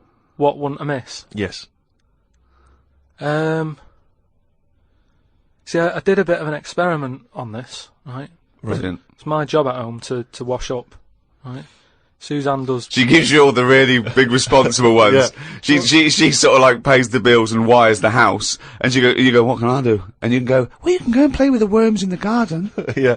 So anyway, so it's my job to wash up and that, right? And I thought to sort of make it interesting and stuff. I thought, I wonder if I can do it, right? If I didn't have any thumbs. And so what did you do? So I just sort You of sliced off your thumbs. I just sort of held them in, and it's amazing how, like, it took me ages. Just having that one thing gone. Well, it's part of our evolution, the opposable thumb. Basically, that's when we soared. These are milestones in human evolution. The opposable thumb, the forward-facing eyes, the upright. These are massive things in taking us out of the animal kingdom. And one day, Carl, you'll walk upright. But what do you mean about eyes facing forward? You mean before we got here, there was people whose eyes were looking in their head? I don't understand. Is that what you mean? No, because when we got sort of binocular vision, where we could because we were predators have a forward face. I'm going way back. I'm not just saying. I'm not saying chimps had eyes on the side of their head, but I'm saying big major milestones in any evolution. Mm. I lost you at evolution. I think. So when you were doing this experiment, washing up, you say that you found it difficult. It took you ages. So you didn't just give up once you realised how essential thumbs were. No, you actually washed up everything. I just think of Suzanne walking in and Carl's there, just covered in water and very liquid suds, standing on a pile of broken crockery. Yeah, plunging his face into the sink every 30 seconds and just swishing his head around. But we talked about the washing up thing before, haven't we? When I was stood there washing up, and I sort of look out of a window, so the sink's in front of the window. Yeah. And that's why I quite like washing up, because I can just look out onto the street, see people going past. There's like a local homeless fella called Franco. You know, I look out that he's all right and everything. Sure. But I was looking across the way, right, and there's some some Chinese people who live in a flat, right, really small flat. And they're up till all hours. I don't know what they're doing. But they decide to back up at about 3:30 in the morning and that. They're always really noisy and that. But above them, there was some woman, right, who, the sort of bedroom is on par to our kitchen, right? Yeah. So I'm sort of washing up. Yeah. And I sort of look across and see this woman with, no pants on and that, no bra and that. Naked. Yeah, just... That's the word you're looking for. Yeah, she's just wandering about, on that. So I was like, oh, what's going on here? So I carried on washing up and that, right? And kept looking, and then I was looking and she looked at me. Right, so we made eye contact. Sure. So I was like, oh, God, right? So what I thought the best thing to do was sort of drop me pants a little bit. just a little bit, just like, I had boxer shorts on and that. I thought if I just show a little bit of sort of arse cheek, then it's kind of like, right, we quits. Right? I don't understand the thinking. So Suzanne's watching the telly, right? I think she was watching Sex and the City or something. Yeah. She sort of turns around to see how I'm getting on with the washing up, right? She sees me with, like, my pants sort of down a little bit with my arse out. She said, what are you doing? I said, don't look now. I said, but there's a woman over the road, right, with no pants on and that. She caught me looking. I'm just giving her a bit back. I love the fact that he explains the rules, and Suzanne's meant to go, okay. That makes sense. But I don't, so hang on, so you showed a bit of your arse. You turned, presumably, to show the arse, or waggled the arse at the woman. I had to lift it up a little bit on the, sort of, on the draining board. Hang on though, what did she do? Did you register her reaction? When she saw a bit of your arse, what happened? When she saw my arse? Yeah. Well, then I wasn't looking, because I thought, in a way, I don't want it to look like, well, I've seen a bit of your stuff, here's a bit of mine. I just thought, at the end of the day, I caught a glance of you. It's only fair. You've had a bit back. you know, I'm You not see, making a big deal out of I it. genuinely think James Stewart missed a trick here in Rear Window. Yeah. This would have been, you know, a much better film had James Stewart just popped his pants down. It would have given a whole new meaning to the title Rear Window. Yeah, exactly. It's tricky though. I seem to be surrounded by people like that because I've told you before. There's the old woman across the way who's just sat there reading a book. I look through everybody's windows like that. Remember that film, that Sliver or something? Okay, right. When they've got video cameras. Yeah. I'm just looking onto everybody's world and just seeing what people are getting up to. There's nothing wrong with that. Brilliant. That's why I like washing up. The Ricky Gervais Show on Guardian Unlimited. Chris has emailed a mantra for Karl. We were talking about famous mantras and sayings and things. Yeah. Never has a Manc said so much to so many that means so little. Brilliant. So you can have that on your headstone. Rupert. Your little round headstone. Rupert's in the Isle of Man. He says, I don't know if you knew this, Karl, but apparently octopus's testicles are located in their heads. Yeah. But then, to me, that isn't that amazing, because at the end of the day, an octopus, really, all it is an head. Isn't it? So everything it's got has to be in the It head. has to be in the head. It'd look daft if they dangled down below. Right? So all it is, I mean, there's a lot Hang of on, facts. it'd look daft if they dangled down below. I'm wondering again, that's almost, I don't think you should start sending them in, but that could almost be the B-side to, B-side to Knob at Night. I could eat a knob at night. James Round says, Karl, if you could be anyone in the world, who would it be? Dead or alive? Why would you choose to be a dead person? No, but sometimes, like, there's people who are now dead, but everybody raves about them. But are you saying? But he wants you to live that life, not have been that person. Are you saying that if you chose Napoleon, you'd be Napoleon, but you'd be back to life, walking around now on the bus, or it'd be the 18th century, or what? What are you saying? What I mean is, if just answer the question. Who would you be and why? It's someone you admire or you think had a good life. Just answer the question. But what I mean is, it's good to be remembered, like Winston Churchill is remembered Yeah. as being a decent bloke, but I wouldn't want the hassle that he had. So I don't want to live his life. Right. But it's good to be... You'd like to be Winston Churchill, but you'd like to have a paper round instead of... saving the world. Yeah. Well, that's what I mean, but is he saying whose job would I want to take on? It's not that complicated. The question is this, if he could be anyone in the world, who would Karl be? That's the question. That's all the information I've got. A lot of responsibility on a lot of jobs, isn't there? So, some of the names flowing through your head now? I was thinking Bruce Willis. I never expected that! So his responsibility in your mind is what? Saving people who are trapped in a building with terrorists? Well, yeah, maybe, you know, his worries are different worries. With, you know, people who have a lot of money come other worries.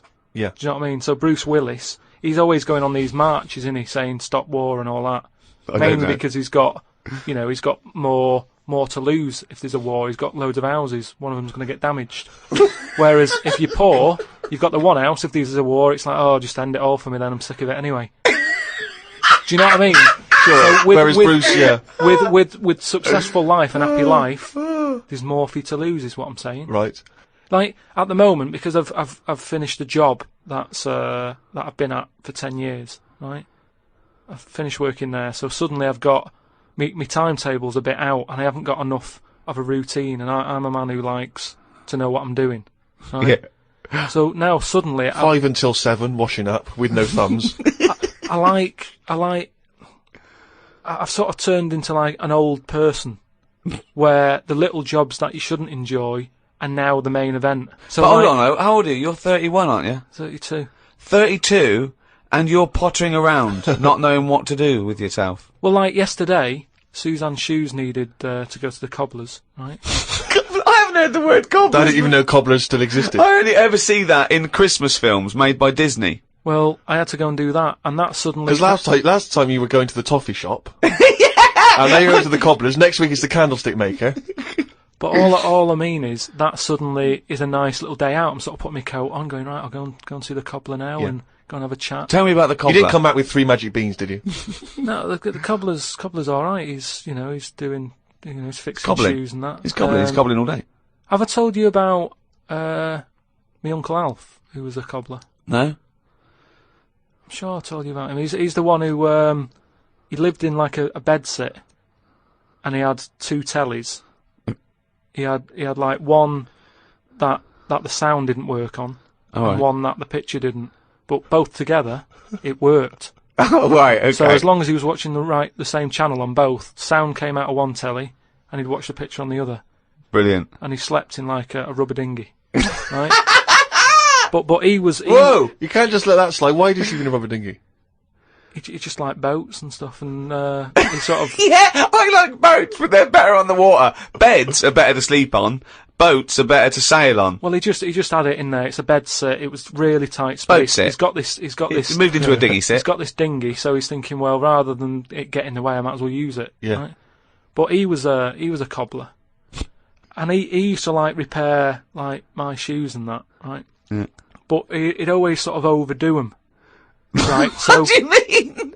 like Fancy. do you know like Pimp My Ride on MTV? Yeah. Because he does up shoes, he'd go mental on them. What do you mean? There was the stereo. Yeah. Well, no, There was horns. It sounds. Here Go comes faster Karl stripes down the side. Yeah, here comes Mr. Pilkington. He's got the fastest shoes in the land. No, it just makes shoes that would last forever. So instead of putting like one sole on, he'd put about 5 on. So it looked like one of them built-up shoes that you never see. He'd just put loads of stuff on. They'd last forever, but they didn't. But they look like I was- orthopedic shoes. Yeah. It just like suddenly I was like 6'7" whenever he'd sort of sorted my shoes out. But he's a cobbler, and you know it's work. That's always there for you, isn't it? I suppose so. So you went out with to take Suzanne's shoes to the cobbler. Yeah, so that's it. Yeah, so I just took him to the cobblers and that was like a nice little job for the day.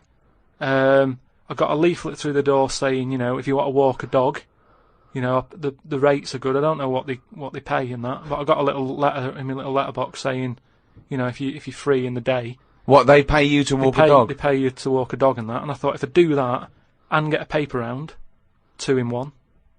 Sorry, you just went from a job, right, where you were the head of production at a radio station, dare I say it, on... can I discuss your... Well, it was an alright wage, yeah. It was very good. But I wasn't happy, so it's pointless. No, I know that, but to go from the head of a department on a lot of money to walking dogs and doing a paper round, I don't know. No, but it's about being happy, isn't it? I know, but that's commendable if that's true, but...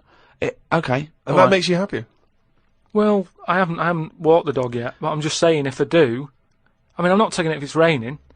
I'm just thinking if it's a nice sunny day and I fancy a potter, I'll go round to her and say, well, how much are you paying? I'll take the dog a walk and stuff. But I can't believe some of the words that have cropped up in this. It's 2006 now. Potter, cobblers, toffee shop. It's very, very strange.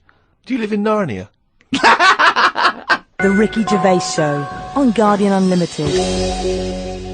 Right, a lot of people are sort of emailing in sort of brainy stuff. Brilliant. Right, which, you know, the more the merrier. I'm happy getting all this stuff, and if you know, it grabs my eye, I'll run it by you and you can sort of tell me about it and that. And getting a lot of stuff about philosophy. Oh, yeah. And all that. Descartes, that's another one that's mentioned on an email. Descartes, yeah. the French philosopher. Yeah. What's your question? Well, he sort of cropped up on an email. Someone said, what do you think of him? And I was like, oh, I don't know. He famously he pondered his own existence. Cogito ergo sum. I think, therefore I am. He was thinking about that. He was thinking, how do I know all this is true, everything around me? And he thought, well, I can see it and I can smell it and I can hear it. And he went, oh yeah, my senses can be fooled. I could be dreaming. And he thought, well, that's true, I could be dreaming. But if I'm dreaming, then at least I'm alive. At least I have some sort of consciousness. So if I'm even thinking about anything, you know, I exist. I think, therefore I am. Cogito ergo sum. But we don't need to know the Latin bit. Why is everyone always going back to Latin? It was ages ago. Why is that language always being... And were Latin people always in a rush? Because they seem to be like words for full sentences. Why couldn't they just take the time and say what they want to say? and it's just like, what was the I love rush? you to teach Latin. What about Plato? Right, Greek. Right, now, would you say he's a bright bloke? Yes, I would. I'd say he's a very, very bright bloke. Right, let me tell you this. Right, if he's that bright, you know how he got killed? No. Got hit on the head by an egg. Fucking hell! Well, he's not so clever then, is he? That's what I'm saying. Boo! What's the story with the egg? He was on holiday or something, right? And He was on holiday. In Greece, probably. he was having a walk about, and a bird was flying over his sort of. This over the bird beach. was what? A great auk? What size bird killed him with his egg? It was a big one, yeah. Was it? And the way they used to crack An ostrich on a hang glider. the way they used to crack the eggs open to let the kids out, they used to drop them on rocks. What bird is this? Dropping its egg to let the kids out? You're a maniac! You are a maniac! And Plato had a little bald head. Right. So from the top, the bird's there looking down, and it goes, oh, there's a little rock, I'll drop the egg. Hit him on the head, killed him. Now, this is what I was saying before about... I'm letting too much go now, because I'm so desensitised to his nonsense. I let him go. The bird saw Plato and said, there's a rock down there. Yeah. Well, if these birds are killing people with bald heads, you've got to be terrified. So, but listen, this is what I'm saying though, right? Before about knowledge and that, how knowledge is hassle, or success is hassle. I think that was Newton. Knowledge is hassle. Now, why is Plato's intelligence got anything to do with the fact that this bird dropped an egg on his head? Because he was intelligent, and he's probably earning a nice few quid by giving out whatever messages he gave out. Yeah. He could afford to go on holiday to exotic places. If he was working in a factory, he wouldn't have been on this beach with big birds dropping eggs, is what I'm saying. So, in a way, it backfired. His knowledge killed him. And that, I think, was Kierkegaard. His knowledge killed him. Where you got this stuff about him being on holiday? Well, he shouldn't have been on the beach. He was only there having a break or whatever from doing what he does. It wouldn't have happened if he wasn't on holiday.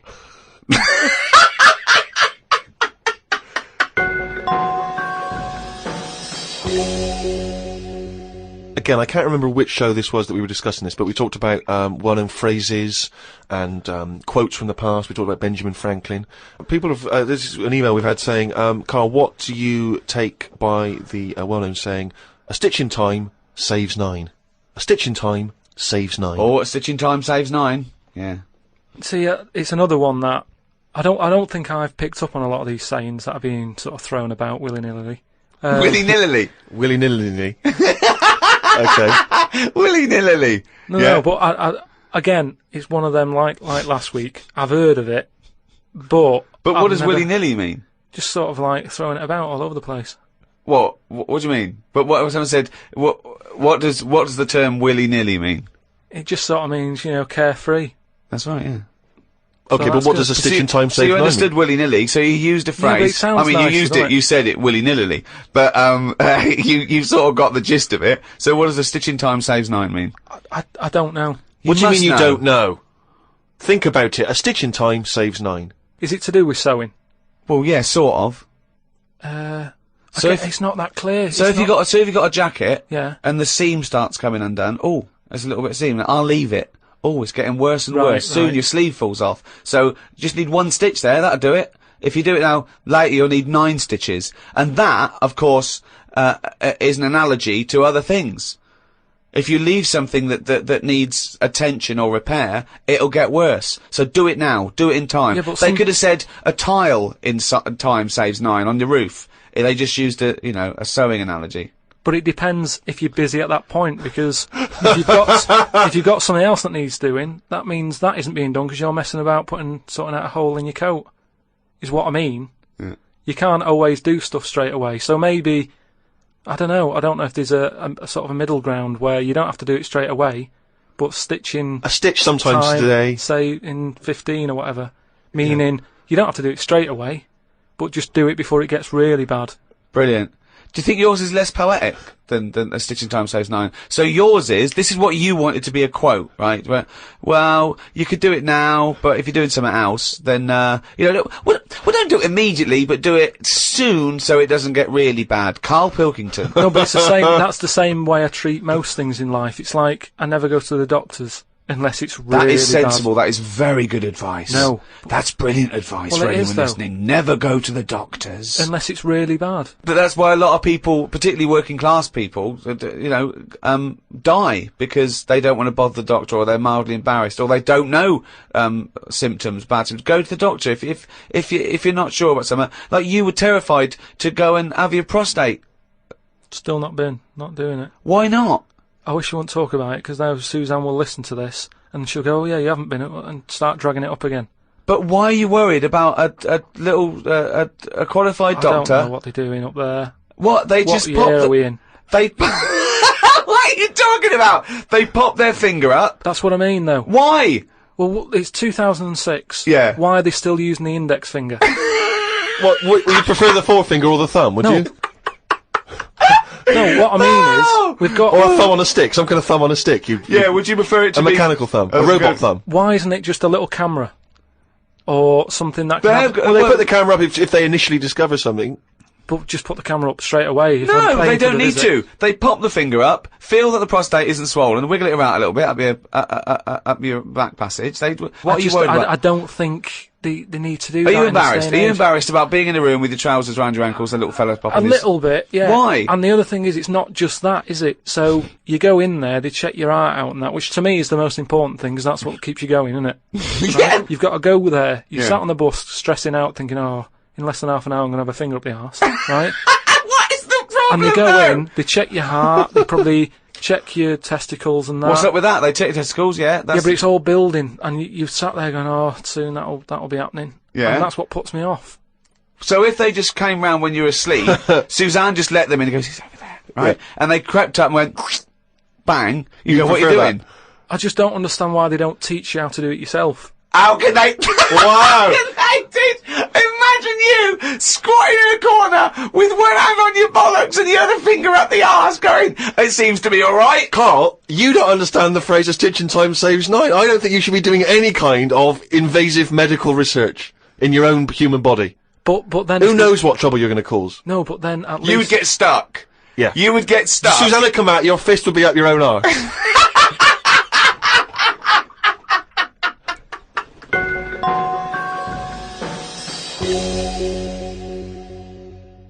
Okay, I think it's probably time. Let me just check my watch. Yeah, it's monkey news time. Oh, chimpanzee that monkey news, you.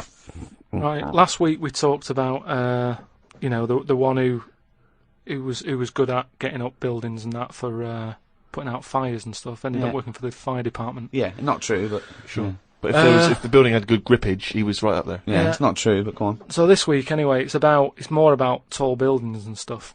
Oh, yeah. It was this bloke who was a builder. Oh, yeah. Right? And you know what builders are like? They sort of move about, don't they, from sort of building to building, just building. Well, yeah, once they've built it, the building's done and they move on to build some more. Building to building, just building, yeah. So he goes to his next job and that, right? Who does, the builder? The builder. Yep. He goes to, like, the boss, new building. the boss of this building, who's building it. Right. Okay. Yeah. And he says what unto him? Do you need anything building? Okay. Right? Yeah. So anyway, he says, yeah, there's plenty of work and that going about. Yep. He said, we're working on this one here. He said, get going on it, like, there's your bricks and your cement and stuff, get on with it. Yeah. Any plans? Just build. Just start building. Yeah. Go up.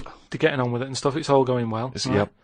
But he notices that there's someone working high up, right, on the top bit. Sure. Because do you know, like, there's girders and stuff on these big buildings. Yeah. And he's still building the bottom bit, And which he's is still, weird. yeah, well, that's the way they do it there, apparently, just to sort of speed it up, work from top to middle, from top to bottom. Sure, that's in imaginary land. We So put anyway. the spire on, now we better do the foundations, Yeah. and then put some stuff in the middle to keep it up there. So anyway, he's saying to, like, the other workers, he's going, who's that up there? Who's that up Like, there? Who's working on his own? The little fella, was he? And, The little hairy fella up there. Who's the little hairy fella up there with the hard hat? And the other fellows were going, look, don't ask questions, the boss decides who he takes on, we're happy to be getting paid here. Don't ask asks questions! Well, I'll see him when he comes down. So he said, well, he's pretty impressive, you know, the work rate he's doing, the way he's getting from one girder to the other.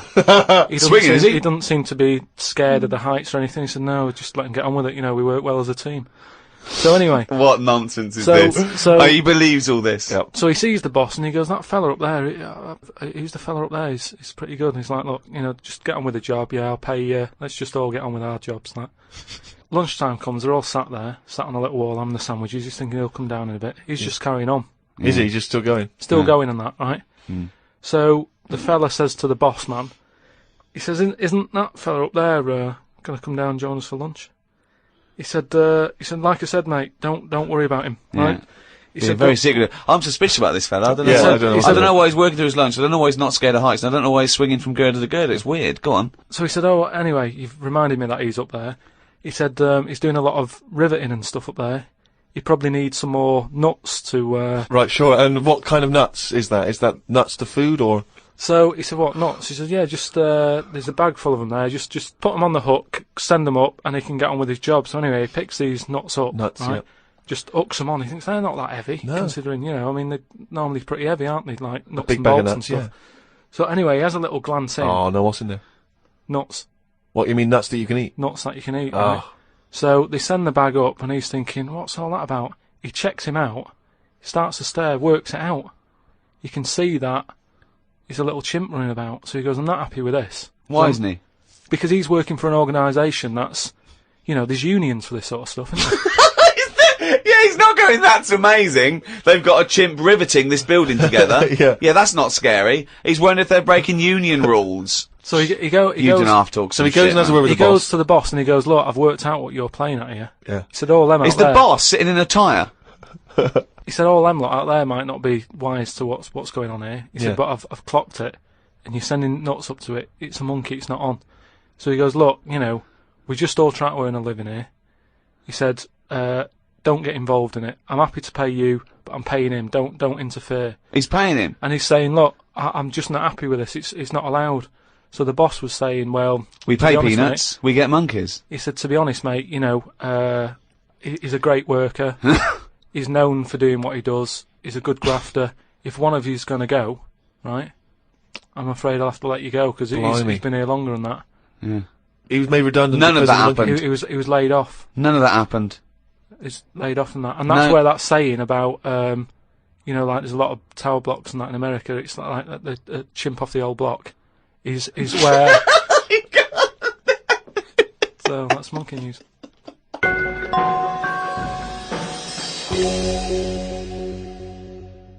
Thanks for listening to this podcast. Who was it hosted by? It was hosted by a great bunch of guys called Positive Internet. They host the #1 podcast in the world, The Ricky Gervais Show, with me, Ricky Gervais, Stephen Merchant, Goodbye, and Karl Pilkington. The Ricky Gervais Show on Guardian Unlimited.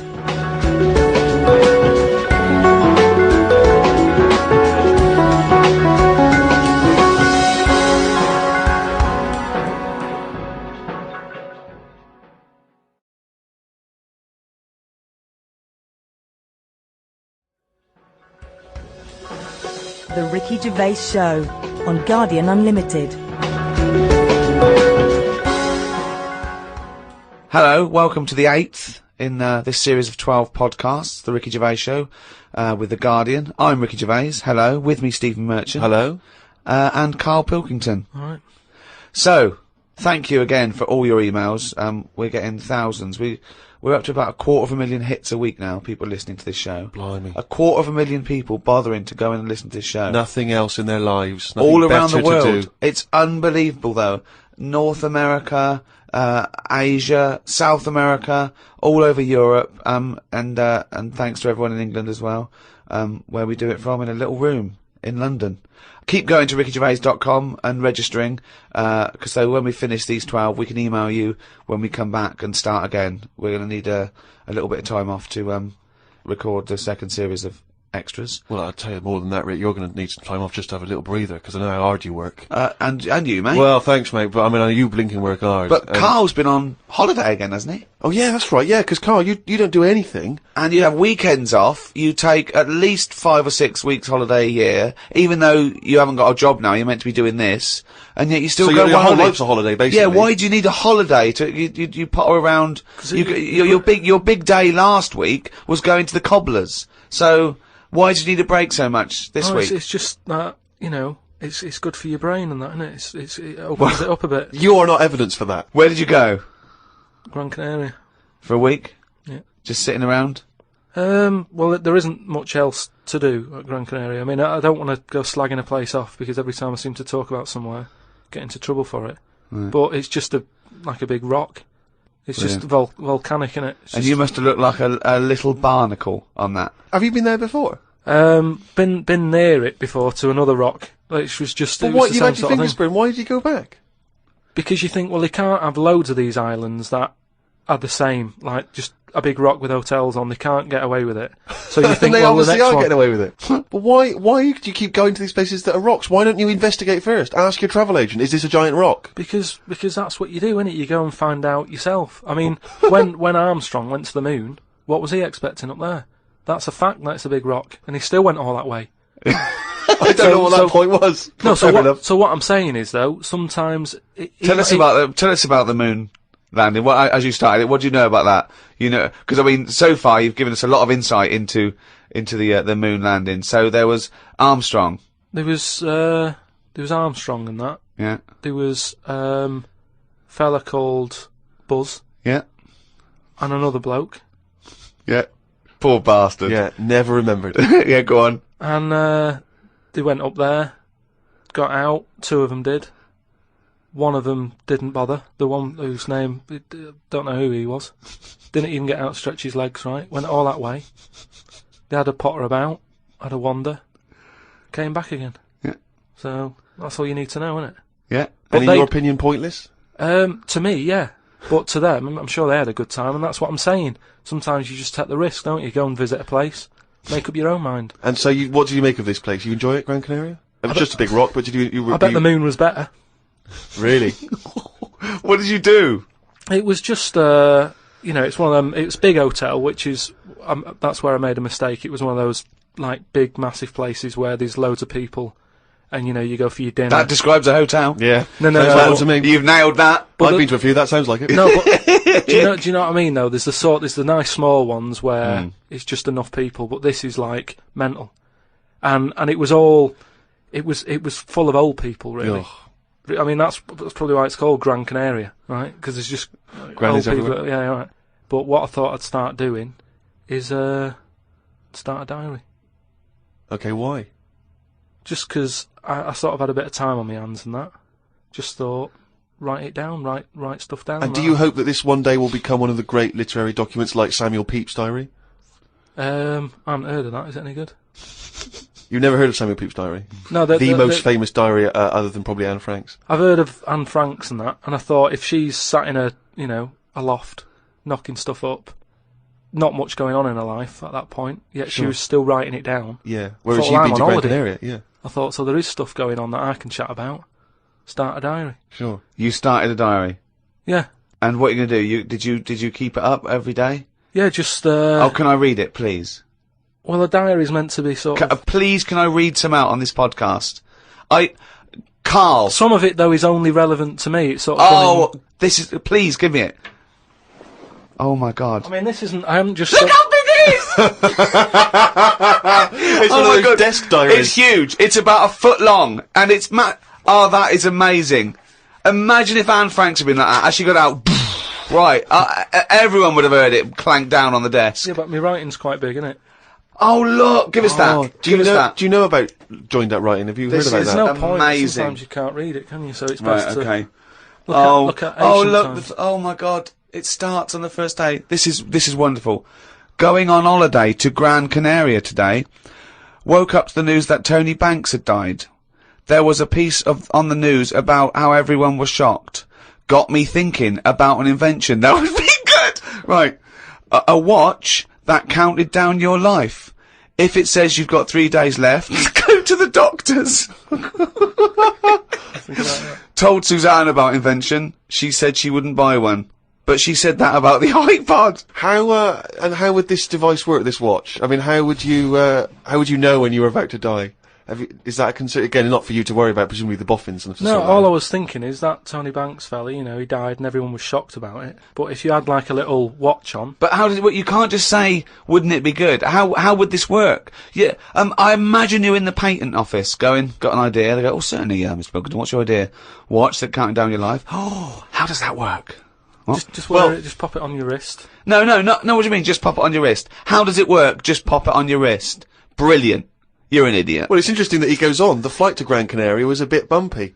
I thought about the clock that counts down your life again, and I wondered if it would know if you were going to die in a disaster.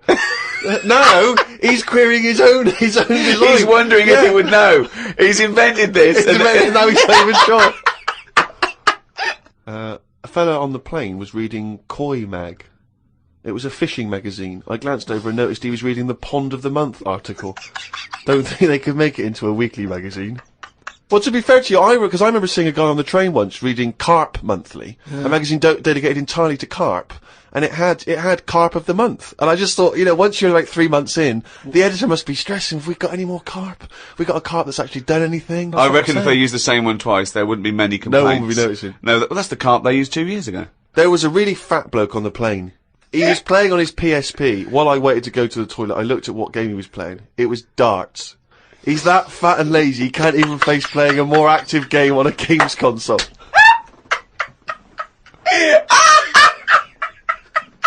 Me and Suzanne got off the coach along with a couple of old people. One of them was in a wheelchair. I don't think it was wise of them to come to a volcanic island with a wheelchair.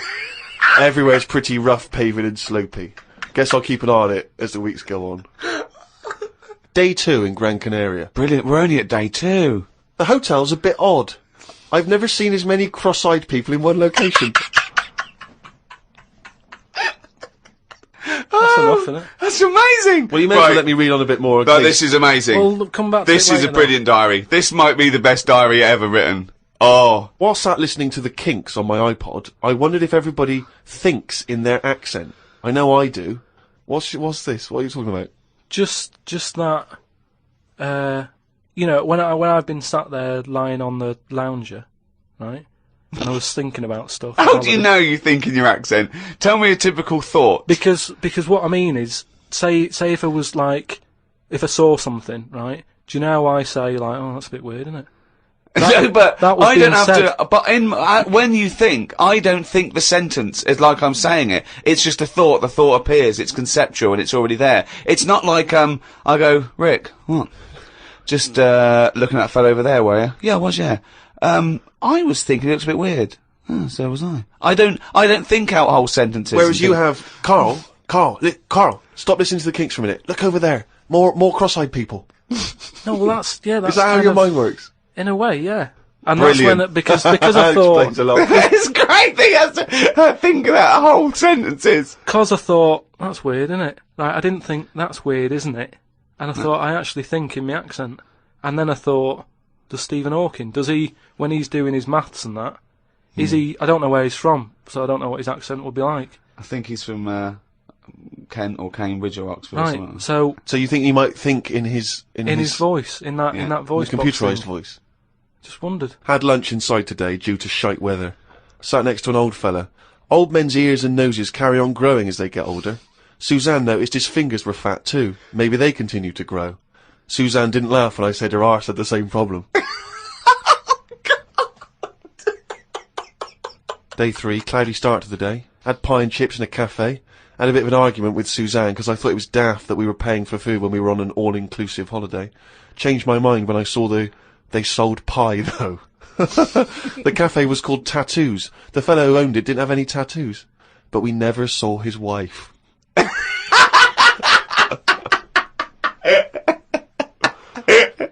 Oh, brilliant. Had a drink in a bar. Everyone sat and watched one of the local cats lick its bollocks.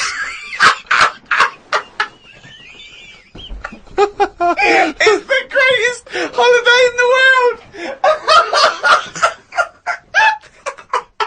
That's the entertainment in that town. Went back to the hotel and had a sleep before tea. I love the fact you're moaning about old people, but you're just as bad. You've done nothing so far. He's done nothing, he's got a big hip.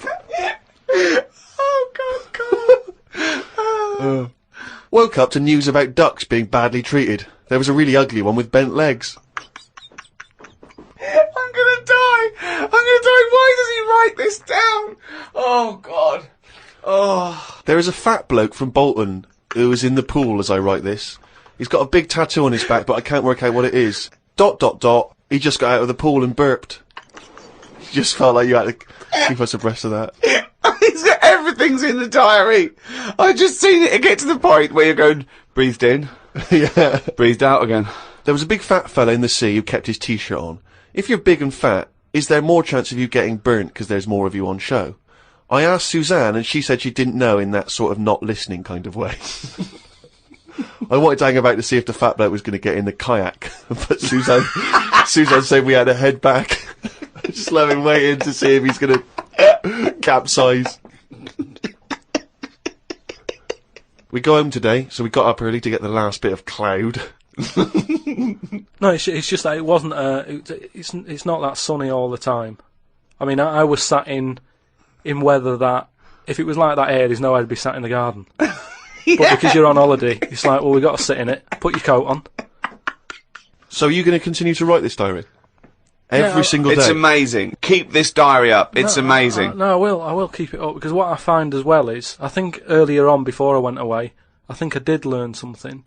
And because I wrote it down, I remembered it a bit better. So... What was that? I just was thinking then, I forgot it now, but but I remembered looking back at it and not having to read it all, because I remembered the end of it before I read it, if you know what I mean. I have no idea what you're talking about. Well, if you've enjoyed the diary of Karl Pilkington, more next week, I hope. Another week's worth. That's amazing. I'm going to try and get that published. We'll put the odd page up on the web. Go to rickygervais.com. Don't forget to register there as well, so we can email you and let you know what's happening. Brilliant. The Ricky Gervais Show on Guardian Unlimited. Rick, who hosts this podcast? The guys at Positive Internet. Why? Now, I know you're a big fan of those guys. Yeah, because they're brilliant. Well, yeah, they are, and I tell you, they're working overtime. Because we've had an email from Jake, who's the director at Positive Internet, and apparently he's been in touch with the editor of the Guinness World Records book. Oh, right. And he's hoping to see if we can get this podcast in the Guinness World Record breaking section, or the podcast world record breaking section, or whatever they call it. I don't know exactly what record we'd have broken. I assume it's just sheer number of listeners, is it? Or yeah, the number one? It's the number one podcast, and it's the biggest downloaded show ever at the moment. Right. I think that's because people have only had podcasts for a couple of years. Yes, well, I don't know. I mean, I don't know when the next issue comes out. I guess it's sort of December time. I used to get the Guinness Book of Records every year. I love it. I've never understood why it was such a big seller. I mean, presumably, who's excited to find out whether, you know, I don't know, a man that can balance 3 egg cups on his head has beaten the record? Well, they're real records as well, obviously. I used to go straight for that. I really loved the sort of animals, fastest, strongest, all that sort of thing, biggest. But aren't they the same every year? Well, no, they do change, and obviously there's new entries to keep it exciting. But what annoys me is that it looks like anyone can get in if you're willing to do something that no one else will bother with. Yeah. They did one on Big Brother where it was the stacking sugar cubes, and I was thinking, well, no one's going to bother beating that. No. There's people that walk along with a milk bottle on their head. And no one's going, oh, I'm a bit jealous of Bill. Why? He's broken the record. What? For walking along with a milk bottle on his head? Yeah. Yeah. I'm going to go into training tomorrow. They're ridiculous. Yeah, yeah. You know, but I do like the real ones. There was one in there I got on a couple of years ago, and it was about disasters. And there was one where there was some big ornamental incense burners at this thing in I think Thailand or Korea or somewhere, and they fell over and they killed 7 of the congregation, and the headline was "Biggest Joss Stick Disaster." Now again, there's no one trying to beat that. There's no one going, we need 8. Yeah. We need 8 people. We're going for it tonight. What do I have to do? You have to stand quite near those big joss sticks. Okay. And what record am I breaking again? We'll tell you after. Also, I think a lot of people waste their energy on this, because there's one guy in there that can do the 100 metres in 11 seconds running backwards. And I want to say to him, turn round. Because I think you'd be fast forwards, you know, Yeah, if you'd have only, from the age of 10, sort of, you might be, you know, one of the fastest runners in the world. Because you're never going to be considered one of the great athletes for doing it No backwards. one knows about him. That's not going to ever be an Olympic sport, running backwards. No. Or, and now the 100 metres. Oh, one of them's putting a milk bottle on his head. yeah. This is one to watch. There was a guy in there, I've always been fascinated by the guy, he had, the world's longest fingernails. And they were truly extraordinary, and they went out and they started to curl around, obviously, and in the end he almost looked like sort of there's a big spiral of gnarled old fingernail. But I just thought, it just seemed like such a terrible affliction, really, to be walking around, you know, with these giant fingernails. So much you can't do, just missing out on, you know, Jeff, you coming bowling? I can't. You know, just so many different things that you miss out on. I've never quite understood who's willing to have this eat into their life. You know, it's going to take over their whole life just so they can have their photo in this book. It seems a very bizarre impulse. Karl, have you ever been tempted by any world-breaking attempts? Do you find them fascinating or futile? I mean, you don't get paid or anything, do you? No. They do it for the pride. But say like the fella who can run with a milk bottle, could he get a milk round? And do you know what I mean? I can understand that if you can use the skill, but like you say, if it's getting in the way of your life and that, then what's the point? There was a kid at school who said, I'm in the Guinness Book of Records. I went, oh yeah. He said, no, I am. And he brought it in. And now I don't know if this is a valid claim. He claimed to have been in the audience for what, in this particular edition, was labelled, you know, the largest audience ever for a sporting event. Some giant Super Bowl game in America. And he claimed to have been in the audience. Now, do you think he deserves to say he's in the Guinness Book of Records? Sort of. I think that's a lot. As it was the largest audience ever, I think a lot of people can claim that one. I mean, if he wanted to get a name check on doing that, he would have been best saying, I was sat in the audience in a bath of beans. Because then that would add to it, and you get a little, you know, they'd have you in the picture, wouldn't they? So, he's Mr. do it Fit that there. way. Yeah. The Ricky Gervais Show on Guardian Unlimited. Harry from Canterbury wants to know whether any of us have ever had any cruel nicknames. He claims that he's quite tall and rather hirsute, and he says he's often called Lurch or Wolfie. He's always thought that Karl looks a bit like Mr. Potato Head. Yeah. No, there's no potato that round, but I suppose you could fashion a potato to be that round. Maybe we could, if anyone can carve a potato into the roundest head ever, pop a couple of eyes on it. Make it look as much like Karl as possible. Exactly. But yeah, any nicknames? Did you ever have a nickname, Rick? No, mine was boring. I didn't have any. It was just around the name, like Gervais or something like that. No, I didn't have nicknames. I always wanted a nickname. I just thought it was quite cool for some reason, particularly because gangsters always seem to have nicknames. Lefty. You know, Fingers. Lefty, Scarface. Yeah. And so I decided that I thought, because no one was giving me a nickname at school, it was kind of annoying, well certainly not to my face, that I decided to just come up with one. Yeah. And so I remember I was at lunch once, and I just said to my mate Phil. How old were you? 12, 13. Brilliant. I just said to him, Phil, don't know if you know, mate, but, people aren't calling me Steve anymore. Everyone's calling me Spud now. Now, I don't know why I thought Spud, it's weird, we should talk about Mr. Potato Head. I don't know why I thought Spud was a cool nickname. I think it's a grown-up name though, isn't it? And it's also because I think it sounded like, it was probably either something that you'd find in one of those kids' books, like the Famous Five, or like the Bash Street Kids, there'd be Spud. And I always imagine with Spud, he's not the leader of the gang, but he's a reliable member. I think Spud is the biggest lorry driver in one particular sort of car park. Yeah. And here comes Spud. Yeah. And he gets out, all right boys, and he's big and massive, and Spud can eat 2 breakfasts. Exactly, yeah. But in my mind it was, that I would be one day part of a gang, and I'm Pinky, this is Jojo, and the tall guy's Spud. And you didn't catch on, did it? Really caught. And he just went, oh yeah, right. And no one started, and I was hoping he'd go, everyone's calling Steve Spud. Yeah. But of course. Hey Spud, the first time I said Spud, you go, what? Yeah, exactly. You'd be really proud, wouldn't you? But I think that it kind of, actually in a way, it probably revealed that I just was probably not in people's thoughts enough to get for the nickname to catch on, because you sort of need to be a real player in the school. I think you should have gone something more memorable. I mean, I'm not saying anything, goggle-eyed freak or anything. What? No, just... no, that's good advice, Fatty. Fatty pot That's belly. the problem, I wasn't fat at school, and I suppose Karl didn't have a round bald head at school, did you? No. No. Did you have a nickname? Not really. I mean, there was a lot of people on the estate that I grew up on. nicknames are big things on estates and that. Yeah. A lot of my dad's mates, right? What their nicknames did was tell you about them. Do you know how I said about the Elephant Man's a good name? Yeah. Because, like, you know what you're going to get. If someone said, Elephant Man's popping round in a bit, it wouldn't be a shock when he walked in. Yeah. Right? So it worked in that sort of thing, you know. So there was John the Screw, right? John the Screw? Yeah. Well, he had sex a lot, or he worked in a prison? No, he had a DIY shop. So you had him, right? There was Fred the Veg. Yeah. Which is... I assume it's because he was at the same IQ as you. Yeah. Or he was in a coma. Yeah.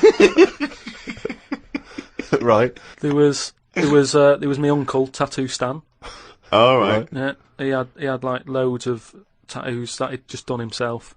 Oh my God. The problem was, because he did his tattoos himself, the ones on his left arm were really good. Because he was right-handed. On his right hand, rubbish. Right? So there was him. Great. And there was Jimmy the Hat. Jimmy the Hat? Yeah. Did he always wear a hat? No, he didn't. That was the point there. That he never wore a hat. That's amazing. Brilliant. How can you pick up on someone never wearing a hat? How would you ever notice? I'll tell you what, I've noticed something about Jimmy. What? Go on. He doesn't wear a hat. Why was he not called Jimmy the Parrot? Because he never carries a parrot. No, but that's just the way, I mean, that's how they work in it. Here comes Jimmy Three Legs. Why'd you call him that? He hasn't got 3 legs. I didn't really have one apart from, like, I had a CB. You know, like when you'd go on a CB radio and have a chat to people. Oh, this was a craze in the, was it late 70s, early 80s? Sort of early 80s. And, it was just short band radio, wasn't it? Everyone had these little handsets and they'd speak to each other in the sort of local area. Yeah, it was mainly, I think it started off with like lorry truckers drivers, and isn't it? Yeah, truckers, yeah, because there was that thing from like about 1977, whatever it was, Convoy, yeah. Yeah, so I had one of them, and my handle, I had 2 handle different names. means your nickname, your yeah, name. there's loads of code stuff. Yeah. I had a couple. I had there was Pilky01, because Right. like I said, there's a lot of Pilkingtons and that in Manchester. So I just thought, give it a number. If someone wants Pilky02, it's open. Do you know what I mean? They can have it. And then like it's people scrabbling. I want a Pilky01. And then because I did boxing and that. Well, you did it once. Yeah. Well, I'd Boxer Boy, because I thought that's quite a good image as well. That's kind of like people going, oh, don't mess with him. Do you know what I mean? Yeah. If he asks what your handle is, tell him. Do you know what I mean? Yeah. It's Boxer Boy and that. Yeah. So just had them 2, and I used to just go on there and. Pointless. What is the point of this? Well, you just meet people, don't you? And you So- don't meet people. You say, "What's your handle?" You go, "Box Boy." What's yours? Rubber Duck. All right, cheers. No, It's but ridiculous. then you'll say like, then you go, oh, what's your 20? What's that mean? That's where are you? Well, why don't you say, "Where are you?" Because just in case there's someone who's listening in who you know, you hear about this all the time, don't you? People listening, jotting stuff down.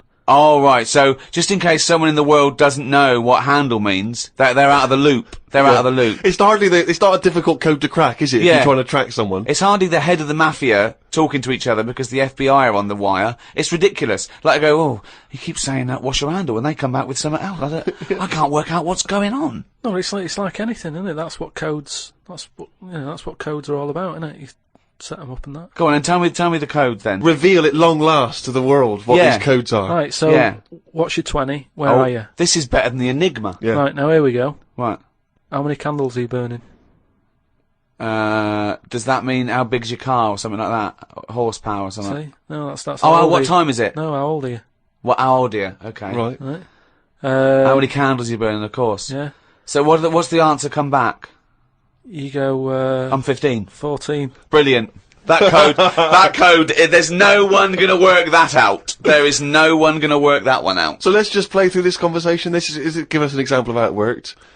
Right, so you turn it on and that, and you start off, and there was something that you said at the start, like Hello. just Breaker. yeah, breaker, do you copy or whatever?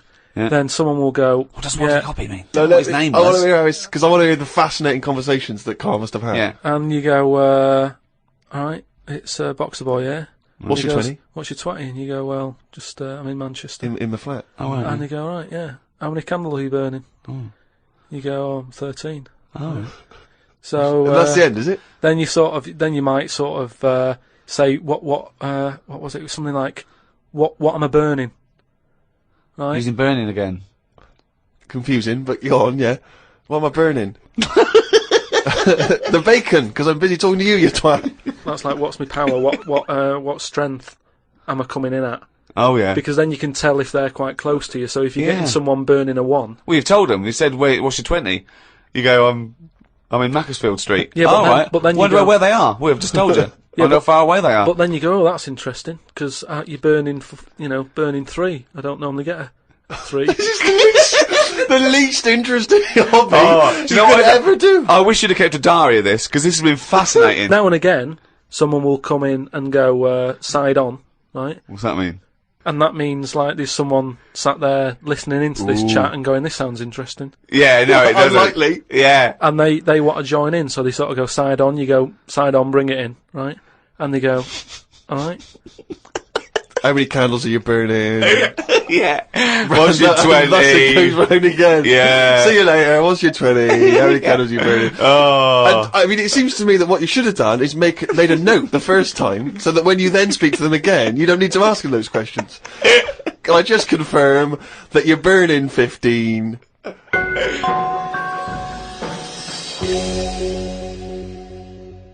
It's that time again. Do the jingle.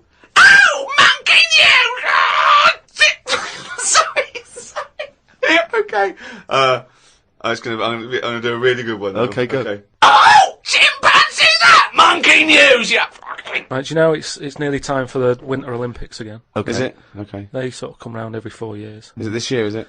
Yeah, and the last one that happened, 4 years ago. Yeah. there was a bit of an incident. Oh no. Oh well, I'd know about this then because it would be. Well, it'd be big news because it's a well-known. Televised as well. Yeah. It's, Do you remember any winners that were monkeys in any of the no, tournaments? of course No, not. No. So, yeah. it's So not anyway- going to be that because it wouldn't be true. Go Oh, on. yeah. So anyway, one of the popular events, bobsleigh. Okay, right. It how it works. Well, It's you like need a 4 sleigh. men. Is it 4 men or 5 4 men? men, It's 4. yeah. So it's definitely 4 men that you need Needs on four a men. team. Is it and there's two team bobsleighs. But they're always men. Is that right, Rick? well, yeah, they have to be. Anyway, humans. Well, that's be humans. Yeah, Yeah, it's the okay. Winter Olympics for. Yeah. So just clarify with the Winter Olympics, you can't have any animals taking part. No, and they also no, because they wouldn't be allowed. And 2, there's no way they could disguise it because not only would they see it straight away, right, but they have blood tests Right. Okay. So, which would show up. so they definitely know if it was Well, they have any blood kind of tests. non-human. It's impossible. It would be literally impossible to have anything other than a human Taking involved part. in a bobsleigh team. Fine. Okay. So carry on. So anyway, this country, I don't want to name them because they try to shake off this sort of, this bad news. Oh yeah, and you don't know. And It's it not didn't true. happen. Yeah. So anyway, the country was doing really well in the qualifying stages. Oh, yeah. But the problem was there was like 2 members who were getting all like the press and stuff, Oh right, yeah. and one of them never got a look in. Right. How tall was he? Anyway, so this one member was getting fed up because the other 2 were getting all the press and what have you. So he said, "I'm not happy with this. Yeah.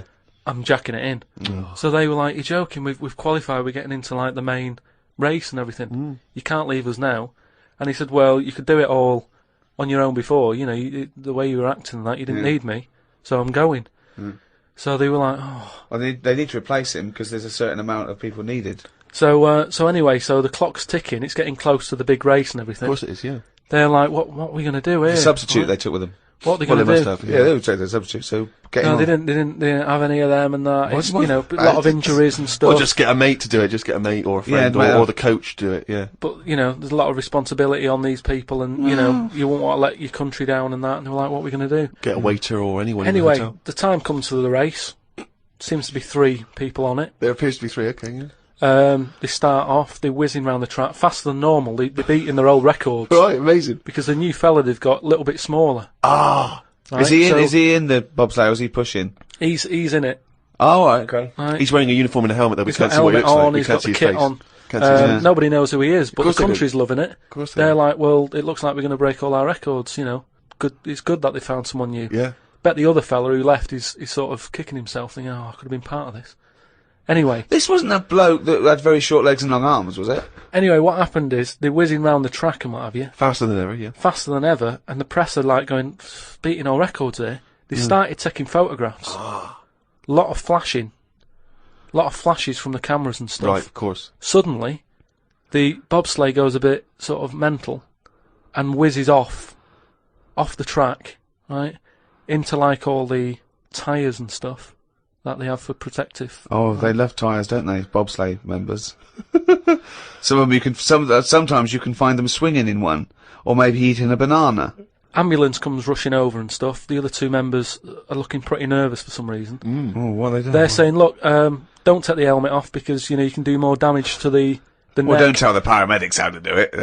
They know their job. Yeah, they know their job. So they were like, just and plus, he came in at last minute to help us out. He doesn't want everyone to know who he is. He's not after the limelight. Yeah. Like some of the members we used to have, but he just was helping his country out. Yeah. Leave the helmet on. Anyway, they get him in the ambulance and stuff. The other two are looking a bit worried and what have you. They're gutted. They lost the race. The little bloke, is the bloke not saying anything? Is he not? He's in the ambulance now. Is he not saying anything though? Anyway, word got out, right, from one of the ambulance drivers a few weeks down the line, once all the dust had settled on the Olympics and stuff, and light news day and stuff. Yeah.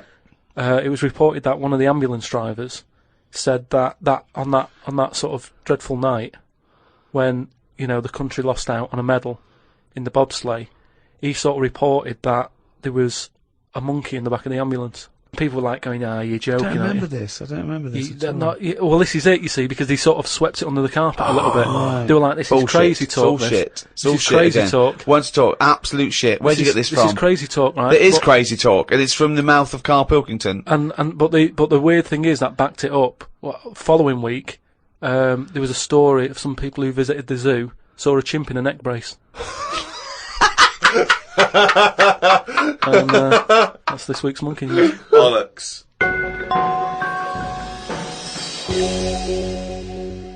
Well, that's the end of another podcast. Thanks very much from me, Ricky Gervais, with me, Stephen Merchant. Goodbye. And Karl Pilkington. Right.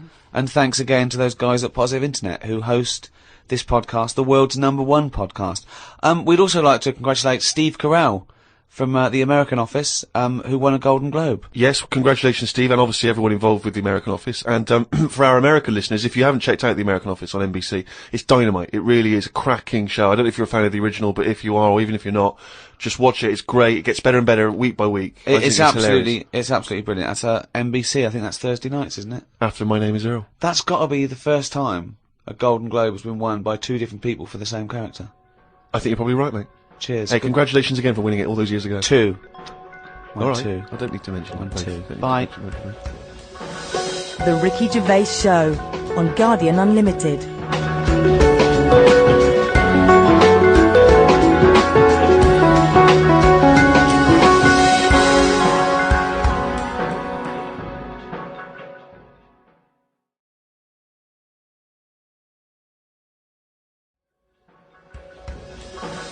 The Ricky Gervais Show on Guardian Unlimited. Hello and welcome to another Ricky Gervais Show with me, Ricky Gervais, Steve Merchant. Hello. And Karl Pilkington. All right. The 9th in a series of 12 podcasts we're doing for free. Absolutely free of charge. We're getting, we've already done over sort of 2.5 million downloads. We'll probably do 4 million downloads by the end of the series. If I had a quid. I don't even want to discuss it, Rick. You are gutted, aren't you? I'm absolutely furious, because I said to you when we studied this, I said, why, you were going, let's give something free back to the fans, and I was saying, it's not worth it, they don't deserve it. But no, you demanded it, and I wanted to pay, I want to charge crazy money for it. I've been a fool. We've had about something like 6,000 emails as well. If we could channel this to good, because you know what I mean, this internet has been set up, billions and billions and billions of dollars go on this cyber highway back and forth, doing good stuff, communicating, sending people into space, commerce, and people, hundreds of thousands of people are sending me pictures of Karl as a monkey. I know, exactly. I mean, it's unbelievable. It's not what this system was created for. Thank you for all your emails as well. That cost us as well a little bit, because they're going through the website, which costs us a little bit of money. But it also costs me my precious time, having to wade through the crap that gets sent to us. Thanks to Kieran Gabriel from Merseyside, who sent me a picture of Karl as Bruce Willis. It's the effort. We'll put all these up on the website. David Weinstein has started his own T-shirt range, I Could Eat a Knob at Night. And Paul Devon has sent me this caricature of Karl, and it's brilliant. Again, I think they're wasting their energies. It's actually a brilliant painting of a little round, bald-headed mank, some sort of like freak creature. Yeah. Whereas he could have done a beautiful painting, but thanks to all those. I mean, I have actually waded through the emails, and I obviously, again, like Ricky, I echo the thanks for sending in all the different questions and comments about the show.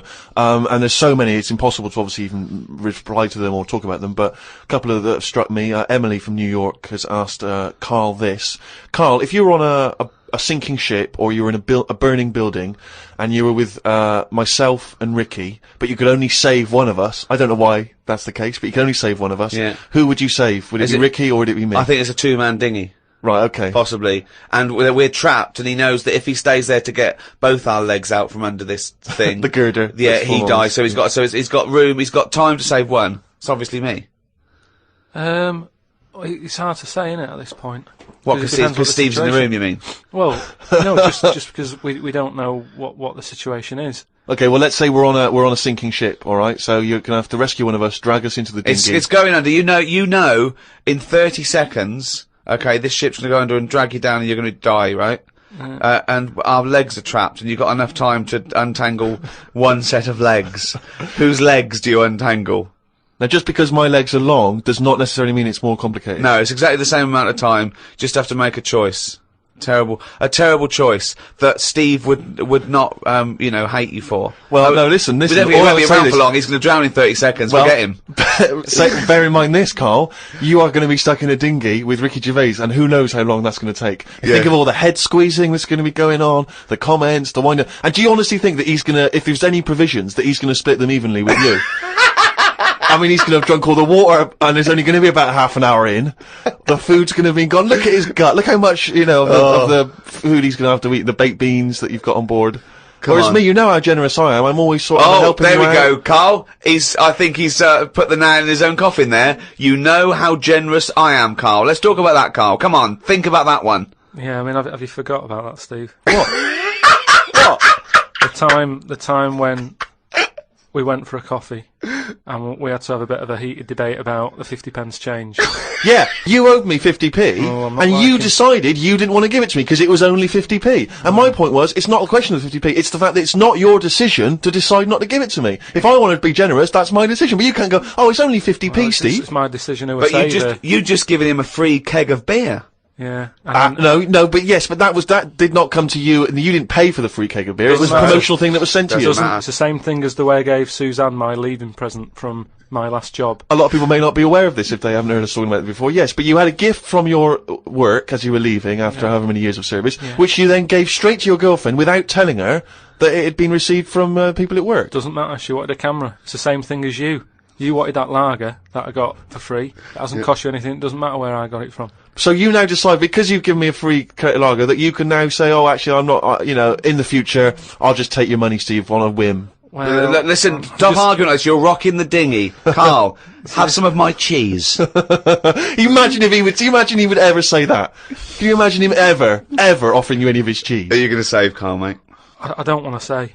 Can we say on the website? Can you just do a little explanation of why on the website? Can they... We'll think about it, and I might do a sort of a for and against or something, and then so the conclusion is okay, all right, something like that. Go to rickygervais.com.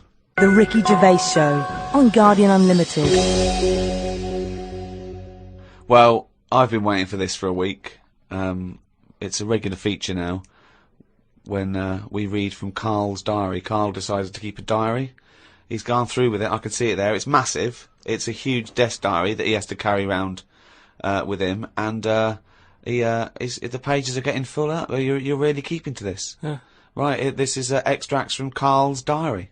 Did podcast and went for an Italian with Ricky and Steve. Italian place is good. We've been there a few times. I always have the same thing, spaghetti. Can't remember what everyone else had. Last time we went there, Steve had little octopuses with pasta. You could see that they were octopuses. They hadn't been cut up or anything. My rule is that I only eat stuff that looks nice when it's alive. A cow, a chicken, some fish. An octopus is an odd-looking thing alive. Even worse when it's dead and limp. It looks like it just shouldn't have been sat in the spaghetti. Yeah, I agree with that. Ricky drew another picture of my head. We've given a few of them away as prizes, but he draws so many of them that they won't be worth as much anymore. Everyone will eventually have one. Like those pictures of a boy crying that caused houses to burn down in the 1980s? What does that mean? What are you talking about? Don't you remember I mean, if you're listening in America, they might not have made it over there. Is it the sort of like the sugary ones with kids? Like, is it Techikov or something? It's just some kid. My Auntie Nora had one, and it was just like a kid with like a blue jumper on, and it's like a painting, not a photo. Yeah, exactly, yeah. And he's just crying. Like a chocolate box. It's really awful, sort of sugary. And what happened is they found out that a load of houses were being set on fire or burst into flames, whatever. And the weird thing was, oh, it's bollocks. every house that burnt down had that photo. Yeah, because every house had that picture in the fucking 70s and 80s. Idiot. It's like, we're linking it to sinks. Every house that's ever burnt down had a sink. You're talking shit again. Carry on. Wednesday. Saw a homeless bloke. I'm surprised that no companies have thought about sponsoring the homeless. Something like a clothing company. Give them some clothes that have an advert on the back. Everyone's a winner.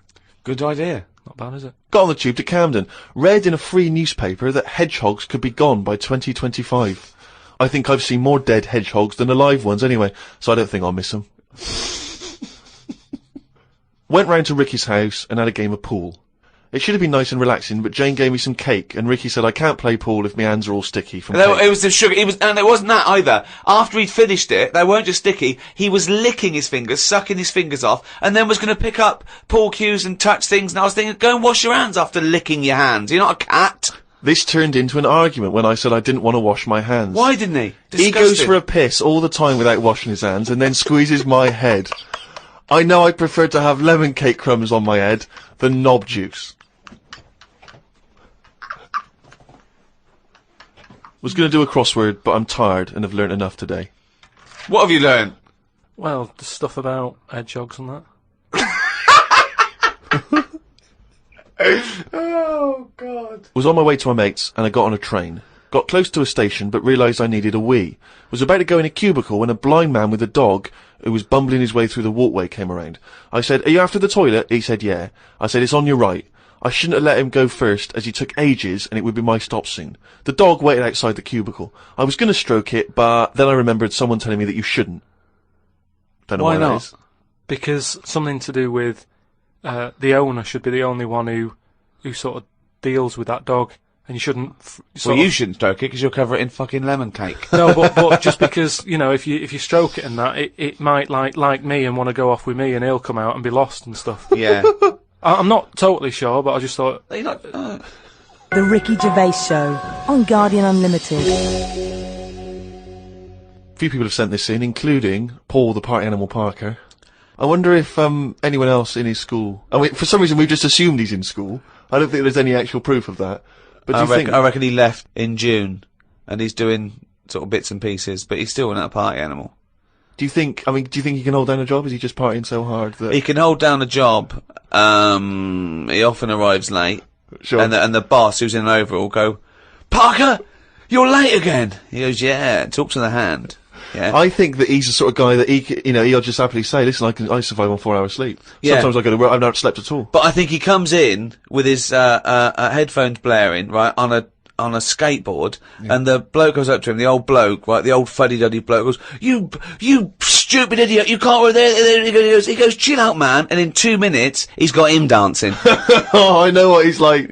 Yeah, he is just like, he just can't resist it, because he's just a fun guy. Yeah. Anyway, Paul, and a few other people have sent in this piece of information they've discovered, from one of the more respected news networks. The headline is this: female kidney turns lumberjack onto housework. Right. Now, a Croatian lumberjack apparently has claimed that he started enjoying housework and knitting after he was given a female kidney. He claims he's going to sue his local health authority because he says he's become a laughingstock. He used to enjoy heavy drinking sessions and things. The kidney transplant saved his life, but they never warned me about the side effects. I've developed a strange passion for female jobs, like ironing, sewing, washing dishes, sorting clothes in wardrobes, and even knitting. Well, if he likes it, what's the problem? It's nonsense. It's nonsense. Hold on, though. What makes me laugh is he's become a laughingstock. So what do you do when you become a laughingstock? Tell the newspapers. Well, yeah. Tell the newspapers about it, because then that'd keep it completely under wraps. Then. But it's the sort of medical nonsense that Karl would normally come out with. Absolutely. That you know, you take on the personality of the person who gave you their blood. Exactly. It's like those old horror stories, you know, you get given a murderer's hand. Yeah. And you go around killing. But there can be certain medical things that would change the way you think and would change you as a person. Say, like how they can do face transplants now. Yeah. Right?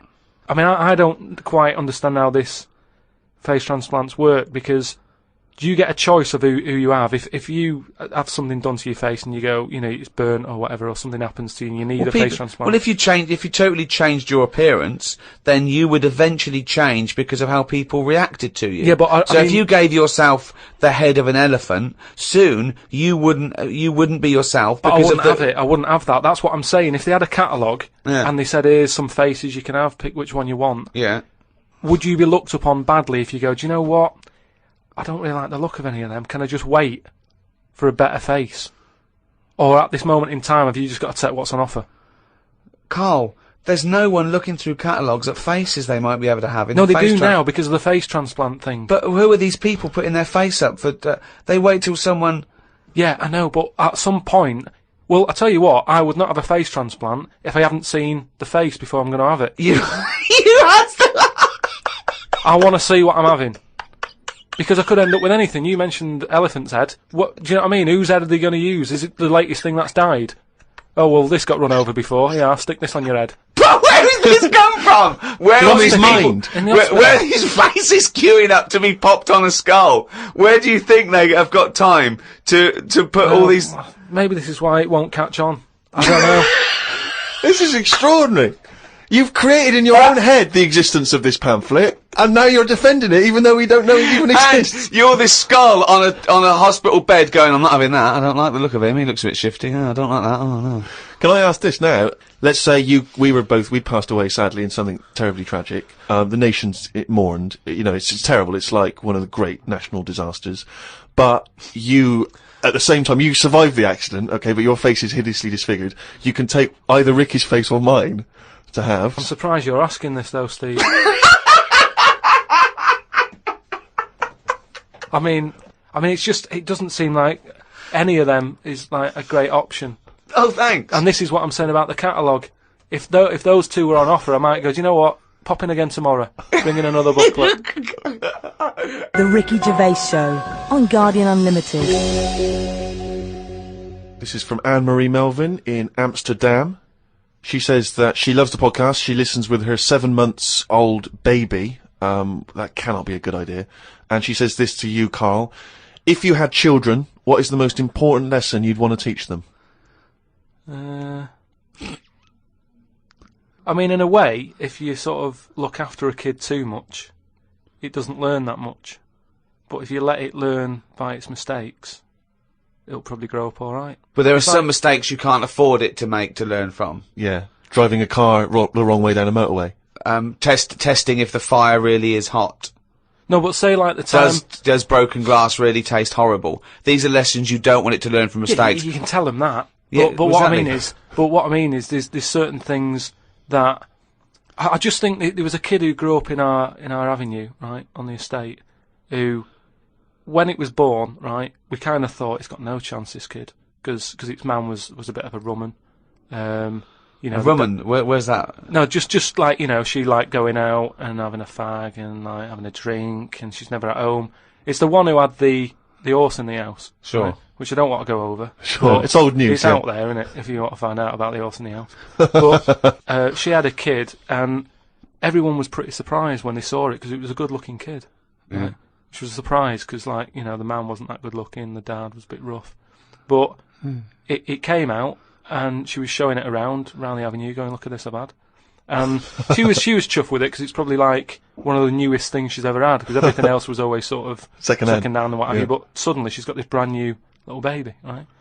Anyway, as it grew up, right, those looks went. Right. And I'm not talking getting old, I'm talking by the age of about 3. It looked rough already, right? And all that just happened because that's the life it was in, right? Yeah. So like it had like a patchy head.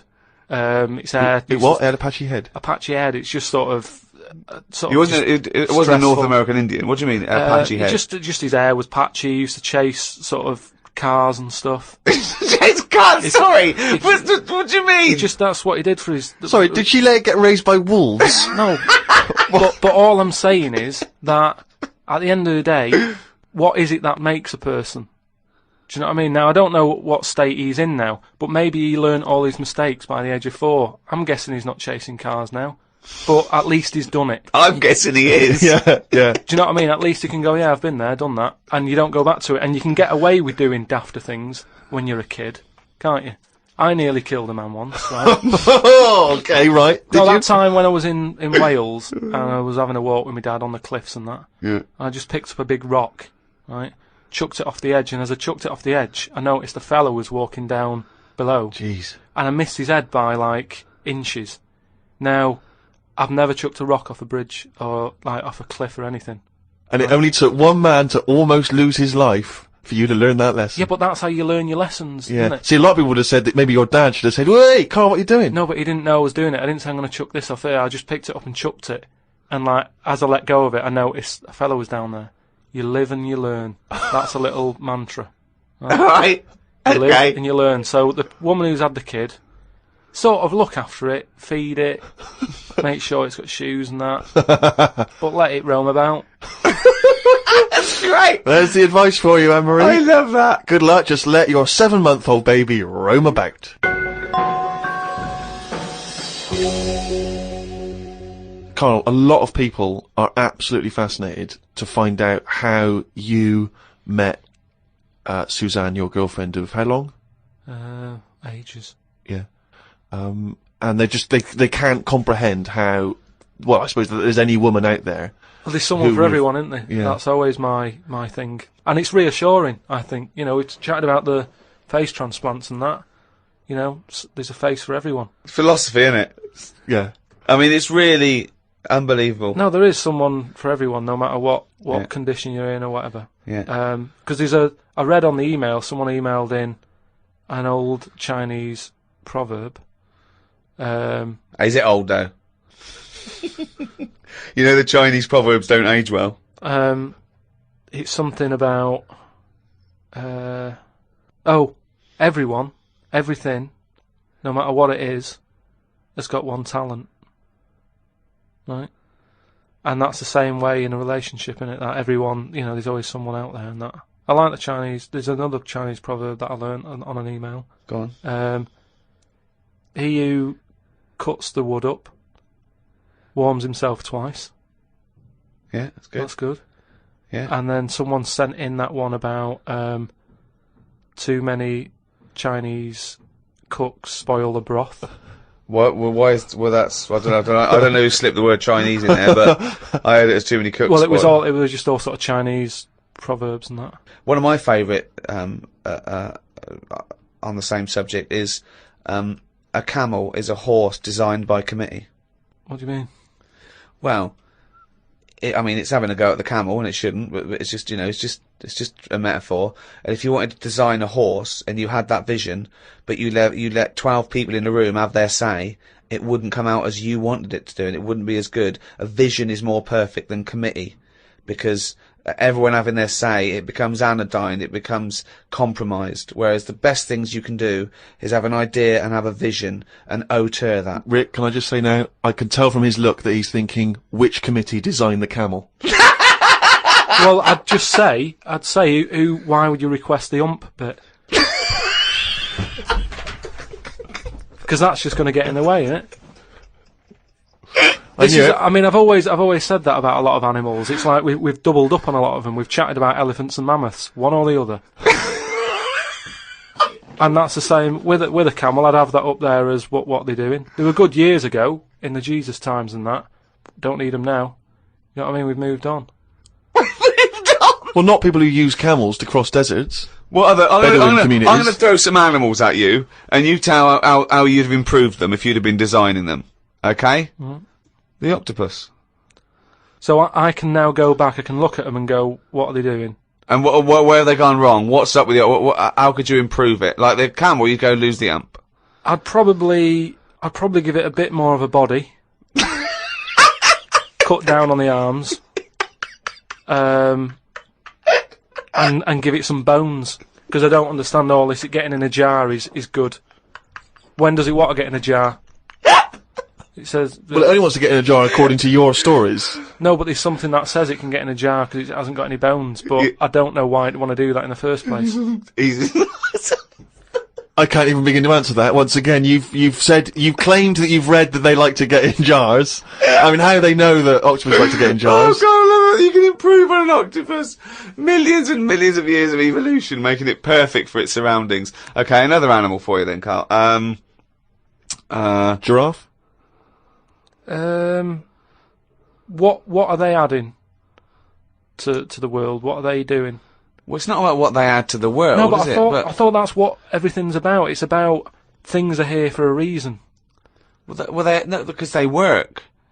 The only reason is that they survived. They passed on their genetic material and evolved and was chosen by nature. It was selected. But there seems to be a lot. The reason they're here is because they didn't die. That's it. No, but there seem to be a lot of animals that are like. Do you think there's a lot of cheating? Is that what you're saying? There's a lot of doubling up. There just seems to be a lot of doubling up. Yeah. So you'd get it down to like 8 animals that represented all of it. So okay, who would get in your team? You can choose 8 animals. This is what I'm saying. If I was Noah, I would have gone like, hang on a minute. I've just seen something that looks a bit like this. Let it drown and have a clear out. But he didn't. He was messing about saving everything. He was instructed by God to save everything, to be fair to him. Yeah, but if he's been given that job, for me, he's sort of manager of that job. So you believe Noah as well? You believe Noah happened as well, and he built a boat big enough to catch 2 of every species. You actually believe that as fact, do you? Well, it's out there in book form. Brilliant. Alright. We haven't answered the question that we started with. How did you meet Suzanne? Just at work. Thanks.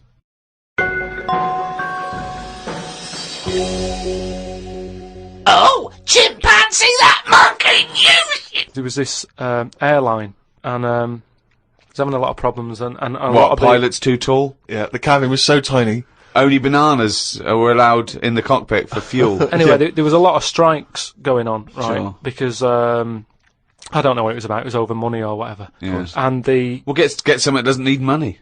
yeah, but But what else could you pay something in, Well, Rick? I mean, peanuts. Okay, peanuts or fruit, yeah. So anyway, the boss of the airline, he had like one pilot who he could trust, right? And that was his son. Right. But the problem is with a lot of these planes, you need 2 pilots. Of course you do. And he's like, if only I had 2 sons. But he didn't. There's no point harping on about it. Right? Sure. He runs an airline. He runs an airline, yeah. But how many pilots are there? Because there must be loads. No, there's loads, but the problem is a lot of them are going on strike. Oh. And each week you can see that we're struggling here. But how can they? But it was just the pilots that were striking, was it? Yeah, the pilots were striking, yeah. So all the ground staff and luggage handlers and all that was okay in the cab? They were fine, it's just pilots were not happy with the deal and what have you. Yeah. Well, just close it down. No way, you can't do that, no, Rick. Of course you can't. It's costing him a fortune if he closes it down. Yeah, but what, one plane's not going to make a difference in an airline, is it? No, it's all the planes. It's all the planes, mate. Yeah, I know, exactly. So if he's only got one person you can trust, knock it on the head. No. What's the point? You've got to keep going. You can't just nip stuff in the bud like that. If you got a dream, keep it alive. I know, but not with one plane and your son. So anyway. I don't know. Well, but that's the least of his problems, Rick, because he's got his son who's a brilliant pilot, he's the only guy he can trust, but it takes 2 people to fly. Well, you can't fly it then. So the son, he's flying the planes and that, he's getting worried for his dad because of his business, it's falling apart. He's like, anyway, listen. Well, one plane won't make any difference. Don't worry about it, we've found someone who you can work with. Okay. And he's like, but I get past the picket line because, they know I'm your son anyway and they'll leave me alone, but any other pilot, they're going to start giving him grief. They're tearing him to shreds, yeah. He said, don't worry about it. Unless he could swing over the heads of all the strikers. He said he's staying over near the sort of quarantine area where all the animals are kept and stuff. Right, okay. They won't be looking in there, they won't bother. No. So he's like, alright. There's no animal that could be a co-pilot, that's why. I'll see you, he'll meet up with you in the cockpit. He'll meet up in the cockpit, yeah, sure. So anyway, he gets in there, he meets them. At first, a little bit of a shock who he's going to be working with, but he's thinking, as long as I can keep my dad's business alive, I can Not keep with one a job. plane. Not with one plane. Anyway, what happens is, the strike's going on, he's flying. He's got his mate with him flying, helping out. Who's his mate? What's his mate's flights, name? The flights are brilliant, right? Everybody's loving them. They can't believe how smooth they are. Sure. You know, the shares are going through the roof. Everybody's like wanting to There's fly. this one plane they've got. That wouldn't make any difference. Everyone's saying, you know, it's only a small plane, but it's worth getting on there. And if it's you a can. small plane as because well. it's a great experience. Gone under, I'd have thought. There's So no anyway- way they can keep that alive. Apparently they can. So they're keeping this plane up in the air and what have you, and everybody's you know booking the holidays. It's almost like the favourite bit of the holiday. They're loving the flights that much. Why? Just because it's really good flights. Just I a don't great, it's a great understand flight. what difference Apparently it's a great flight. it makes. It's I don't dynamite. So understand anyway, what difference it makes. Everyone's happy. Then one day, what happens is a little bit of a problem. Oh dear. You're not going to tell us that sort of co-pilot Coco he's not able to make it to work, is he? Well, what happened is one woman who was on the plane got a bit peckish, Right. and said to the air hostess woman, said, "I'm a little bit peckish. Have you got any sort of nibbles and that?" She went, "No, I've got a sandwich." She said, "I don't really want a sandwich. You want something, you know, like the usual stuff that planes give out, just like a bag of nuts or something." Are they not giving those out yet? So no, they don't give it for some reason. She was like, "Look, we've stopped giving out the nuts. We can get you a sandwich." strange, And the woman was like, "I don't want a sandwich. I just want some nuts." Do you know what I mean? A sandwich is quite a big meal and what have you. I just want some nibbles, want some nuts. Well, that's not available. So I Done. End of story. Can't get your nuts. She said, "Well, why aren't there any nuts?" She said, "Well, you know, the airlines had problems and stuff, and maybe that was one of the cutbacks. We've never took the nuts back on." Right? Yeah, sure. So she wouldn't just leave it. She wanted the nuts, right? She's having a lovely flight and everything. She said, "I cannot complain about the flight. The No, flight sure. is brilliant. Whoever's up there flying this plane is doing a She's dynamite doing job. a great job, but I need some nuts." Right. Anyway, so the woman There said aren't that any. there aren't Very any nuts. demanding woman. There aren't any. It's a very demanding woman. There aren't any. Look, she's paid big money, right? She's probably in first class. She wants nuts, she's going to get Nah, nuts. there aren't any. Leave it. If she has to force her way into the cabin to get nuts, she's going to get Well, nuts. she can't go there because she'll be shot. Because So- with security problems and that, there's no way she could ever go to the cockpit. That would never happen. So she said, "Well, you're saying there aren't any nuts." She said, "But earlier I saw you put a tray outside the cockpit, right? It had a sandwich on it, 2 Cokes and 2 bags of nuts." Right. She said, "So you're saying there aren't any, but the pilot's getting Well, them." aren't they now? That was the last 2 packets. Done. No. Let's go So home. so she's going, "You can't have any." No. We know, She goes- we understand now there's a dispute over So nuts. she said, well, I'll go and have a word with the pilot myself because you only put them out there a few minutes ago. He can't have eaten He them yet. can't. I want You- some. you I'm cannot going go- over. no. I know this is it. This Yeah. is. She was saying you cannot go over. She's going, No. "Listen, Yeah. I'm going to go over because No, I feel no, like you I'm being can't. lied to." No, you can't. So she goes, starts, No, and, there's and no the way. pilot can Well, they hear all can't this get in anyway. chat about the nuts and what have you, and he's thinking, "What's going on out there?" Yeah. He opens the door. Right? Yeah. She gets a glance in. Little monkey sat there with headphones. Fucking bollocks.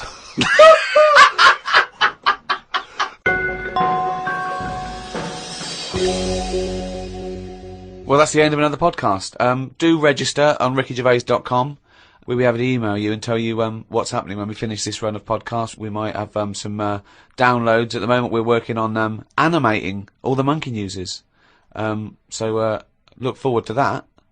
The absolute bullshit that is monkey news in all its glory.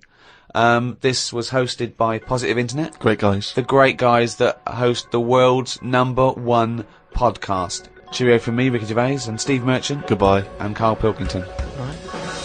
The Ricky Gervais Show on Guardian Unlimited.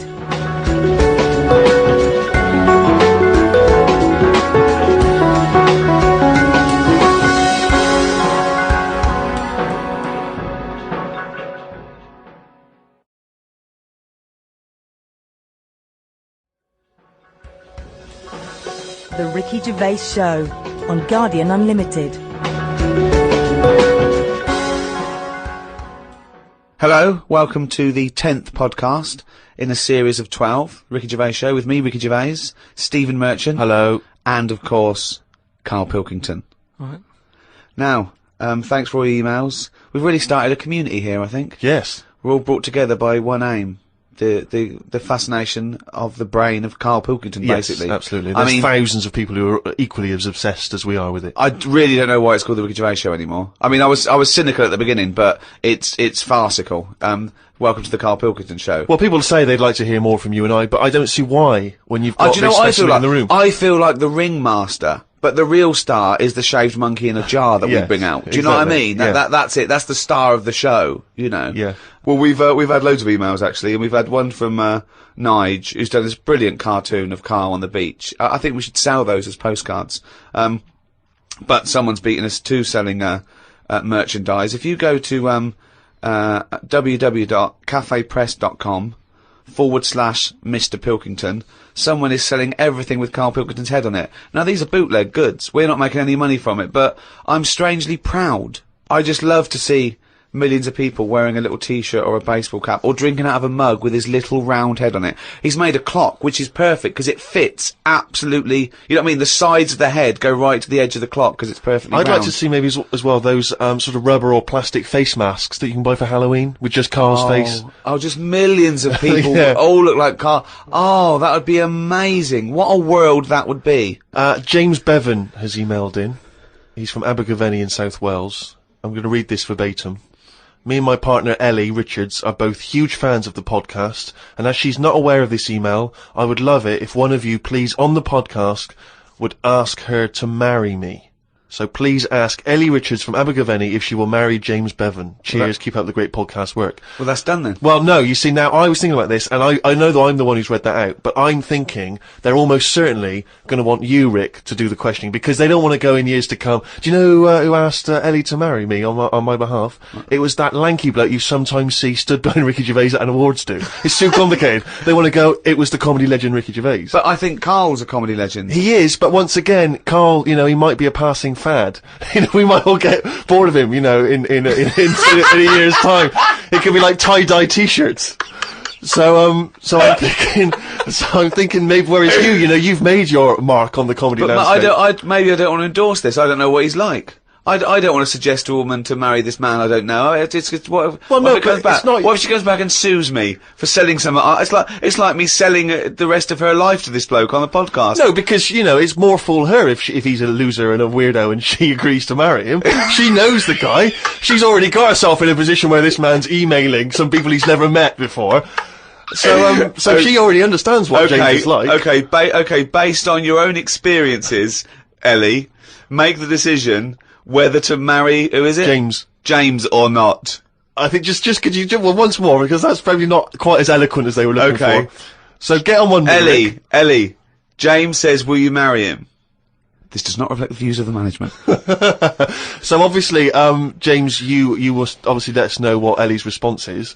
And we look forward enormously to finding out whether she's seen sense and said no. Could he marry in again about 40, 50 years to say if the marriage is still going? And also, we should just point out as well that if, you know, in you know, because I think 1 in 3 marriages end in divorce. All right, don't bring the tone down. All I'm saying is, if they do end up getting divorced, we should not in any way be responsible for that. No. We can't be held responsible. We shouldn't have to pay any kind of child support if there's a kid involved. We're not paying any alimony. We are merely the messengers in this. Yeah. Karl, are you going to give them all the thumbs up there? Do you wish them all the best? Yeah, you know, if that's what they want to do and that, just get on with it. And it's alright, you know, some people are into all that, aren't they? I mean, you've been with Suzanne a long time and still no wedding bells on the horizon. Well, it's gone past that time now. I think if you don't do it within the first sort of 9 months or something, sort of, it's kind of like, what's the point now? And I mean, she goes on about it a lot, but I'm not sort of, I don't like all the attention and that. Do you know what I mean? Of, like, everyone stood there watching and stuff. That puts me off. So that's your only reason for not getting married, is it? You just don't like the event?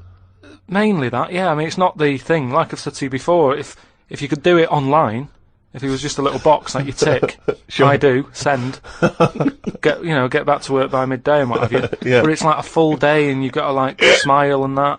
Heaven forbid, yeah. It's just hard work, isn't it? Pretend it's the happiest day of your life. But surely, you know, if Suzanne, a woman you love, wants this very dearly, why not give it to her as a gift?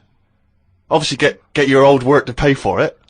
But yeah, why not give her the gift because of the I've special given her day? loads of other stuff. Yeah. We have an alright life, and I think that can mess it up. My brother got married. We have an alright life, that's the best you can say. We have an alright life. No, I mean, something I said to her, right, which, you know, maybe this could catch on, right, a way around it. At the end of the day, you only get married so you can have the same name.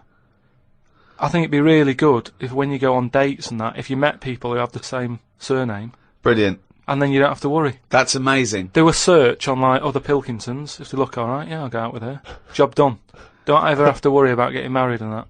Brilliant. That's one of the most stupid theories. Oh, no, it's not. the injecting the 78-year-old dead woman with a baby was probably worse than that. But anyway, let's move on. It's the most stupid theory we've heard today, but Exactly. I'm suspecting there's going to be a few more before the end of this podcast. So far. Yeah. Cheers for that, love. Yeah, it's Karl Pilkington here, just telling you about Channel 4 on a Friday. You've got new Green Wing, right? That's nearly ready. My name is Earl, and the It Crowd. I mean, sort of being in the comedy business and that, I think it's fair to say I'm qualified to give me opinion, and these three things are funny, so yeah, stay in, watch it, have a good night, have a nice little brew with it, do what you want. At the end of the day, it's your life, innit? See it. Karl Pilkington! The Ricky Gervais Show on Guardian Unlimited. Still to come, of course, Monkey News and Karl's diary, excerpts thereof. I wonder if we should have a jingle for questions for Karl, because there's a lot of questions coming in for Karl. Okay. Oh, chimpanzee, that question's for Karl. Yeah, okay, no, fair enough, that works. This is from Jim and Bob in Manchester. Karl, if you could talk to any animal, which one would it be and what would you say to it? Insect, animal, anything, fish, anything. Well, they said animal, but let's broaden it to anything. Animal, creature. Insect is an animal. Yeah, no, but I'm just, I don't want to get it wrong. I'm just thinking about, Yeah. there's a lot of stuff out there, isn't there? I'd probably go for the tortoise. Okay. Because it would take a long time to walk away from you while you were talking. No, just because... Most animals would be off straight away. Yeah. Just because they live for ages, so they'll have loads of stories. They've lived through a lot. You know what I mean? Through wars and stuff. If you get an old one, if you get like an old one, that's about... Yeah. Most of them have lived in a box in a garden for 52 years. No, but you get some that have been about, and even if it's in a box, you can overhear. They've really travelled, have they? Yeah. I mean, some of them have experienced more than you. Yeah. But they've broadened their horizons a bit more than you. They could probably teach you a thing or two, yeah. And what would you hope to learn from them? Just history. Right. From their very specific tortoise perspective. Other emails. We've had a lot of questions about time travel. People are fascinated about your approach to time travel. And I know we've talked about this in the past, but this is a very specific time travel question. If you had a time machine, Karl, to what event in your childhood would you travel back to and why? What's the point in going back to things that you thought... No, it's just that it's never as good, is it? It's like a place you go on holiday, and you go back thinking it'll be as good as the first time. It never is. So I don't believe in going back to places. What do you understand the question as? Do you think they're asking, would you go back like a ghost and spy? Would you go back and you've got your childhood back? You are that child again. You're in the body. You are the child, or you've got your adult head and experiences. Rick, I really don't think Karl was thinking there was any of those variations. Let's be honest. But now that you've flagged them up, I think he was thinking of him as he is now in school with a cap on. yeah. But too big for the chairs. yeah. Come on. No, I don't think I would go back. It's all happened now, isn't it? Yeah, but it's an email to a podcast for our own amusement. Well, okay. Choose an event. Okay, forget the time travel thing. No, hang on. I think let's clarify one of Ricky's points. What if you could go back and you could live that moment again? How would you do it differently? There's been times where I've gone, oh, that was a bit out of order or whatever. But then you learn from your mistakes, don't you? So I don't want to go back and change stuff, because it's like that thing that they go on about, innit, where they blame the butterfly on an earthquake. You know, it's going to happen. If it wasn't that butterfly, it's another one. So why pass the buck, is what I'm saying. So you've got no regrets. There's nothing in your past you'd want to change or do differently? What about if you went back and you spied like a ghost on something? You couldn't change anything, but you could have a look at someone and just sort of look, like Ebenezer Scrooge does with the Ghost of Christmas Past. He goes back and he's sort of like looking at himself dancing and stuff. Or what would you do? What would you go back and have a look at? Yeah, but you're asking me to change. I don't want to change. You're not changing. You're just observing. It's impossible. All right. This question. It's not going to happen. You're not going to have to do this. It's impossible. Right. Yeah. I nearly died once, didn't I? On an ice pop. Right. Right. Now, maybe if I would have died, I'd say, well, let's go back to that, and I won't have an ice pop. You wouldn't be doing the podcast if you'd have died. You wouldn't be having this email put to you. What are you? That's absurd. About? You're now saying you're rewriting history and then going back to change it. Yeah. There's no need. You didn't die. Well, and we've changed it. You can't change anything. You're just going to go back and watch something. Would you like to go back and watch yourself choking on a Mr. Freeze? No, that's what I'm saying. That's why I wouldn't go back now, because I'm all right. I haven't had one since. I've learnt a lesson. I'm not missing them ice pops. So I don't think you're making the most of this opportunity to fantasise. I don't see the point in going back in anything. I mean, do you mean go back in time to the point of you can see, like, Rome? in its working day. What, in your childhood? Was Rome about when in your childhood? Were there gladiators in your Well, childhood? that's what I'm saying. Everything I've been through, so why see it again? Forget it. It was just a nice little question. I mean, that shows the lack of imagination Right, in Karl alright, Pilkington. can Your I- mind can't alright, fathom well- something unless it's like, you know, got two heads. But I don't see the point in doing something twice. Because the thing is, say if there's one good moment when I was about 6 that I loved, I'd then have to go through all the other 20 years. Again. Well, why? Why have you imposed that? It's a fantasy. Make it up. You could Just go say- back and come back Yeah, again. whiz back and fast forward 35 years. Nah. Brilliant. No. Like it was on offer. Like this was really on offer. Move on. Migrant workers in South China are wearing adult diapers on packed trains heading home for the New Year holiday because they've got no access to the toilet. Many supermarkets in this particular part of China have reported a 50% increase in sales of adult nappies for the train trips. Now, what do you make of that, Carl? You're on a long, long train journey, 3 hours, 4 hours. You know there's no toilet. You know you're going to need to go. Pop on a... Why isn't there any toilets? They just aren't on the trains. And they're a really long journey. Yeah. How long? Hours. Well, very long in China. It's a big country. I couldn't do that. I couldn't do it. I'd have to hold it in or something. Just like, I mean, when I was a young kid, I don't know how young you are when you wear a nappy and that, but I remember that I didn't like it, doing it in a pair of pants like that, a pair of nappies and that. And I used to have to, even when I was too small to sort of get up on the toilet and that, because you'd fall in. My mum knew that I didn't like nappies and that. I used to just go in the corner, just near the kitchen, in this thing that, like a litter tray. That cat's having that. I mean, it wasn't like that, but that's the same sort of idea. And I'd go there, and I'd do my thing, and my mum used to say, "Oh, he's going there. Don't look at him," and that, because it put me off. Like cats don't like being watched when they do it. When they go in their litter tray in the kitchen. No, they don't like it. I Look, tested it what again. are you, just like a little feral kid, just running around and going to the litter tray, covering it up, and then running up the curtain and eating a sweet at the top of the pelmet? No, but nobody likes being watched, and that's what I'm saying. If you're sat on a train and you're knocking one out and that, and everyone's looking at you, I don't think it'll catch on. Well, it has caught on. They're all doing it. They're just sitting there. They're doing, they're reading the paper, doing Sudoku, and they're looking round when they're going. They're thinking, oh, no one knows I'm going. Everyone's thinking that, and everyone's going. I mean, it's partly because there are 120 million peasants from China's vast rural areas who swarm into the cities for work. And so, that sheer number of people means that the trains are so overcrowded. I just don't. I mean, what are we getting to? You know what I mean? What's going on in the world that this is happening? I know. I mean, people have always had to travel for ages. I just don't. I don't understand why there isn't a toilet on it. We're going backwards. We're going backwards, aren't we? Why isn't there a toilet on it?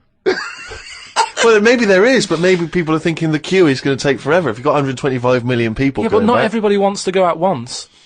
I mean, I know Chinese and all that are like at the forefront of everything that goes on in the world, inventing stuff first, but this isn't one of the best that they've come up with. What have they invented then, the Chinese? Just Loads of stuff, haven't they? Yeah, well, Loads no, of stuff. I was going to ask you. You seem quite educated on the subject. What? They did them cat mop things that I told you about. Brilliant.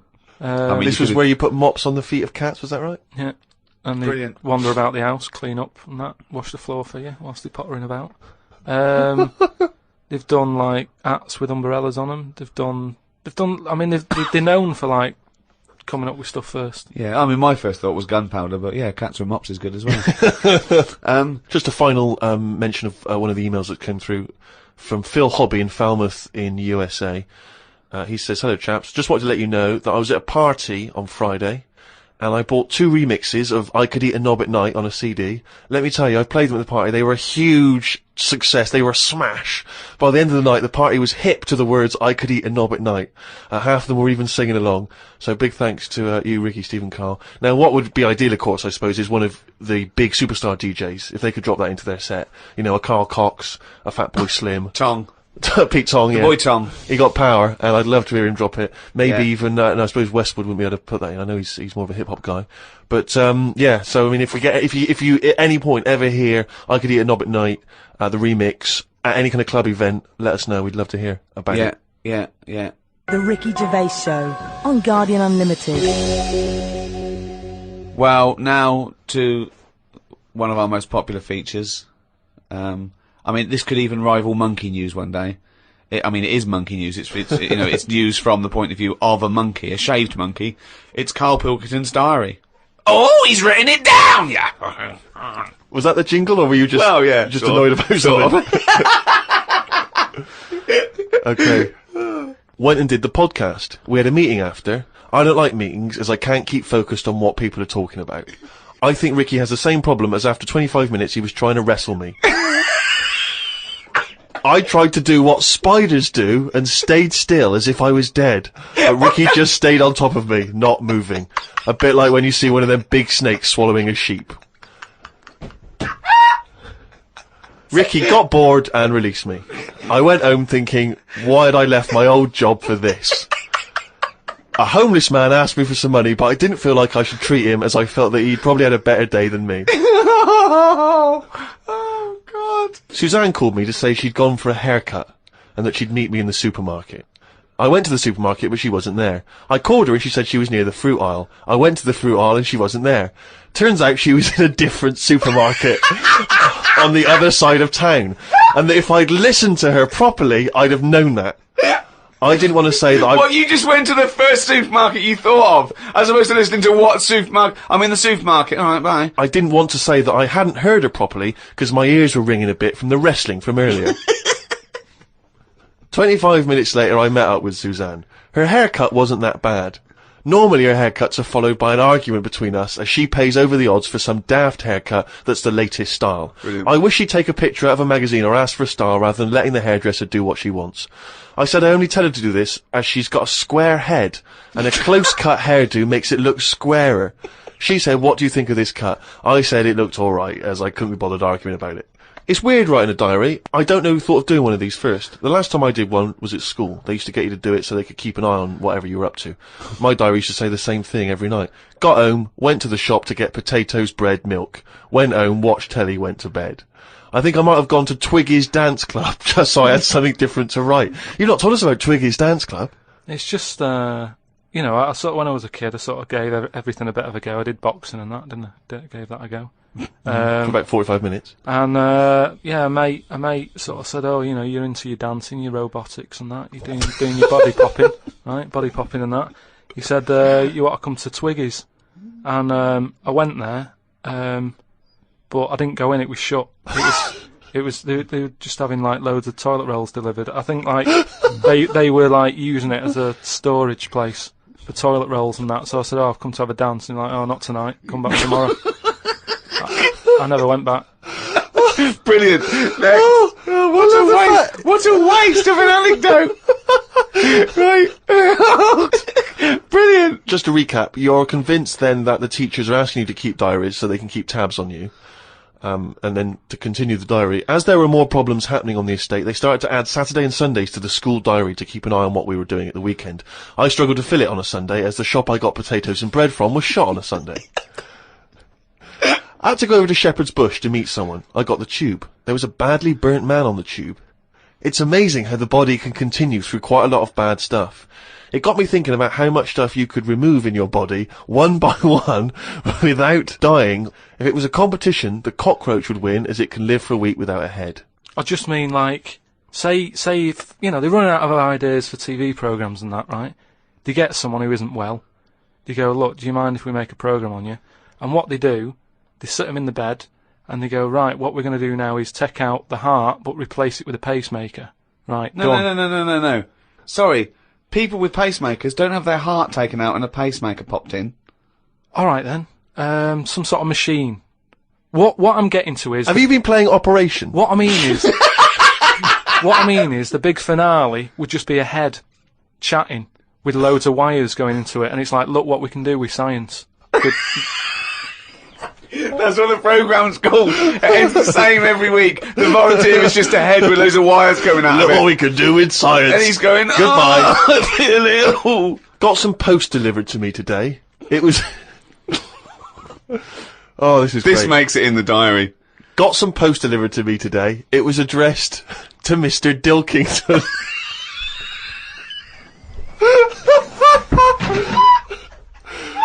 I don't know why that's so funny. Oh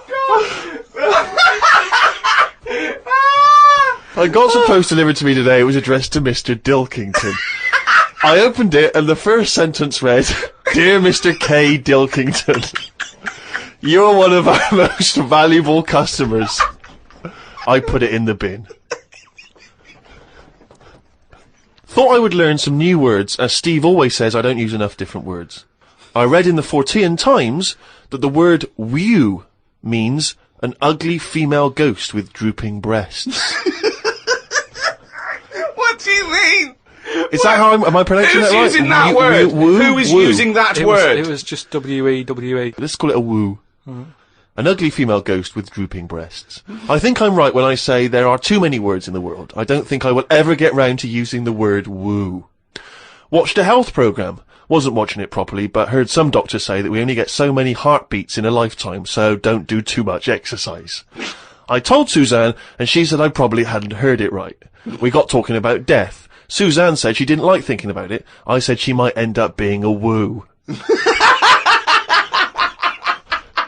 I was chuffed as I'd managed to use my new word. I went to the supermarket to get tonight's tea. On the way I stopped and looked in the fishmongers at all the different fish they had in the window. It's like a child in one of those kids' TV shows. I know! Mr. Pilkington went to the fishmonger. He stopped and looked at all the fish in the window. Hello, Mr. Dilkington, they said.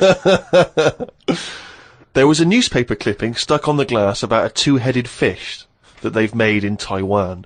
I don't see the point in doing this, as a fish having two heads ain't gonna solve the world's hunger problems, as the head is the bit you throw away.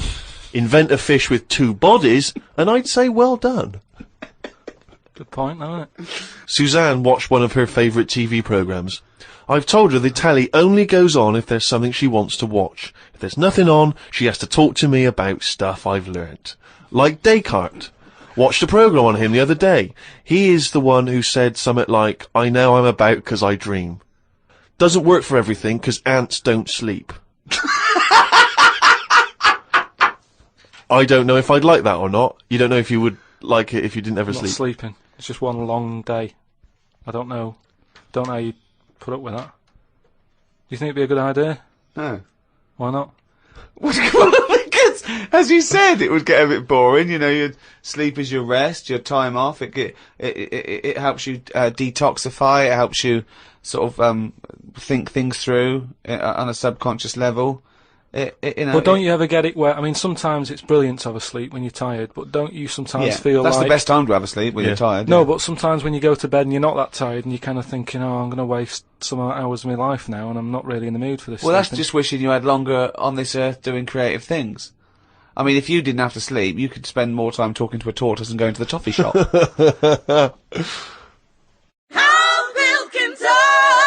Alright, just doing a little advert for Friday Night Comedy on Channel 4. I mean, I don't know what you're doing. You might be going out and that, doing something nice, which, you know, if you are, then fair enough, go out. But I'm just saying, if you're staying in, you've got new Green Wing, right, that's nearly ready. Got My Name Is Earl, The It Crowd, all funny stuff and that. Don't know about you, but, you know, I'll be staying in watching it, just having a bag of crisps and stuff. So, if you're staying in, put the telly on, do that. If you're going out, go out, have a nice night. See you later. Karl Pilkington!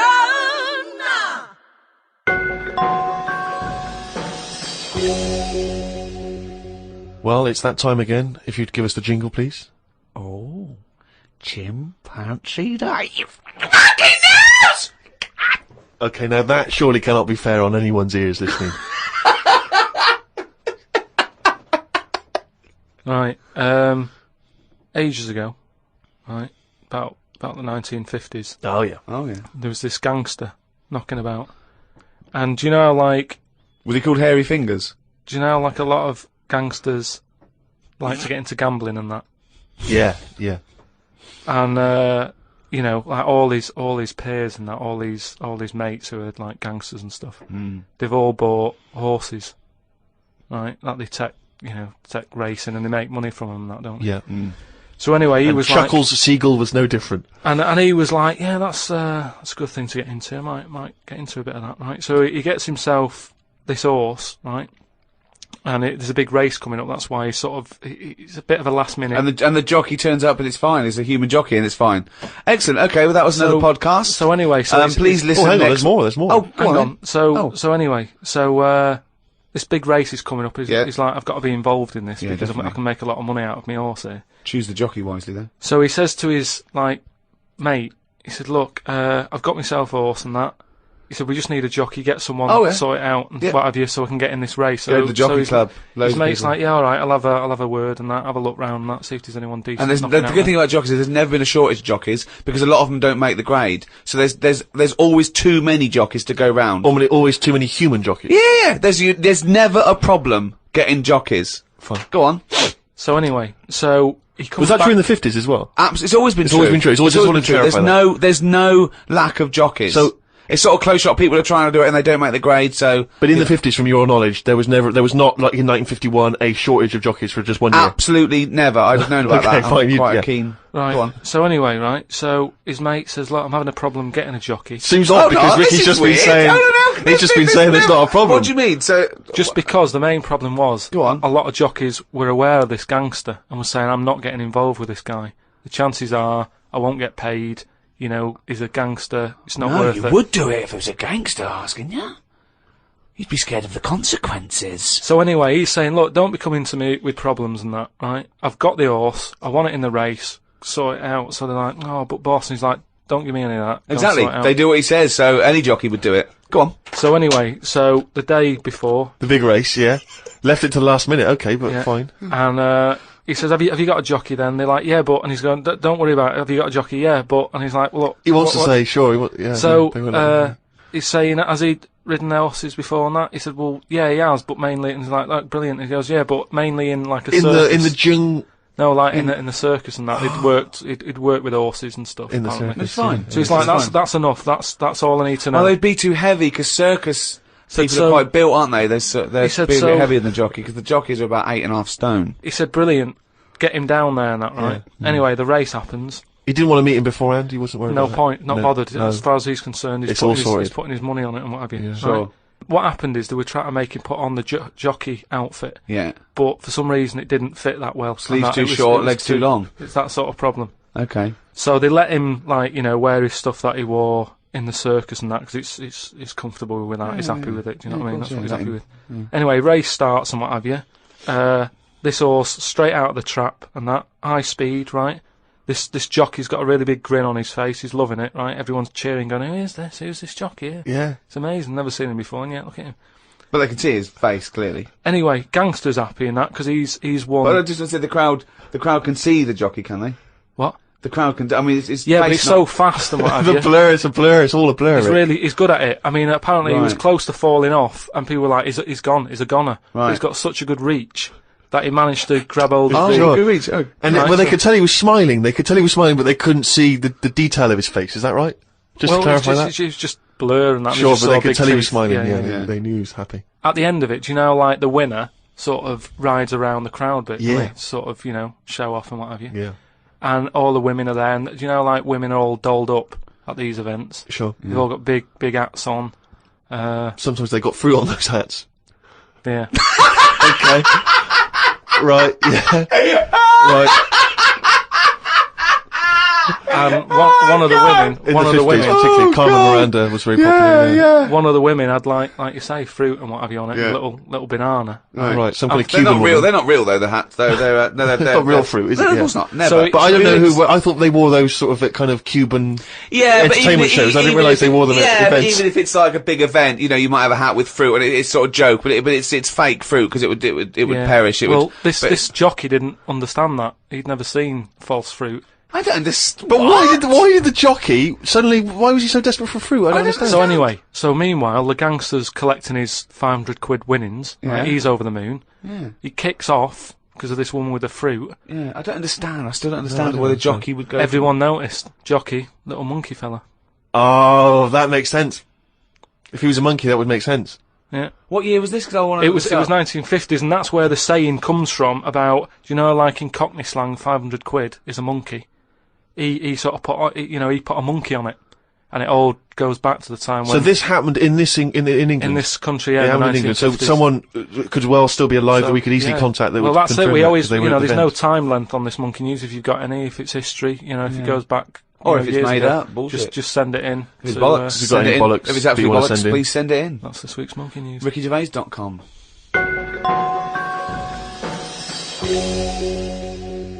Well, that's the end of the 10th podcast in a series of 12. Only 2 more to go. 1 more hour of the drivel that is the thoughts of Chairman Pilkington, or Dilkington, as he should now be known.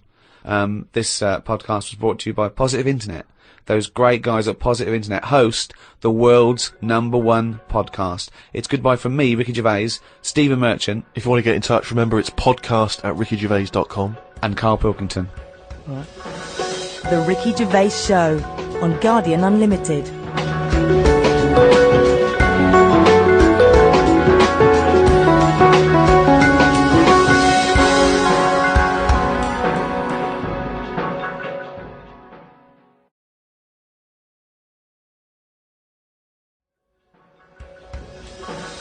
The Ricky Gervais Show on Guardian Unlimited.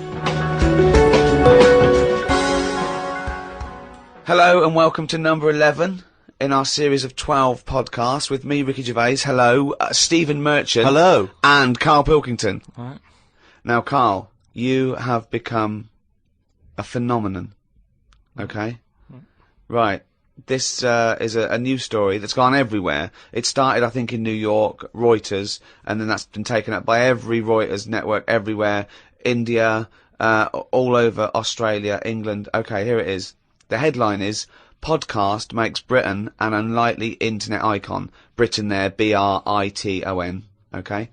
Now, this is the story by Mark Egan, and it's came out of New York originally. Unemployed British radio producer Karl Pilkington has become an unlikely superstar by using the medium of podcasting for his bizarre statement about eating an animal's private parts.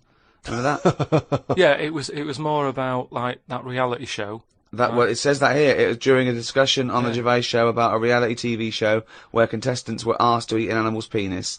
Pilkington made internet history while talking about this, it says, right?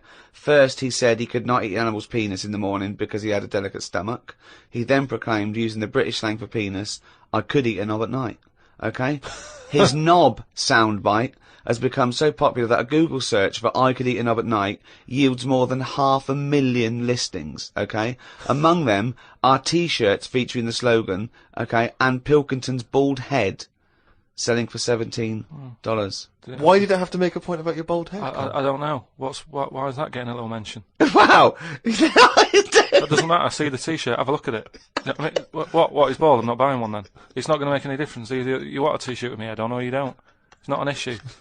All it says is, but among also them are T-shirts featuring the slogan and Pilkington's bald head.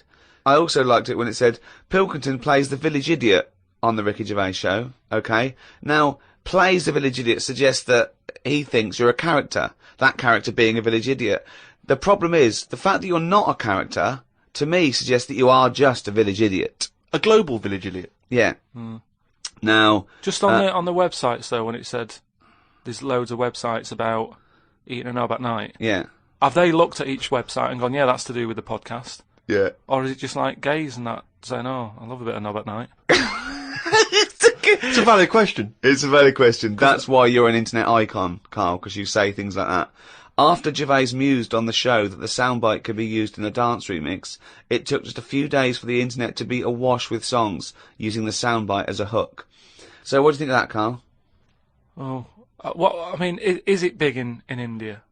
Well, I don't know. It goes around the world. This is a story. I know, but I just can't believe the the problems that if I was in India, I wouldn't be getting upset about someone in London talking about a knob at night with the problems they've got. Well, I don't think anyone's getting upset in India. No, he's just saying that the information's... I can't imagine people walking around India. Have you heard that song, Knob at Night? I can't imagine that happening with the, they're hungry and that, and it's dusty and everything.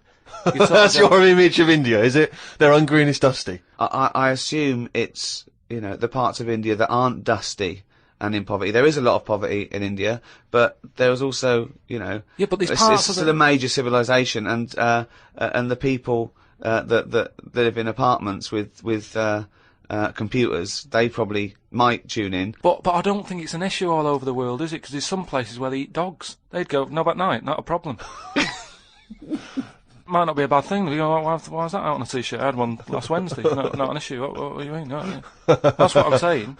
Yeah, again, if there are cannibals listening, if there's, in places that you wouldn't travel to, and they get hold of a little laptop and an iPod, and they're listening to that, I Can Eat a Knob at Night, then they're going, what's the problem? What's the big deal? We love a knob at night.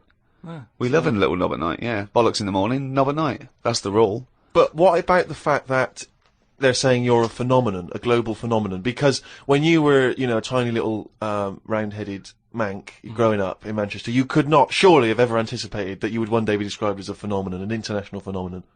But, at the end of the day, I went to that school, with a kid with a big head and webbed hands. Now he should be being talked about. Well, maybe he doesn't want to be talked about. If you've grown up with a big head and webbed hands, the last thing you want to be is talked about. He wants to put on to blend into society. He wants to put on a bit of a pair of mittens and paint his head like a crash helmet, so people think, oh, it looks like a big head, but it's probably just the crash helmet. Yeah, just go about his business. Yeah, unnoticed. Won't get stopped on a bike or anything. Yeah, but I say if you've got something that's a bit weird, use it. That's what we're doing. That's exactly what me and Steve are doing. We have got something that's a bit weird, and we're using it. And I want to speak to the people all around the world. Thanks for listening. But how famous can you make Karl Pilkington? Are you a journalist? Please write about this for people who probably haven't listened to Karl. Talk about Karl Pilkington. Put a little poster up in your window. I love Karl Pilkington. Print a badge. Give it away. Email your friends. Tell one person about this podcast and let them discover the amazing beauty that is Karl Pilkington's mind. All right.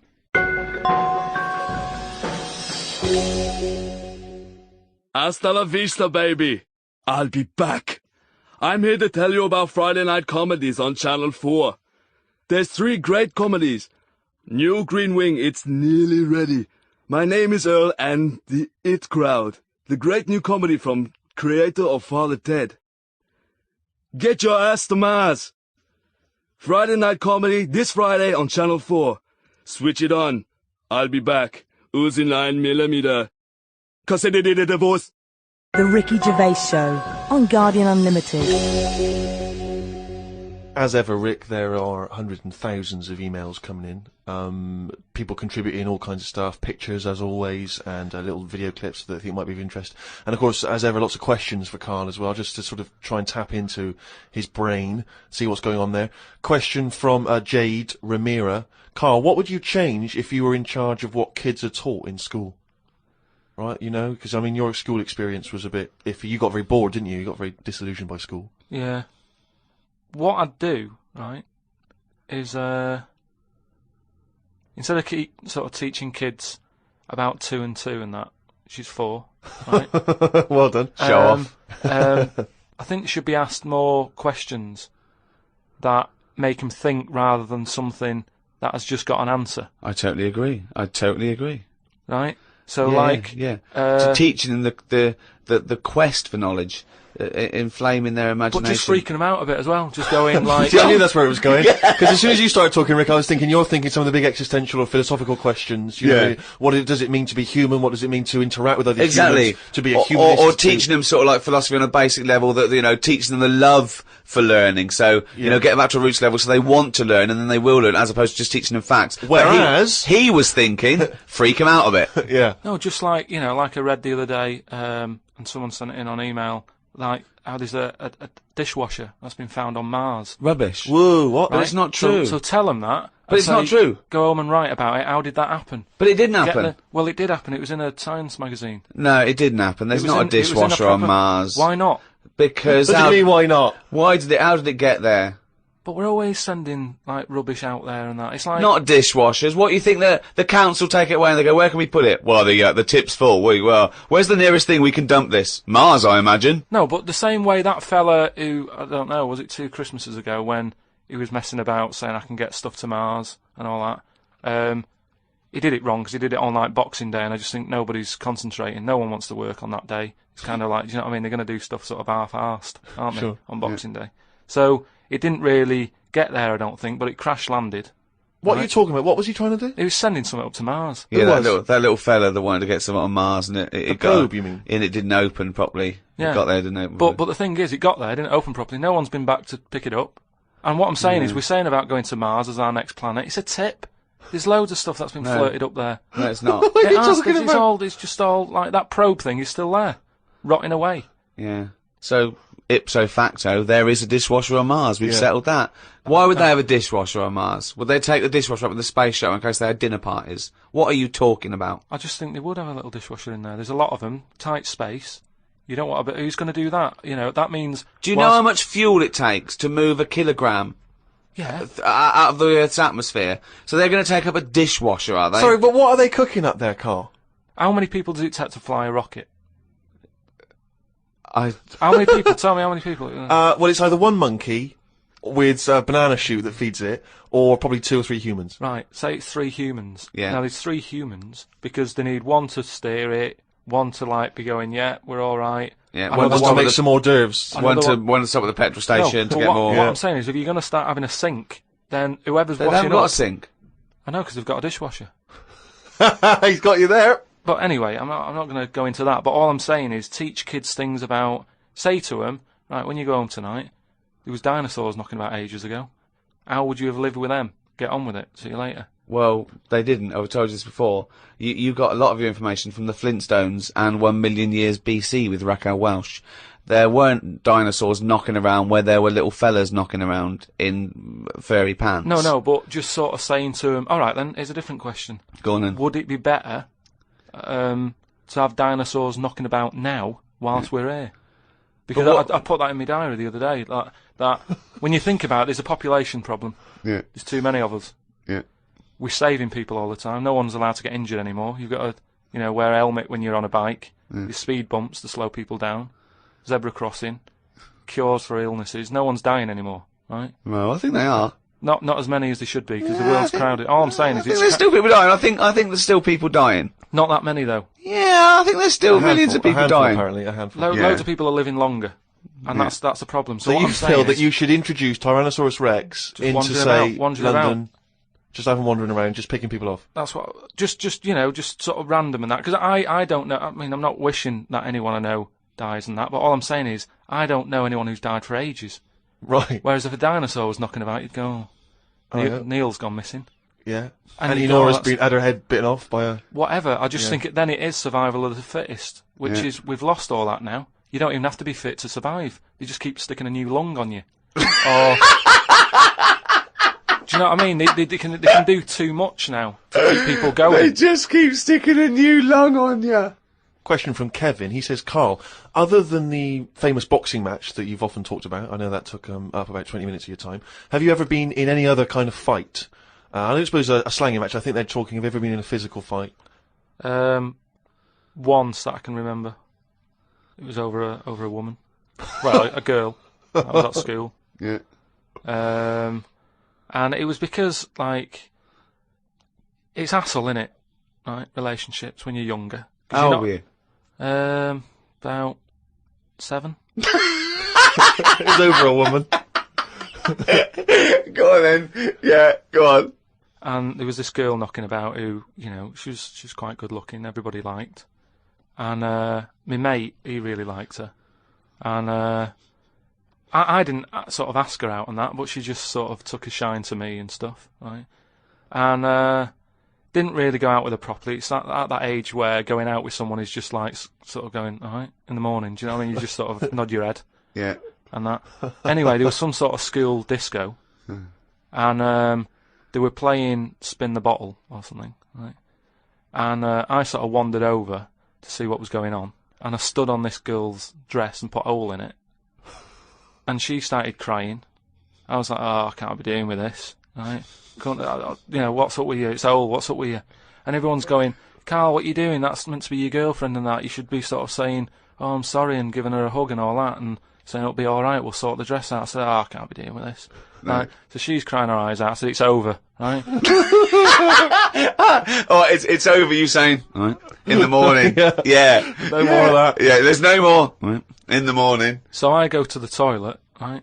And this lad who fancies her comes in and goes, you're out of order, you know. I'm saying, what are you on about? Sorry, there's 2 7-year-olds. Yeah, you're out of order. Keep out. Yeah. Cut it out. Show her a bit of bloody respect. Sorry, were you wearing trilbies? Yeah. He put his cigarette out in the sink, and he just said, leave it. Get out of my face. So I just sort of said, look, why are you getting involved and all that? Yeah. 2 7-year-olds. Yeah. Why are you getting involved? And it was obviously like, because, you know, he fancied her and that. We had a bit of a fight in there. Yeah. I accidentally, you know, sort of chipped his tooth on a sink. Right? Wow, is it like a proper... Sorry, this is like someone from Lock, Stock and Two Smoking Barrels. Yeah. What are you talking about? 2 7-year-olds in a toilet. So you put a hole in her dress. I don't know how that happened. What were you wearing? Football boots? How did you make a hole in her dress? I don't know. It was like that sort of material. You were wearing winkle pickers. Like crepe. You know what I mean? It was like a crepe dress or something. Yeah. Right. And that got a hole in it. So you're having and when you say you're having a fight, I mean, are you wrestling with it? You got arm locks and head locks? A little bit of wrestling and shoving about and that. And it was an accident. I didn't sort of go, right, I'm going to break your teeth or anything. It's just that I happened to push his head down and his tooth hit the sink. Right. And it chipped and what have you. After that, like, I sort of left there and stuff, and we had to go into assembly. And there was a copper in there doing some presentation saying, listen, kids, you know, don't get into trouble, because we're out there and we'll get you. Right? So sort of try to teach the kids young not to get into any trouble and stuff. So I'm sat in the assembly room thinking, oh, God, there's a copper here talking, and like, my mate's going to come in a minute, like, with a chipped tooth and everything. And questions are going to get asked. That's what kind of happened. I mean, the coppers didn't get involved. Yeah. Did you turn your back on violence after that then? Yeah. He said, you'll never take me alive, copper. Yeah. So yeah, that was the sort of last fight. Brilliant. The Ricky Gervais Show on Guardian Unlimited. Some of the questions coming in now, Rick, are just, I don't know what they're intending. What response they're hoping for, really. This is one from Rob. He just says, I was just wondering, what are Carl's views on the human appendix? What do you think, Carl? What do you think of the human appendix? Never worried about it. Well, no, I think Rob's point is that it's sort of pretty redundant now. Yeah. The appendix used to be an organ that was packed with these enzymes that help break down things like cellulose. But because of our diet now, and because cooking and other things, we don't need to eat a lot of cellulose. We don't eat very, very low grade things like rabbits, for example, huge appendix and cecum, and they use it to break down cellulose. They actually eat their own feces to get it through again, but we get a lot of nutrients out of food now. We eat very rich food, so we sort of don't need the appendix. And also, when something goes wrong with the appendix, if it bursts, it can infect you and you can die from it. So sort of what's the point in having it? We don't need it, and it can only cause us harm. That was the question, I think, that Rob was putting to you. So now what are your thoughts on the human appendix? So this is kind of what we've talked about before, where... He always says that. He always says something like, oh, we've talked about this before. And the thing that he's talked about is nothing like it. Yeah. There's never... Go on. No, but just like, in the way that we've messed with our body and we've messed with the world too much. Yeah. If we've got an appendix, we must need it. If it's dangling about, right? Well, no, because such is the human evolution is, that as you said before, you know, it's no longer based on survival of the fittest, because we can fight nature and combat it. So our evolution, if you like, socially and everything else, it has been much faster than our biological evolution. What I mean is, we've obviously interfered somewhere along the way, and we have interfered. Yeah, we shouldn't have done, because it's the same way. Like, if we didn't have planes and that, would we have wings now? If we'd have needed to get about, would we have had wings? No, the answer's no. Next. No, but you say that, but look at the way... Because he's right, says it because he's right. No, but all I'm saying is, you see that little picture of like an ape to man? Yeah. At first, they're crawling about on all fours, because probably you're looking for food, so you want to be down there. So Right. if you're on both legs, Yeah. you're missing stuff that's on the floor. What sort of time period do you think this? Because I mean, we started, dabbling with a plane maybe 100 years ago. So what sort of time period do you think this little thing who was scrabbling around looking for food stood up and I walked? don't know. I sort of don't worry about time. Sort of Well, I'll behind- tell you now, we behind wouldn't have Rome. wings now. If the Wright brothers had said, "Oh, forget it," we wouldn't have wings now. What would happen? Right, here's another question. This is one that I'd chuck out to kids as well. We were talking about education, teaching kids stuff. Sure. What would happen, right? We ruin this world, right? Goes wrong and that, right? They shut it down. They go, we're moving. We go to another planet. It's as simple as that in his world. It's as simple as that. We can't go to Mars because it's full of stuff that used to be in Dixon's. It's like a tip. Yeah, it's a nightmare. So we can't go to there. We go somewhere else. So you find another planet, wherever it is, right? Wherever it is. Easy. Something that I've always wondered about, if we do that, do we start New Year's or do we carry on? What do you know what I mean? Do we say, oh, it's still 2006, or do we go, it's world new, or whatever, new world? That is definitely the first priority. It's year one, right? We've sorted that out, right now. Well, it depends, doesn't it? Because a year might not be the same on this planet. We'd sort that out, right? We'd sort out what year it is and that. Well, no. What I'm saying is, we'd have to start again anyway, because the planet might not take 1 year as we know it to go around the sun. It might not take a day to turn. A day is a day because that's how long it takes. Yeah, but we'd have to carry on as we know, because we don't want to start doing longer days and that. Otherwise, it'll just kick off and say, "This is rubbish. This new world. What are you doing?" No, I'm doing a 28-hour day. We wouldn't have a choice. A day is how long it takes the planet to turn, and a year is how long it takes that planet to go around the sun. But a day is man-made, really. There's places in the world where they're working in the dark, isn't there, in Iceland and that? But they don't go, well, it's dark all the time, so I'll stay in bed. Well, no, but there's still a day. It's still 24 hours in a day in Iceland. Yeah, but we only work by that clock because that's what people use at the moment when they go, what time is it? You go, it's 20 past 11. No. We use that because that's how long it takes the planet we're on to I've never worried about it like that. I've just always Well, no, I'm telling you, that's because you weren't asked to get involved when they came up with the idea. I'm telling you, that's what a day is. It's how long it takes your planet to What do you mean? What? No, I'm just saying that's fine and everything. But if when I was born, people said there's 26 hours in a day, I'd go, fair enough. I'm not going to argue. We could have made up how long an hour is. Yeah, we could have made hours shorter and get 26. Well, they're saying they're going to do that. Because, no, they're not. No, they are, because there's so many people in the world. Yeah. This is what I was talking about before. They've got to create more jobs. The only way to have more jobs, keep shops open, take on more people. Everyone's happy. That makes no sense at all. Right. Say if there's 28 hours in a day. Yeah, it'd still be 24 hours long as we used to know it. No, you'd have like, oh, what time is it? Oh, it's like 20 past 25 or whatever. Well, you're not making any sense at all. No, I'm just saying. The Earth would still take 24 hours as we know it now. Forget it. Hang on a minute. I want. There's more interesting territory here. Let's say we've got to our new planet, wherever that is.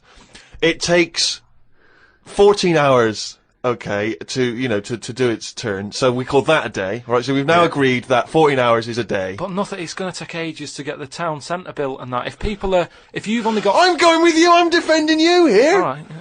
So we've got that. We've established what the day is. We've established what a year is, right? It's year one. It's Karl year one.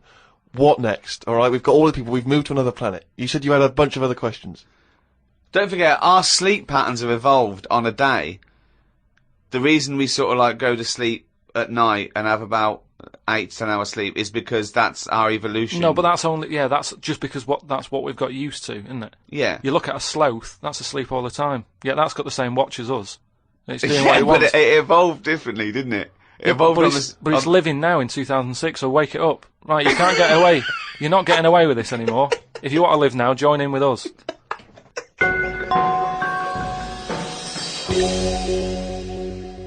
Well, it's that time again.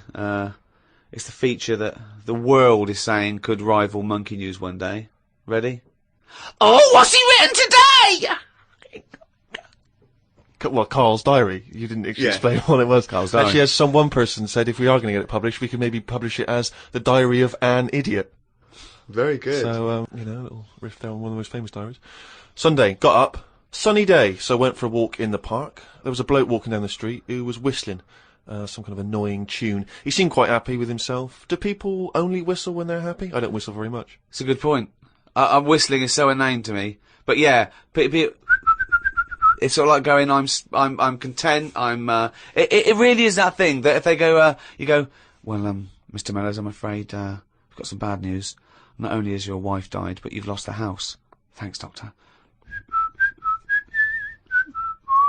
Wouldn't happen, would it? No, you don't whistle when you're sad. The other place you hear it, of course, is changing rooms. And that's men going, I'm whistling, so I'm not looking at your cock. How could I be? I'm concentrating on whistling. The lake was frozen over where I was walking. The ducks looked worried. They were sat on the edge of the lake waiting for it to melt. Were they, Carl? Yeah, we just sat there looking, sort of going, oh, what's going on? I don't know. How long is a duck's memory? Because I wondered whether they're going, this doesn't seem right, but I don't know why. I asked Suzanne why ducks don't use their wings much. They seem to walk and swim more and don't bother using their wings. Suzanne said she had to call her mum and dad, so I never got an answer. The old excuse! Suzanne, I can't talk now, Carl. Gotta phone my mum. There was a marathon type run going on in the park. It reminded me of the time when we were moving flat. It was the day of the London Marathon. Me and Suzanne were walking down the middle of the road taking some stuff to our new flat. I was carrying a lamp and a kitchen bin. People were clapping me, thinking I was doing some kind of fun run.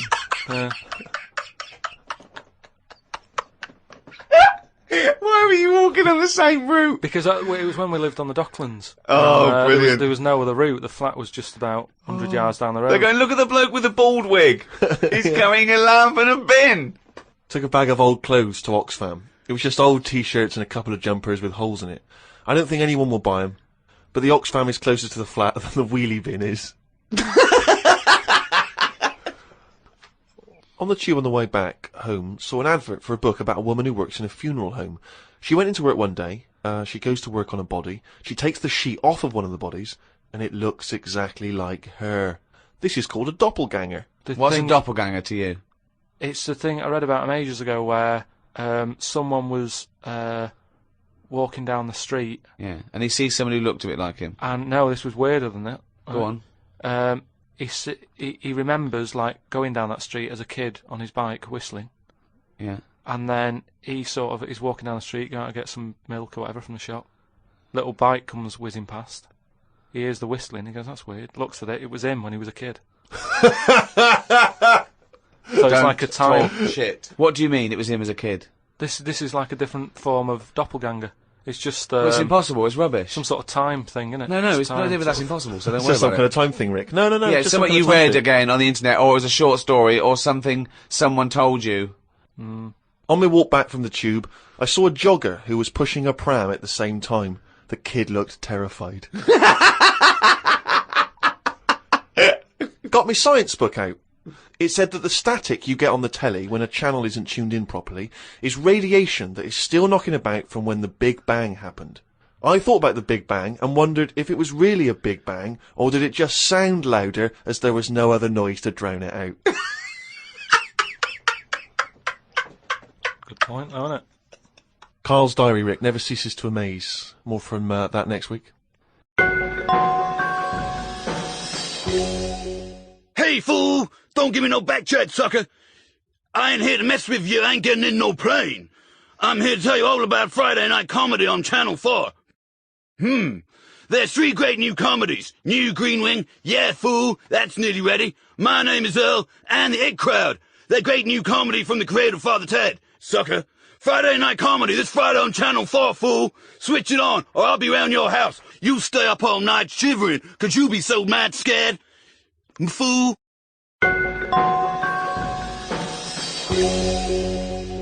Oh, well, it's that time now. Yeah? It's the big one. Oh, chimpanzee that monkey news! Right, there was this monkey? This fella, right, who he had a problem with his eyes. Right? Yeah. So he goes to the doctors and he goes, oh, I've got a problem with my eyes. And he goes, yeah, they're bad then, right? He goes, it was in America, you know, like how you have to pay for medical stuff and all that. Mm. And the doctor said, oh, if I fix them, it's going to be like 10 grand, right? Mm. He's like, but I haven't got the money, doctor. He goes, well, I can't help you then. You know, there's a lot of people with bad eyes like them. Can't do anything for you. So he goes, oh, it's getting worse. Can't do anything. So anyway, so he goes home. Is that the price of human eyes, is it? So he goes home, he's looking in the paper, right, and he sort of sees in the adverts at the back, and there's a little advert there saying cheap doctors, right?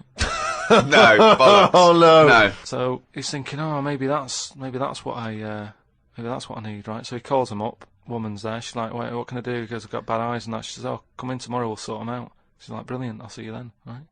So he goes down there, and he says, right, you know, I can hardly see. My eyes have got in really bad state and what have you. Right. Need to have them sorted out. I don't know what you do. Whatever you do, Right. I need Now, doing. his eyes are so bad. Can he see the doctors? He can... Not really. Can't Sort really- of he's squinting squinting. and that, but you know. So he's like, do I need to see the doctor to, you know, have a word and tell him what problems? She's like, no, don't worry about that. Don't worry about Just, No, I'd be comfortable if it's a... just you know, just let me inject you, and we'll knock you out, and we'll get on with it. And it's like, get the well, doctor in. Can I just tell you something about chimps as well, just before you continue? Go on. You know, they don't have opposable thumbs. Now, which is why what- are opposable thumbs useful? Rick? Well, to grip something, to do anything like, you know, even simple stuff like writing, so let alone surgery. So without an But opposable can I just thumb- check now? Go on. So if I was a doctor and I was doing any form of difficult surgery, would I need opposable thumbs? You'd need opposable thumbs To be a doctor, and without okay. you couldn't do anything. You could. Thanks for clearing that up. Because the opposable thumb allowed something in our evolution called the precision grip. Right. So without that, you couldn't do anything. I'm just glad they've got that cleared up. Thanks. So anyway, so he's had the injection, he's nodding off and what have you, right? His eyes are sort of closing and that, he hears the door open, he sort of just sees this little fella come in and he's like, hello doctor, he's trying to like, make a chat with it, Sure. but like, he's just nodding off. No, just, Oh, he never or call she, it doctor. he or she? These people have done 7 years medical Deeply training. respected people. How could you call it it? So anyway, he thought, oh, it's weird he didn't answer, but you know, doctors can be quite moody, you know, they're highly intelligent, they don't need... Especially little hairy ones. Well, just idle chit-chat, there's no room for that, do you know what I mean? It's like, I'm here Yeah, to do a job. yeah, but if I'm going in to have my eyes done, I want a little bit of idle chimp chat. So anyway, time passes, right? He sort of wakes up and he opens his eyes, right? And it's brilliant. He can't believe it. Eyes are perfect. He's had the op. He can't believe the sight. He's like, nurse, right? And the nurse comes in because I can't believe it. This is brilliant. I've never had this such good sight. Do you know what I mean? Even when I was a baby, Yeah. and my eyes were new, Yeah. I didn't see this good. Great. So she's like, well, you know, that's You realise the nurse is a panda. that's what we do, right? So he said, right, so can I just see the doctor and just say thanks and that? And she's like, well, to be honest, you know, he's specialised in what he does. There's a lot of What work. a load of bollocks this is getting. Please. Where did you get this from? No, come on, let's hear the end of the news. There's a lot of like operations he's got to do. Yeah. So you know, leave him to it. He's just having a kid. You know, I'll let him know that you were grateful. You know, pay us a check. Off you go. Go and enjoy looking at stuff. Yeah. So he said, no, I just what's wrong with that? I just want to see that. She's No, like, it's no, fine. leave it. Just leave. Yeah, exactly. Leave it. And If he's like, yeah, but I can't. You know, I want to thank him. So he's done such a good thing for me. So they're getting into a bit of an argument and what have you, and the voices are raising, right? Door opens. Going to wake the doctor up. Well, that's what they did. They woke it up, right? They woke it up. it. So the door opens, right? Little monkey comes out, Oh. and he's like, "What's going on here? It's a hospital. Why is there a monkey knocking about?" Yeah. So the woman said, "Well, what do you mean? He's the doctor." Right? so he's like, "You are having a laugh, aren't you?" She goes, "Look, don't complain. Your eyes are sorted. Yeah. You know, the doctor's done it. What's the problem?" He said, "Well, if I'd have known that, I wouldn't have come here." She said, "Well, what do you mean you didn't know that?" She said, "The advert in the paper you read, it's like chimp doctors." That is the biggest load of shit I've ever heard. That really is the worst. What? And because his eyes were so bad, he thought it said cheap doctors. He saw the advert and it said chimp doctors, but because his eyes were bad, he just saw it. What as, journal is this in? It was years ago because it sort of says how the monkey sort of carried on working for a few years. He couldn't do anything Then about just it. He had retired to leave play it. golf. It's absolute bollocks. It's There's had- no way. I mean, it's not even worth talking about. So- It's the most ridiculous thing I've ever heard. It's the most ridiculous monkey news we've ever heard, and that's saying something. Chimp doctors, cheap. It's easy mistake.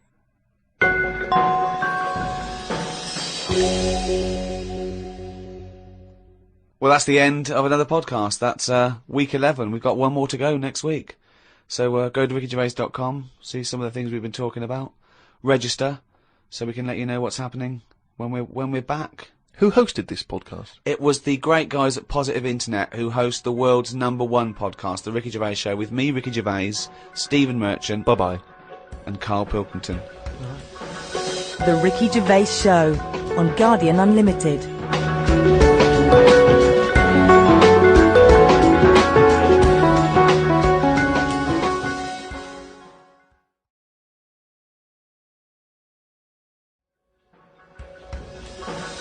The Ricky Gervais Show on Guardian Unlimited.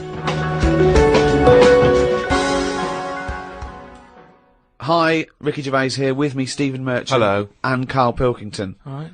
Welcome to the final episode in our series of 12 podcasts. I say final, it's final of 12, but we may be carrying on. Go on.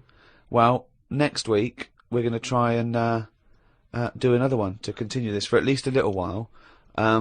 We may have to charge a small fee for it because it'll cost us money, and Karl is unemployed. But we mean a real tiny little fee. But hopefully we will be back next week. Now, we're not sure where it'll be. It'll probably be on iTunes, but just go to rickygervais.com and we'll guide you there. Hurrah! Yay! And thanks for listening for this long and supporting us. I hope you continue to support us. Go on, continue to support us. Yeah, particularly Karl, who has no money whatsoever and is desperate. He's a desperate man. Is that I right, there's no Karl? one out there going, oh, look, they're charging for it now. But, you know, people forget we gave 12 for free. This is it. So quickly people forget. We're big shots. Yeah. Well, Karl's not, but, you know, we are, aren't we? Exactly. I mean, we were generous, but we're not that generous. We're not mad, and Karl needs a little bit of money. Look at his little round little head. He's like little tiny Tim over there. Exactly, yeah. Look at him sitting there. Karl, you've had a good week? It's been alright, yeah. Brilliant. Well, more of that next week. You have to, but you'll have to pay for it now. I'm surprised you're not buzzing, because we just had our photograph taken to enter the Guinness Book of Records for the greatest downloaded podcast of all time. We went along to the Guardian, and the press were there, and they took a little picture of his round head, didn't they? Yeah, but I don't know why should I be excited about it when it's just... Have you always wanted to be in the Guinness World of Records? Not really, no.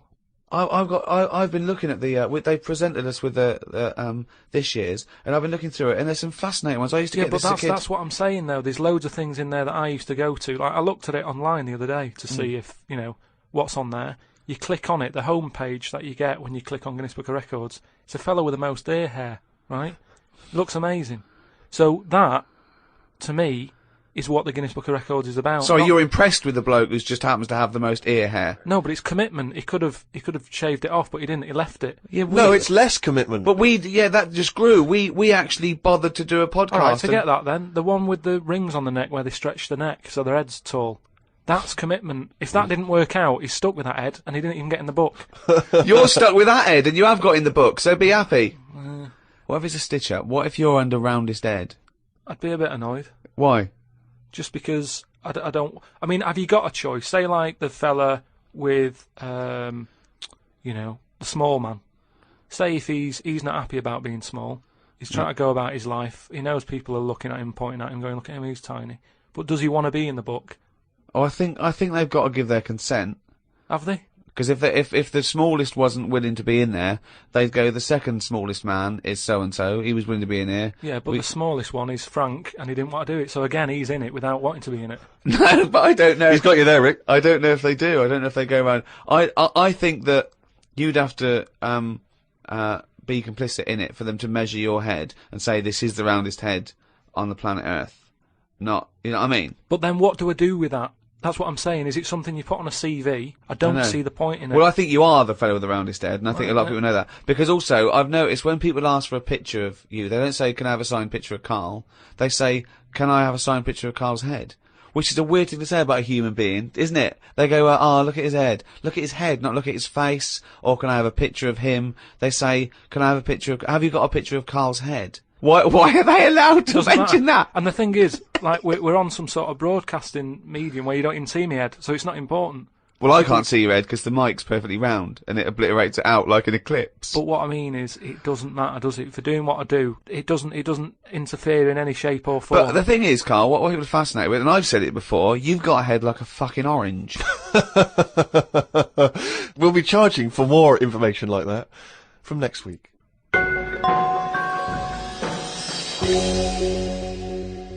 We do, of course, Rick, every week get thousands of emails. I mean, it's crazy. It takes us ages to go through them and read them. And we are going through them. We are reading them. Freddie Gerstrom from Winchester says, of course, it was recently Valentine's Day. What's the most romantic thing that you've done for Suzanne, Karl, that you can think of? I don't really do all that. Sure. The Valentine's Day stuff. It's just, the problem is, if you do it once, they expect it every year. Yeah. That's the problem with Christmas and stuff, isn't it? It's like, that's what you do now, every year. Every day, yeah. So I prefer to just sort of wait, you know what I mean? And you know, if I think of an idea or I know of something that she wants, I might get her something, but I might not do it on Valentine's Day. It's that thing. It's like how I've said about Pancake Tuesday. Make it Pancake Wednesday. Have it when you want. Why am I waiting? Why am I waiting for someone to tell me when I can have a pancake? I'll have it today if I want one. Yeah. Do you know what I mean? Whereas Pancake Tuesday, no, I won't bother. I'll have trifle. So it's the same with this, you know, with Suzanne. Luckily, right? I mean, Valentine's Day and what have you, she was ill. Luckily. So we didn't have to go out. So I'd say, is he asking for advice? Well, I suppose, yeah, certainly you may as well give it. Treat them when they deserve it. All right. I remember once when Suzanne was ill, she had a fever, but there was no food in the house. What did you suggest to her? She was too ill. Well, it was when we were still living in Manchester and that, and you know, we needed to get some food in for tea and stuff. And I said, come to the supermarket. She was like, no, I'm ill, you go. And I hate buying food. I just sort of get a bit blank when I'm looking at it. There's too much, isn't there? That's the problem. You go down all these aisles and there's just too much. So anyway, I said, no, come with me. She was like, oh, but I've got this fever, I'm hot and everything. So I said, well, come to the supermarket, you go on the frozen aisle, cool yourself down. And she did, and she said, you know, it made it worse, she was ill for another 3 days, but... How would you go about chatting up a woman in a bar? What tips could you give? I've never worked like that. It's always been like a friend of a friend and all that, and just happened to meet them. And then, you know, you have a chat, and then... How did you meet Suzanne? That was when I was working with her, and she gave me 20p for the hot chocolate machine. She never asked for it back. Thought she's alright. Been there sort of 11 years, so it works. Has she ever given you that? You've never given that 20p back? Never asked for it back. Did you return the favour, perhaps on the next date? You buy her a Kit Kat or something? No, I don't think I did. I think word got out that she liked me and that. And what did I do? I think I did some work for her, did some editing for her, to sort of show off my skills and that. Sure. And she was like, oh, you're good at this, aren't you? I was like, yeah. And I think she got us another drink because I was doing that editing for her in my own time. So you're up on the deal, aren't you? Because I know now, I know for a fact, you've not spent any money on her in 11 years, so you're 40p up. At least. Lawrence from New York says, I was wondering how Mr. K. Pilkington would interpret this famous saying of philosopher Ludwig Wittgenstein. The quote is, if a lion could talk, we could not understand him. Even if he's English? Yeah, if a lion could speak English, so there's no language barrier, he's speaking English words and using all the correct grammar and everything, but you wouldn't be able to understand what he was saying. Why? Because it is from a different world. His frames of reference would be so bizarre that you wouldn't be able to get a grasp on what he was talking about, because you'd have so little in common, even if he used real words. No, but he's talking English. Yeah, no, but his reference points would be just so far removed. You know, they're removed slightly when, if you saw two people talking about Kierkegaard, you'd I wouldn't understand it. Exactly. So remove that 1 billion times to a different species with different input. No, but it depends. If I'm talking to a lion in London Zoo, yeah, he'll be saying, "Oh, I'm fed up of being stuck in here." I'll go, "Yeah." It's like that. It depends what his background is. I mean, there's some people who might have lived down the road from me, but have a totally different life. Absolutely. So it doesn't matter that it's a lion, does it? Well, yeah, because they're just trying to remove it even more. So now it's not just a bloke who lived a few doors away. Now it's not even a bloke. Now it's not even... Yeah, but I'd pick something smaller, or something, you know, a worm without a mouth. I'd go, definitely not. What? Definitely not what? I wouldn't be having a chat with it. I just think that a worm that's underground, what's it got to offer me? it's blind and it hasn't got a mouth. It's not going to be a good day out with it, is what I'm saying. It's not going to have that much to say to me, even if it's English. Right? Even if it's And how can you tell if a worm is English? Does it wear a very tiny bowler hat? Oh, Christ. But do you understand? What about a jellyfish? No, you see, I think that's where you can say you wouldn't be able to have a good chat with them, because to me, the sea might as well be another world. Yeah. Right? Yeah. In a way, I think the fish sort of have more rights than us. What do you mean? Just because when whoever made the world, right? Yeah. Say, we're just bigging up God, but if I was to have a go at him, I'd say you added too much water. Criticism 1 to God, right? So, how would you have changed that? Just more land.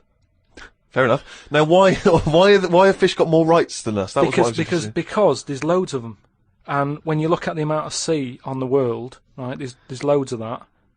You only have to like I was in Malaga the other week, right? And you look in the sea. There's loads of different fish, and that's just in like 8-foot water.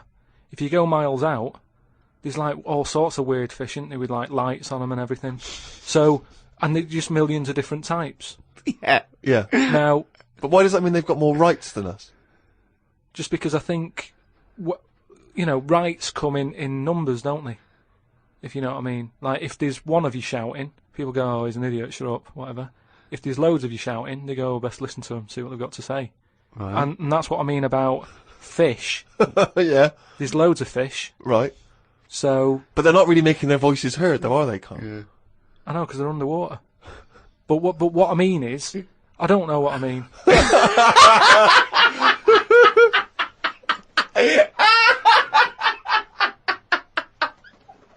The Ricky Gervais Show on Guardian Unlimited. Oh, pleased to meet you. Start me up. I'm here to tell you all about Channel 4 Friday night comedy. So start me up. Now then, there's 3 great new comedies from New Green Wing. That's nearly ready. My Name is Earl and The It Crowd. The great new comedy from the creator of Father Ted. Ow!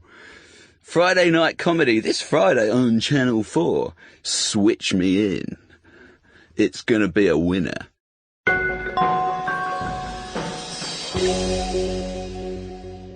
Carl, right? What do you think it's like being a crab? If you could go now, your mind into a crab, what would you see? Where would you be? What would you be doing? What would you be thinking? What would you think of all the other things? The crabs you'd see, the squids you'd see. What's it like? Do you think? I want you to. It's like creative writing. Just think. Just let yourself go. Come on. It's got to be a crab. What do you think of a slug? What do you think to be a slug? What would you do if you were transported now into a slug? What would you do? And Suzanne, you're suddenly in the kitchen, but you're a slug, and Suzanne's sort of like there, just making tea and that. How do you let her know it's you? It's impossible. I'd just chuck myself into the salt pot or something. No, because what do you do? I'd hate that. That would be horrible, that. Oh, God. Have you ever read Franz Kafka's Metamorphosis? In which a so. man wakes up and he's turned into a giant beetle? And that's the whole story. I think it might be of interest to you. So what happened to him with the beetle? Well, I don't want to ruin it for you in case you read it. I won't be reading it, don't worry. He joined a pop group with 3 other people. He was brilliant. No, it's a really wonderful book. It's a kind of almost heartbreaking because, of course, he does, like Ricky's saying, he finds it very hard then to relate to other people, even though he still has the consciousness of a human. His parents, his rest of his family, they don't know how to deal with him, because he's a giant beetle. He becomes a freak, he becomes an outsider. It's terrible, But hang on, though. Is he a giant beetle? Or is he... Well, yeah, that's not going to go down well, is it? That, of course, people aren't going to like you. But if it's a normal-sized one, then you just get in with the other beetles, don't you? Whereas if you're a giant... How would you do that? How would you ingratiate yourself? Right, so you're suddenly a beetle, you're Karl Pilkington, right? There's other people, they're doing their business, they're scuttling around, and you go in there, and they look at you as a new beetle. What's your first... What do you do? How do you ingratiate yourself? Well, for a bit, I wouldn't sort of barge into their house and that. I'd wait until they're out and about, and I'd like in life, right? Sort of help them out. I don't know what beetles do all day. I've never seen one doing anything. They just seem to be going from one place to another. Right. I've never seen them carrying anything. I don't know what they eat. I don't know what they do. I don't know how we've got them, right? But what I mean is, I'd watch them and I'd sort of help them out. And, I mean, you know, it's like going on a date or meeting a woman, isn't it? But what if there is Whoa, hang on, what do you mean? How is it like going on a date with a woman? Well, it's like I said about Suzanne with her hot chocolate. She bought me that and I've gone, she's all right. Right? She gets me another one before I know it. She's living with me. So... So you're all these beetles, they're scrolling around, right? You're sort of like watching them, and then you realise that you want to mate with this female beetle. What do you do? What's your first move? Yeah, but I don't know what beetles do I? So I don't know what you do. I don't know if you go up and go, all right. What did they do? How did they get on? Well, it's a different world. I don't know yet, do I? Because I haven't done it. Would you feel bad because having your own mind in this beetle, right? Would you feel bad shagging a beetle? Would you feel that was a bit sick because you've got a human mind? Well, no, because you just close your eyes and that, wouldn't you? And go, pretend to think of something else. So, get round it that way. There's no point getting down about it because I'm stuck now as a beetle. So you've got to get on with it. But if you're a slug, you said you'd throw yourself in the salt pot. What would you do if you were a beetle if you got depressed? And you see all the other humans. No, you see your mates, right? They're listening to the iPod. What would you do? But no, that's what I'm saying, though. Beetles are different because they do tend to hang about with each other. A slug's always on its own. It's a lonely insect, isn't it? It's not an insect. All right, what is it? A mollusk. Right, they're lonely. I've never seen a load of snails all together or slugs wandering about, whereas beetles seem to knock about in crowds. Yeah. So, oh God, okay, right, another one. So they're sociable creatures, and it wouldn't bother you that you've got the mind of Karl Pilkington in there? Because you can't communicate with these beetles, because they don't speak English, they don't have any communication with you. Yeah, but if it's happened to me, there'll be another one in there. Okay then, right, okay, what would you do, right? That's the most disgusting thing. What could it be? Well, what would you do, right, if you were suddenly a fly, right? And you were knocking around with the flies, right? And you had to land on some... excrement? Yeah. What would you do? Yeah, but I don't have to.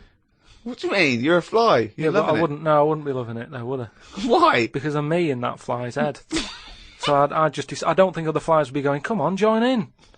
I'd just be like, no, I'll wait here, wait, watch and that. Because I don't see why they have to do that. What would you do, right, if you had to go back and you were in a... you had to go and put your mind in like an unhatched egg of something, like maybe one of those that a wasp was injected in a spider. So you're in an egg, right, which is really uncomfortable, in a spider. How would you feel about that, Karl?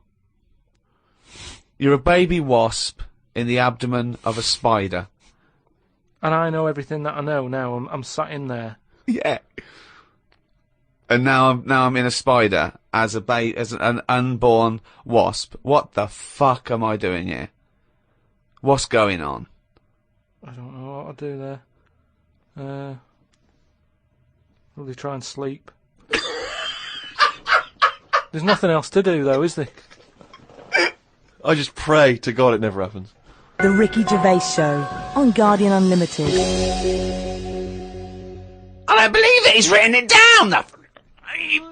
Well, that's the jingle that signals it's time for more extracts from Karl's diary, and we'll lunge straight into it. Wandered down Carnaby Street. There was a happy homeless fella. I gave him £1.50. I thought of a tongue twister after giving him the money. It goes, if you can't treat a cheerful tramp, what sort of tramp can you treat? It's good, that. All right. Say it fast. If you can't treat a cheerful tramp, what sort of tramp can you treat? Yeah, good, isn't it? Good, that, yeah. You've got too much time on your hands, Karl. Learnt some famous quotes to see if they are as good as my sayings. Number 1, treat every day as if it's your last. Very famous saying. Now, is that something you do, Karl? But you know, me problem with that one is that if it was your last, you wouldn't want to be doing much. That's the only problem I've got with that. I wouldn't want to, go to a fairground or whatever, because you're going, oh, it's my last day, what am I going to do? And I think you'd spend so much time worrying about what you're going to do that you'd end up staying in. I think you're right, You've taken some of the poetry out of it. I think it means live life to the fullest, right? I like the fact that you were musing on the idea that if it was your last day, you'd go to the fair. It's getting such a 19th century way of spending your final day. I know, yeah. Well, the thing is, the other thing is that, the only thing that people get depressed about in terms of sort of like, life and death is, not the knowledge that they're gonna die, but more the knowledge that they know they're gonna die when they're dying. If someone told you, no one ever knows when they're gonna die, no one ever gets an illness, no one ever gets hit by a truck, everyone passes away peacefully in their sleep, dreaming they're riding a big marshmallow, right? Then you wouldn't care about anything. It wouldn't matter when. It wouldn't matter if you died tomorrow or in 30 years' time. You'd just live life to the full. You'd have it, every day would be great. You'd go out, you'd come back, you'd fall asleep. That would be amazing. There'd be no stress. There'd be no angsty, we're all gonna die stress, because it wouldn't matter. Because it would just be your life. Wouldn't it be amazing if someone guaranteed you, Carl, you're gonna die in your sleep? I'm not gonna tell you when.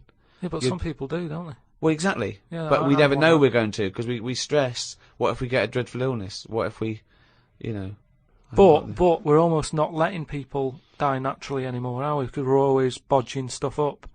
What do you mean?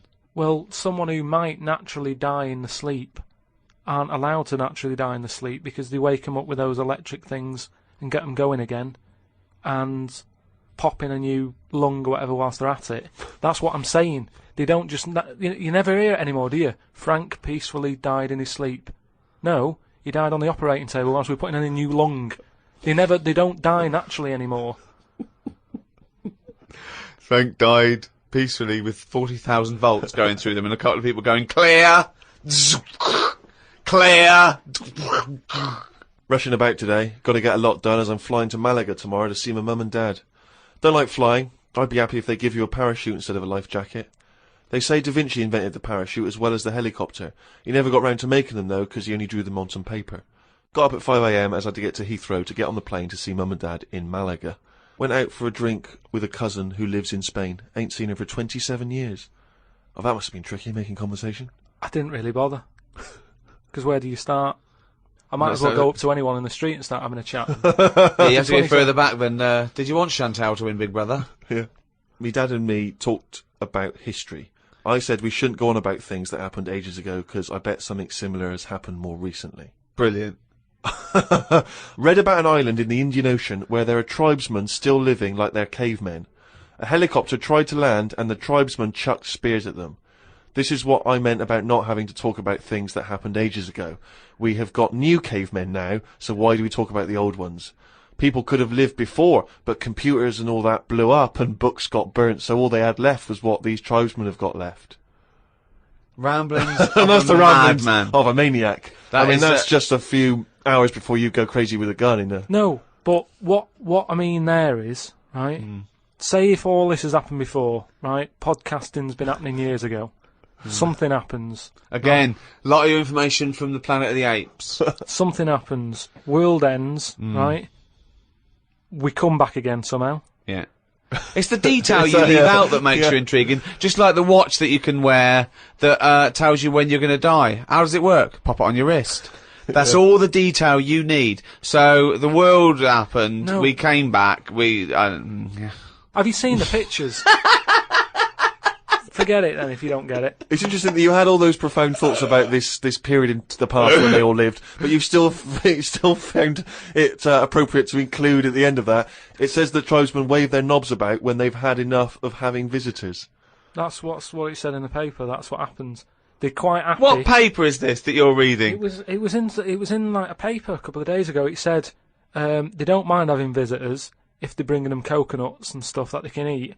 Once they've got everything they need, they start waving the tackle about, and that means like, right, leave now. Which you would, wouldn't you? Yeah, at a dinner party. My grandfather used to do that.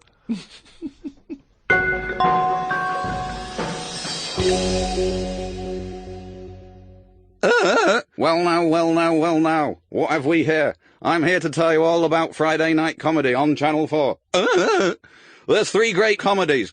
Green Wing, It's Nearly Ready, My name is Earl, and the It Crowd. The great new comedy from the creator of Father Ted. And what have we here? Jingle, jangle, jingle, jangle as it happens.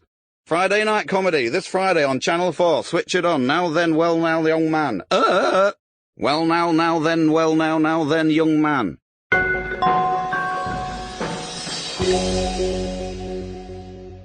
Oh, fancy that monkey news, you That jingle is getting more annoyed by the week. Well, this is the final monkey news, right? I'm not doing this anymore, right? Because we've covered it all. All the monkey news has been covered? It has. We've done loads of them. I think all the news that needs to be sort of known has been told, right? That is the end of the news. Jesus Christ. What? Get on with it. Right, do you know, in the first podcast that we did, we chatted about the monkey that went into space and stuff. Mm-hmm. So where we left So it... haven't you got a new monkey news? Well, it's an update, isn't it? I mean, is it new? Has it happened recently? Has it happened since podcast 1? I have to pick Ricky up on the point that he thinks any of the monkey news we've heard, A, happened, and B, happened recently. It almost always happened in olden times, or ages ago. Oh, you're right. It never happened. Right, anyway. So, like I say, the first monkey news, it was about this monkey that went into space. This was the one that was fed by bananas that came out of a little chute on the spacecraft. Yeah, it went up there, did a really good job. It was taught how to press the buttons, hit the left button for a banana, you know. Right button to go right. Make history and go to right space. Right. What do I want? Not more banana. You haven't taken off yet? More banana. Oh, we shouldn't have given him a choice of banana or a change history. We should have done the right button. We should have fed him before he went and only had a right button. He's at the left button again. He's just eating bananas up there. What's going on? It's costing us a fortune! Hey, little fucker. Press the right button and do something. Oh, bananas. Hey, hit the left button again, the little fucker. So anyway, yeah, I told you, he went up there. He came back. He could never get that the high exactly, again. Yeah. You know what I mean? He tried other things. I think he tried to get a band together and that. Right. So anyway, there was loads of monkeys that were signed up to this NASA program, and it was 1961 when this little monkey called Ham, that was his name. So a bit of an update. That's the same one as I talked about. His name was Ham. As well as him, there was one called Enos. He went round the world loads of times. So anyway, what I found out about it since then, Ham went up there, did the left-right business with the bananas. Enos, they didn't put as much work into the trip when he went up there, and something went wrong with the machinery.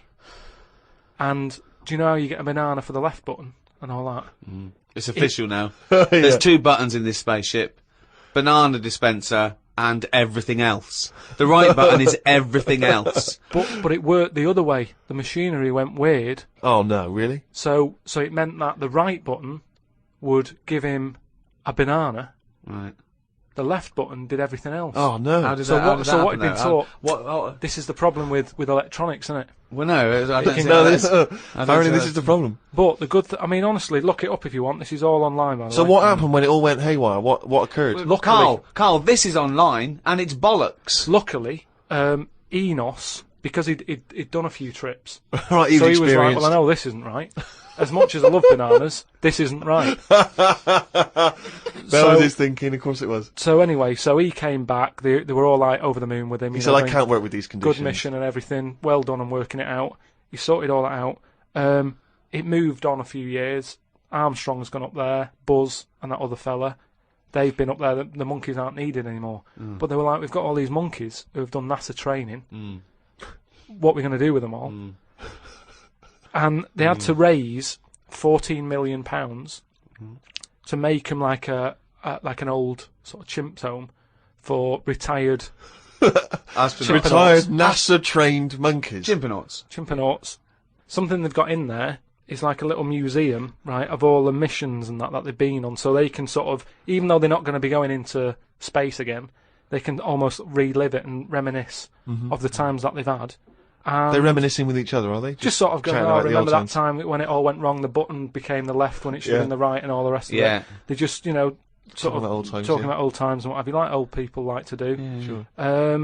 And yeah, that's it. So if you want to like give some money towards their home, you can go to like savethechimps.org.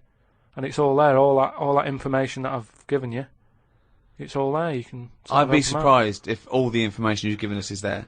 It's all there. I'd be very surprised. It's all there. Just retired, monkeys and that who have done the bit. Perhaps we should retire Monkey News to that same place. That's what I mean. So, I hope you've enjoyed the Monkey News and that. That was the last one. Look after the monkeys. Do your bit, because they've done their bit. That's it, yeah. But just because I'm not giving the news, look it up. Do you know what I mean? It's all out there. Don't be ignorant. Wise words.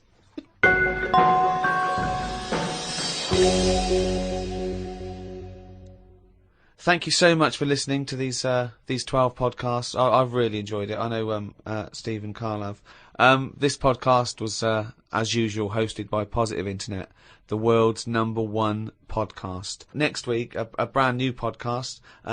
We have, as I say, we have got to charge a little bit for it because it does cost money to host. And please keep listening. It is going to be very little, and Karl needs your money. If you could see what I see now, he's just looking at me with this. He just needs stuff, don't you, Karl? What do you need? What do you need? Just something more than nothing. For information on the archive of the podcasts, these last 12 shows, and for the new podcasts to come, go to rickygervais.com. You can register there. We'll send out loads of information. Plus, you'll just find out links to how to get all this stuff that we're offering out there. There's also a free taster if you just can't wait for more of Karl's nonsense. Make sure, please, that you register your email and everything so we can get in touch and just tell you what's going to happen with the Ricky Gervais show, with Karl's Mind, and with everything else. rickygervais.com. Go there. Makes perfect sense. It's the end of an era, but the start of a new one. It's almost seamless in a way, isn't it? The end and the beginning. But Karl, what do you think about that? How things end and new things begin? Well, I suppose you've got to have an end for a beginning, so it's just a bit odd that we've got an end and having a beginning. But that's science for you. The Ricky Gervais Show on Guardian Unlimited.